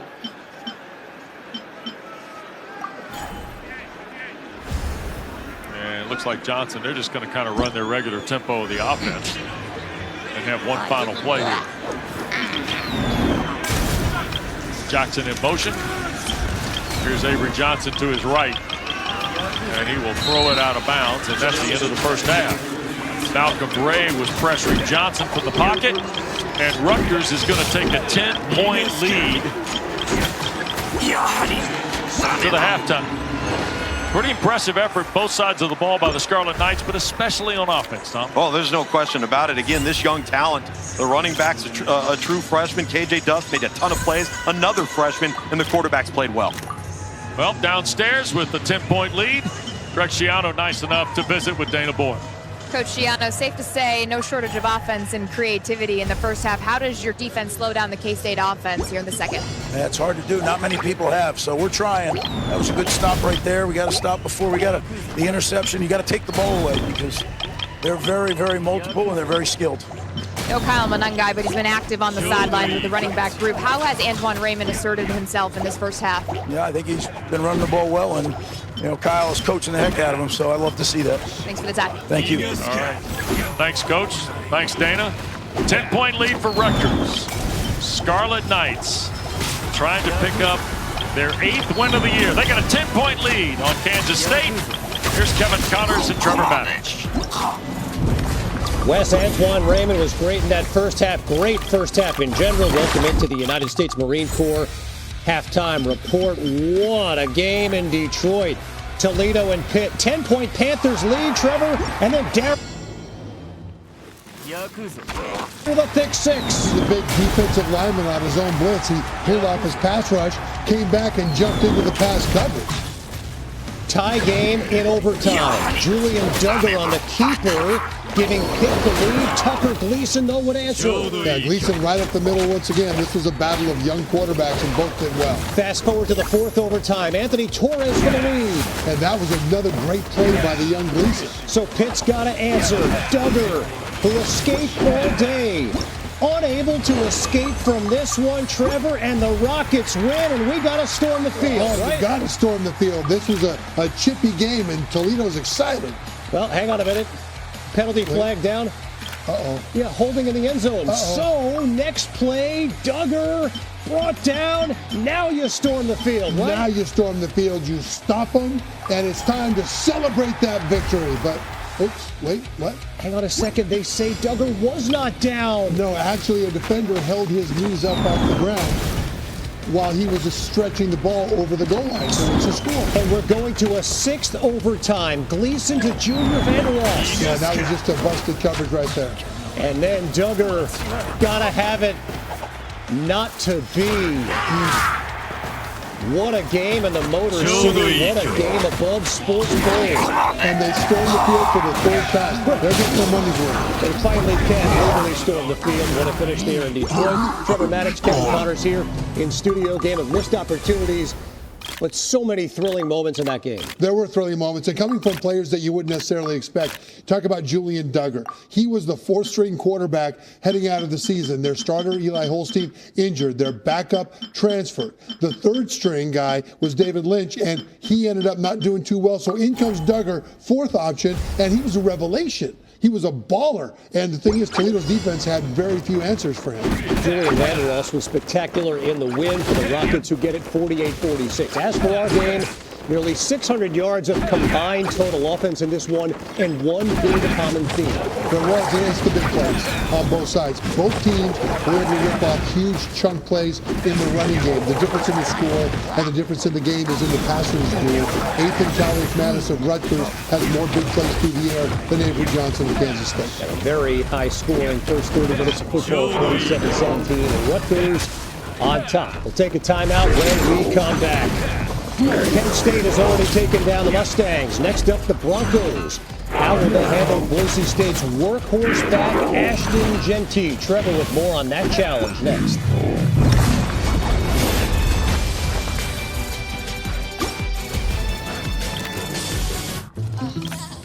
Check-in time is 3. It's 2:55. I know. Is this what he's doing now?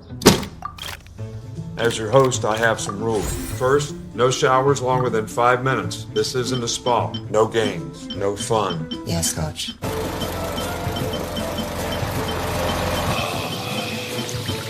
Meanwhile, at a Verbo, when other vacation rentals make you share your turf with a host, try one you have all to yourself. Okay, eBay.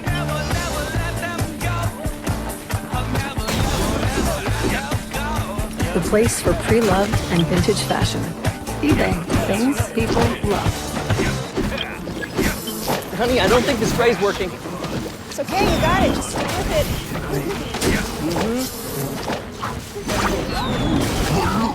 Okay, let's try something else. Yeah? McCoy, you're in.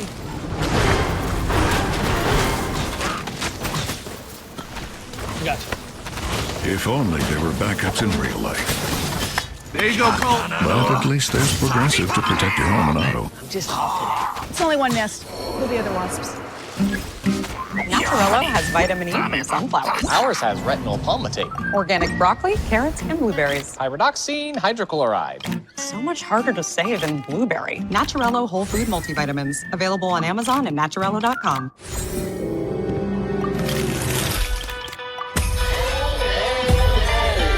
Time to move? Make it easy with Open Door. Sell your home in any season for any reason. Look at me, I am festive.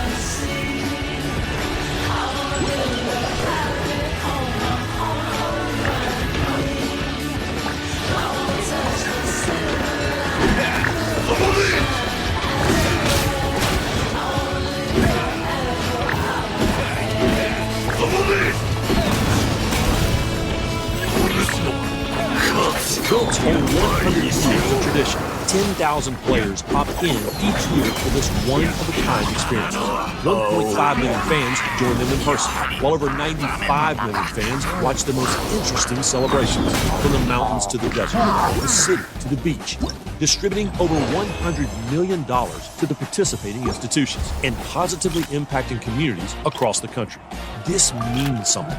This is bowl season, a celebration of college football. You're watching the United States Marine Corps Halftime Report. We got our chance to enjoy it. I need you to hit the reset button. We're taking memory, man. Let's make a damn good memory tonight.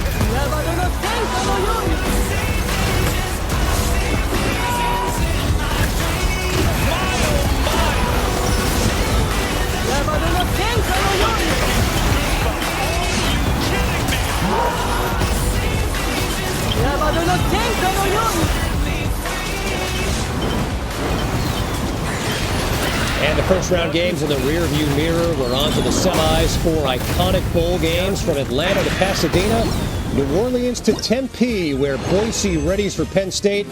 And of course, you can't talk about the Bronx and the Verbo Fiesta Bowl and, Trevor, not think about one of the most memorable performances in bowl history. Yeah, this was a Boise State team who was David against Goliath, known for their trick plays. They ran a bunch of them against the Sooners, and it seemed like every one of them worked. Right, the hook and lateral, the Statue of Liberty, Ian Johnson to win it and put a ring on it. And, you know, a lot of people forget that was Chris Peterson's first year on the job. Yeah, and it was absolutely fantastic what they did, because nobody gave them a chance against the mighty Sooners. They knew that they had a chance to win this thing, but they had to do it by being smarter and craftier. And they certainly were. And, of course, now Ashton Jeanty on the job for the Boise State Broncos. They find themselves here in the playoff here. Runner-up in the Heisman. Led the nation in rushing. He's closing in on Barry Sanders' single-season record. How should Boise use him against Penn State? Always. In other words, they're going to hand it off to him, of course. Penn State has a stout rushing defense, though, and I expect that to be a bit of a brick wall. I expect Boise State to throw the ball to him a lot more this game, though, than they have in recent games. Keep in mind that Jeanty has over 60 receptions over the course of the last 2 years, getting the ball in his face so he doesn't have to bust through the brick wall up front. He's run it more than 30 times in 7 of the final 8 games of the season. Of course, Arizona State's got a great back themselves in Cam Scadaboo. No Jordan Tyson, their star receiver, out with an upper body injury. What should Texas prepare for with Scadaboo? Well, they need to prepare, first of all, for him running right up the middle. Because even though they expect him to run, Arizona State is going to run. They're going to challenge Texas to see if they can stop him. Now, the key here, like Jeanty for Boise State, will be the receiving skills of Scadaboo. With their leading receiver, Jordan Thomas, out, Scadaboo is their second leading receiver. So this is another opportunity for them to get Scadaboo his touches, but not by blasting through the front. Rather, get him out to the side or down the field and hitting any defensive back that has to tackle him in the open field, down the field when he's in a full run. By the way, all this talk about running backs and rushing attacks, Texas ran for nearly 300 yards against Clemson in the first round. We're coming right back. This halftime report is presented by the United States Marine Corps.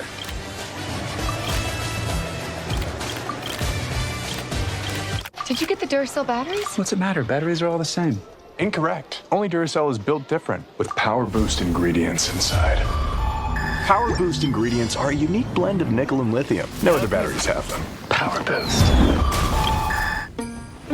I'm Sawyer, and a little thing that I love about the Chick-fil-A chicken sandwich is the crispy chicken fillet.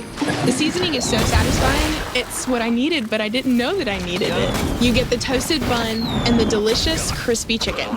They add this fun mix with that zesty pickle. It's bold and tasty. I would give it an A+. What's not to love? The holidays are all about being together and eating together. Real customer paid for their testimonial. Gold Peak tea is brewed from the top leaves of the tea plant. Because they're the best ones, in my opinion. My apologies to the rest of the leaves!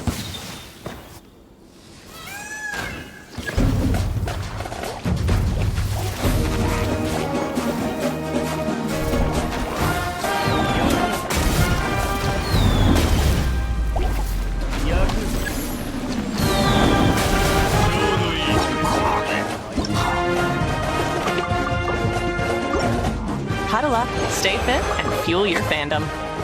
Enjoy the home field advantage at Fairfield, official hotel partner of the NCAA. On the banks of the Raritan, the gears of progress turn. Powered by a willingness to stand for what's right, by gaining ground in the race of our lifetime, and by ensuring every step we take includes our responsibility to the future. Wherever the human race moves forward, you can be sure there's someone there, pushing, learning, persevering, because progress isn't just made, it's earned. The quarterfinals begin as the college football playoff continues. 8 teams enter, 4 will advance. New Year's Eve, Penn State and Boise State battle in primetime. Then, a New Year's Day triple-header. Texas takes on Arizona State. Ohio State seeks revenge against Oregon. And Notre Dame faces Georgia. The college football playoff quarterfinals, New Year's Eve and New Year's Day on ESPN.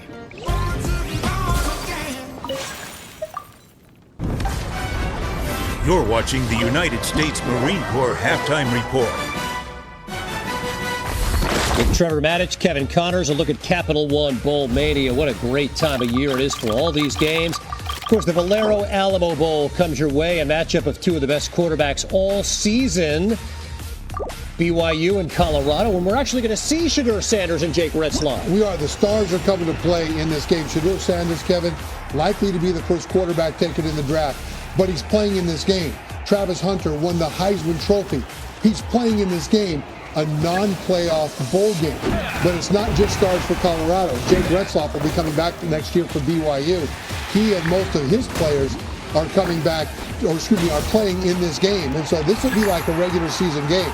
This is going to be fantastic because of the stars. Regional rivalry, a ton of star power, and a great matchup, and we're coming right back.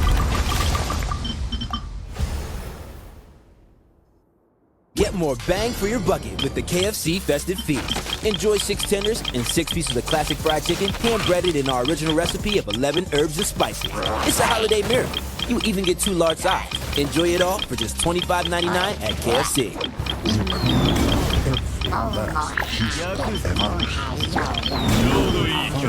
Impossible connection.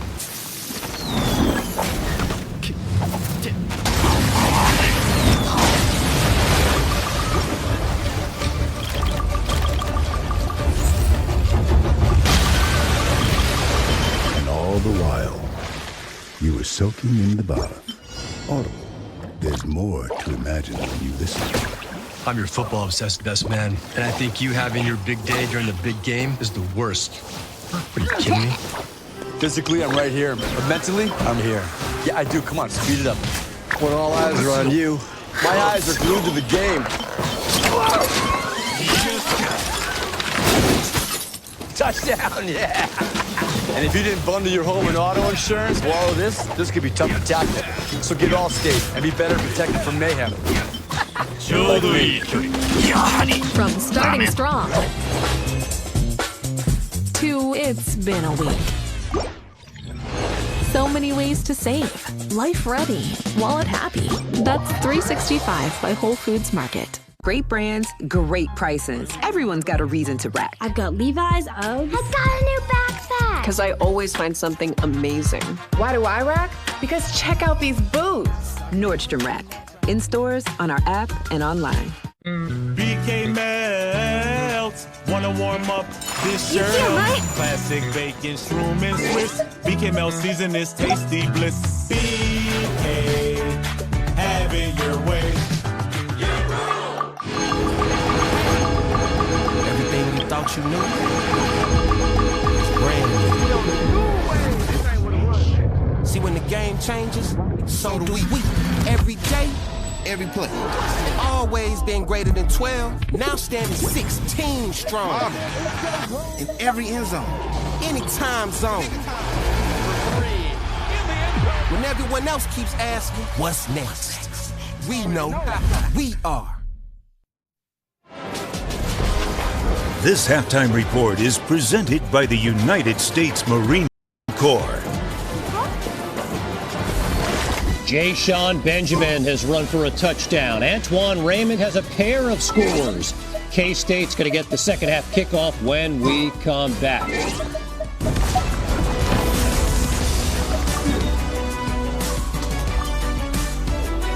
Depend keeps you drier than ever, so you can say yes to more than ever. Yes! Yes. Yes. No. Depend. The only thing stronger than us is you. Hey!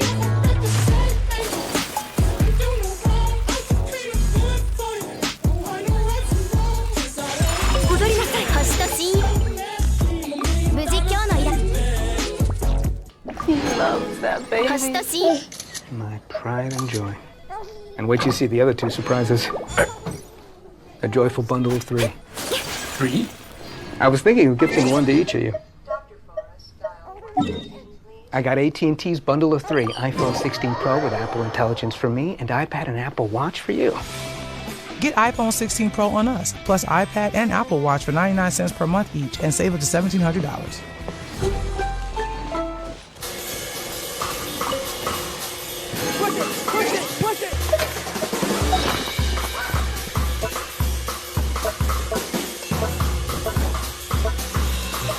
Nice, nice.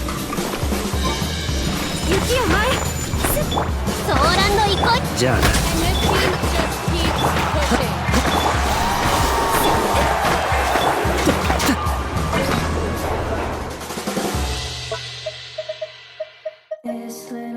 In the world's poorest places, children with cleft conditions live in darkness and shame.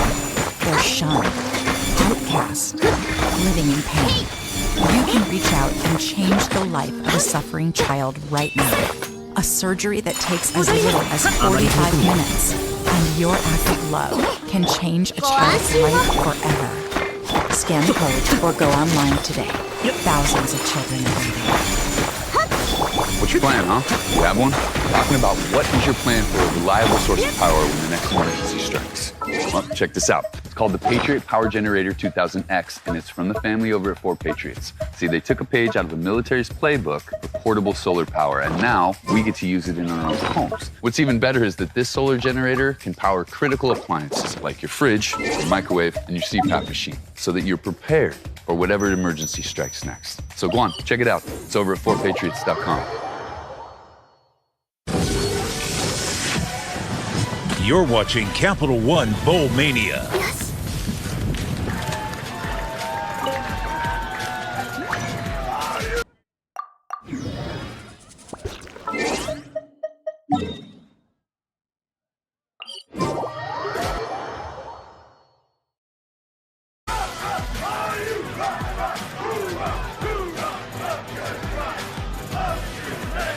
Well, Scarlet Knight faithful from Hoboken to Piscataway and all points in between Phoenix are happy. 10-point lead for the Scarlet Knights at the break.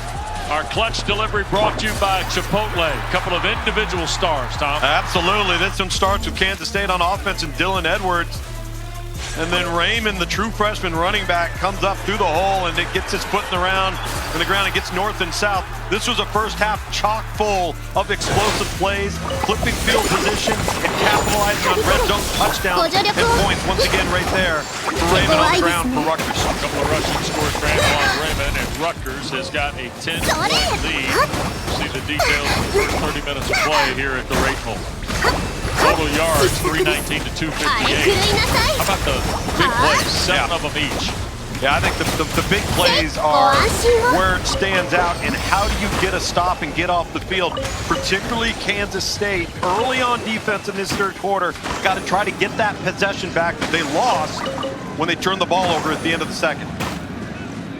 Zach Scullion will kick it away for Rutgers. And there'll be no return for the Wildcats. And we welcome you upstairs along the third base line here at Chase Field with Tom Luca, Bill Western, Dana Boyles on the sideline. 10-point lead for Rutgers. The turnover by Avery Johnson on the interception. And the stop Rutgers got essentially at the end of the difference. Yeah, and Chris Kleiman, the head coach of Kansas State, can't be overly happy because defensively they can't get off the field. And if you turn the ball over, like I just mentioned, as Avery Johnson did in the second quarter right there, you lose that possession, and now all of a sudden it's become a two-possession game. So got to get off the field, and you've got to score on this opening possession. Trying to go to Edwards. Boy, he couldn't hang on and took a big lick from Bo Masco in the corner. Let's check with Dana. Tom, you're certainly correct. Coach Kleiman speaking with him out of the half. Not happy with the compete level, especially in the secondary. Wants some hands on the Rutgers to dictate where and when they go. He said he made the stop the first play of the game, lacking disruption since. So 2nd and 10. Johnson now 9 of 17 after the incomplete pass. And here goes Edwards. A little shake, and now doesn't get much. Boy, Rutgers has laid the ears back. And Jabome lowered the boom here, Tom. Yeah, Jabome and longer beam. Number one, longer beam set the edge and beating the block to the perimeter. And Jabome adding to his 102 tackles during the regular season. He's been caught in no man's land a little bit in pass coverage, but boy, has he been as advertised versus a run. Scarlet Knights trying to get a stop here and add an extra possession in the game to start the second half. Here's Johnson to his left. Flag is thrown. He'll pump, run. First down if it stands. Marker thrown in the neighborhood of a hold. This might be our first accepted penalty of the game. Holding. Offense. Number 71. 10-yard penalty. It's still third down. That's on Easton Kilty, the left tackle. Second team all Big 12. Making his 50th college start tonight. You see him on the left side of your screen right there, and they try to chip the defensive end. He's got arms extended, but then the jersey pulls late, right in front of that center judge, Aaron Lewis. Defensively, 71.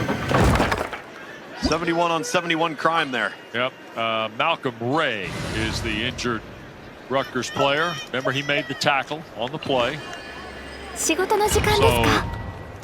they're out to 10 to Ray. Anthony Mizaracco is the athletic trainer for Rutgers. Well, Wes, you look at the impact of that one play right there. It's 3rd and 10. Quarterback makes a play with his legs, converts, gets a fresh set of downs. Instead, you have a holding call. Now you back the ball up another 12, 13 yards. And if you don't convert here now, you've also lost field position to be putting out the back of your end zone. So while they tend to Malcolm Ray, it's a good time to note. Here's a look at the play again.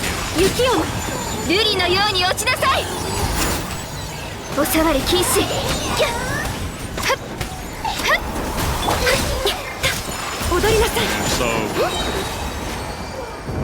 you see Ray right there, and he rolls into the tackle of Avery Johnson. And the big fella from Miami Gardens going to make his way off the field, and it'll be 3rd down and very long. 20 for the Wildcats. Quick reminder to you, bowl season continues tonight, 9 o'clock Eastern, following our coverage here from Phoenix. 68 Ventures Bowl, Arkansas State Bowling Green in Mobile. Clay Matvick, Roddy Jones, and Ashley Stroline top. Pulled Roddy out of the bowl.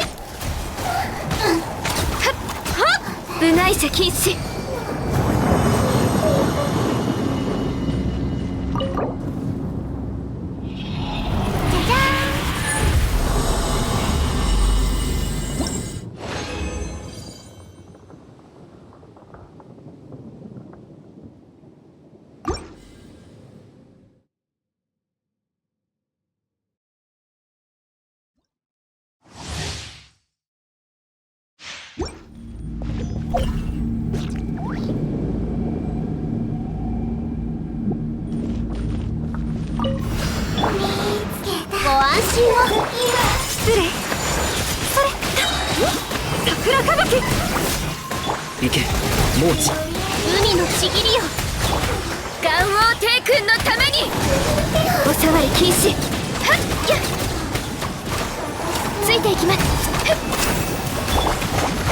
ソーランド行こう。雪を前。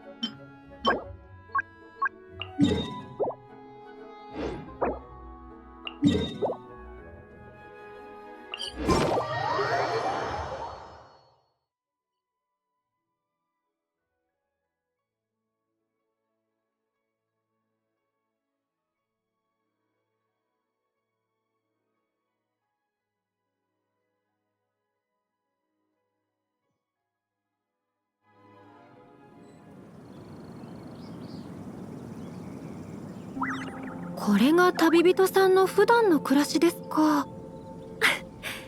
またあなたに少し近づけた気がします。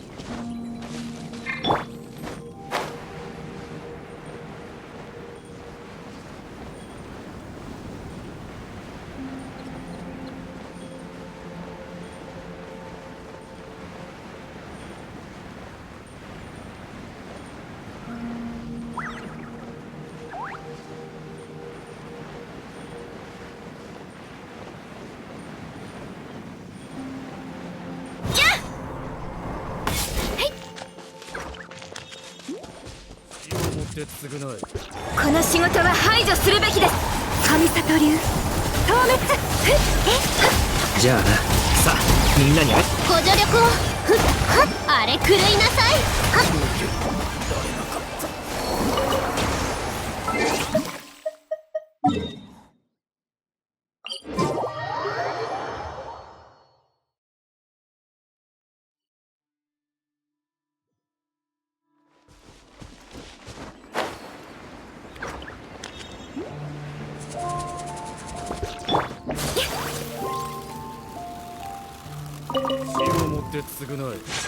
失礼。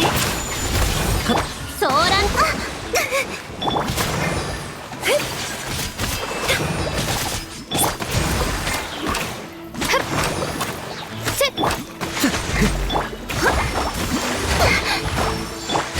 元王帝君のために召喚化粧。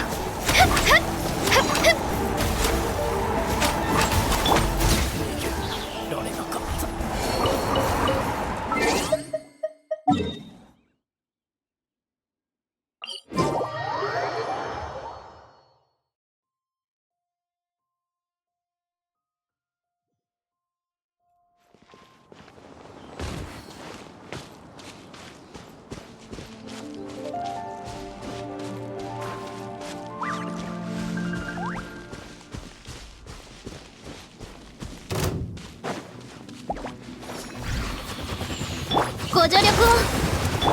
行け、もう自由だ。雪を舞い、すっと桜吹雪。部外者禁止。へい。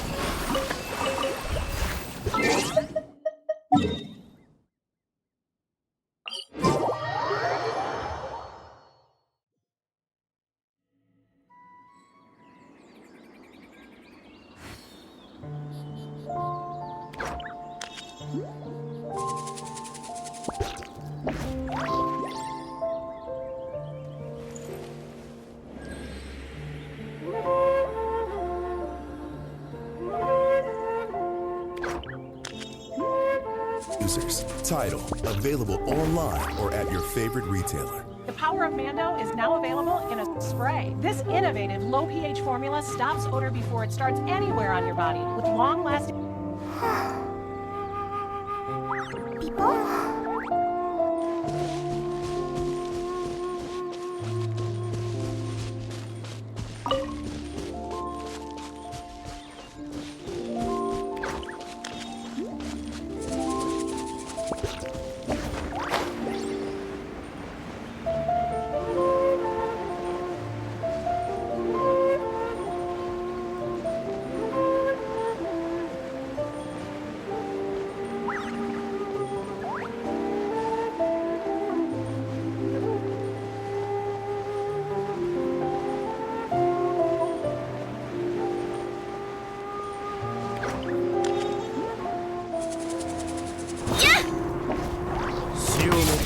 おさわり深海のカゴ。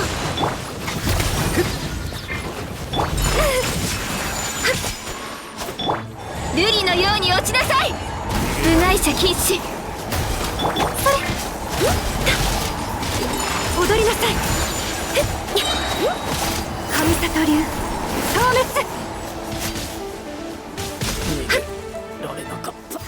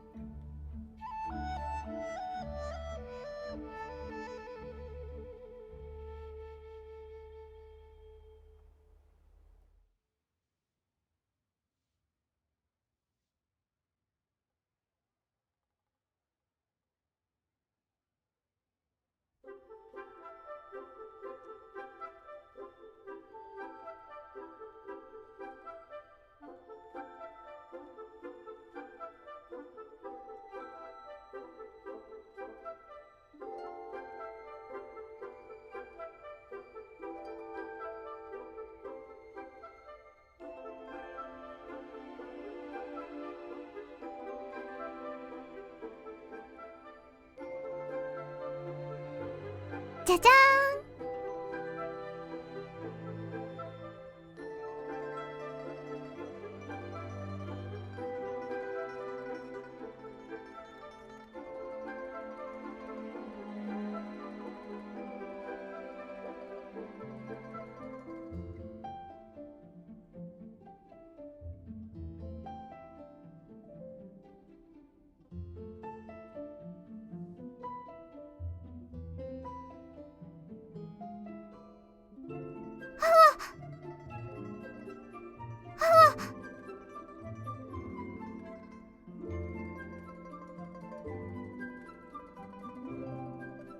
Bocce vendors. What do you want? Shrimp. Okay, made up. So you guys like my ideas?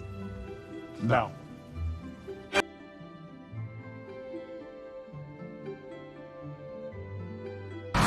We're at Chase Field, downtown Phoenix, and this is the Raid Bowl, part of Capital One Bowl Mania, the only bowl matchup between the Big Ten and the Big 12. And we're in the third quarter. Rutgers has just doubled the number on Kansas State. 34-17 our score after Nathan Kaliak-Manis threw 7 yards to Jake Sean Benjamin. And Norberg going to bring it out a yard deep. And wow, took a big lick. It looked. Might have been Torre. We'll see. Whoa, turned him around for sure. And then the finishing shot might have been Nasir Montgomery or Antonio White. Both were 13. You lose 7 yards. That rule change, I can identify you correctly. Yeah, you lose 7 yards of field position. Sure did.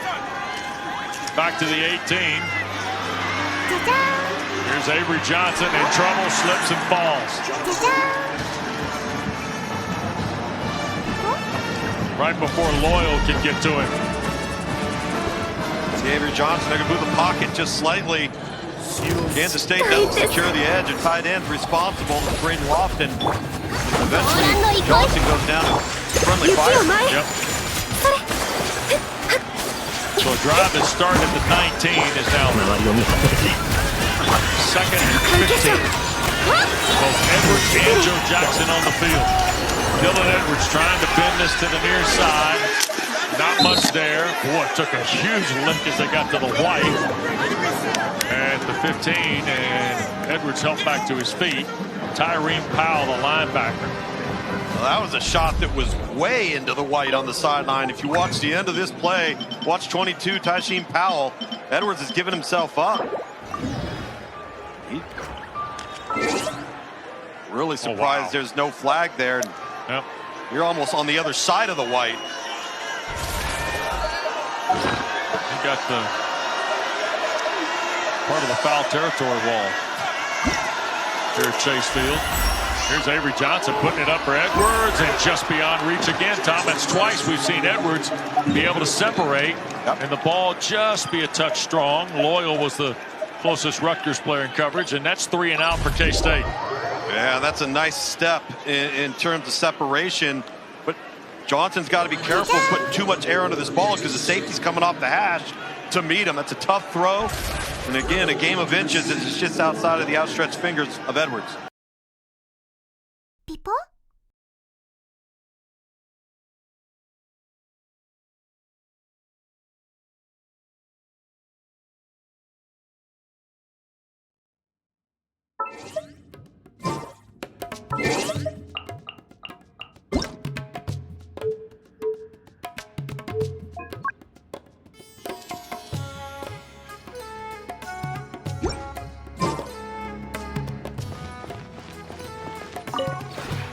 この同点も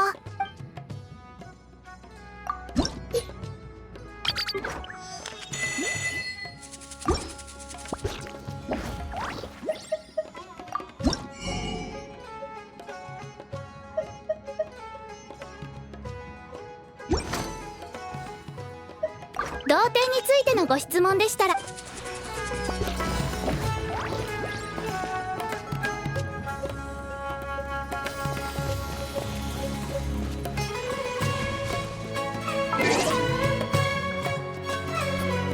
And that takes care of the year event stream. Our next live stream is going to be a playthrough of the Natlan Nationals and the patch 5.3 main story. This is Bongboy Punctoid, the gift that keeps on giving. If you like what you see in this broadcast, hit the follow button, Twitch player, and subscribe on YouTube. My channel ID, BongoBoy151. Season's greetings, thanks for watching. We'll see you next year. It's bye for now. Good night, good morning, Happy New Year.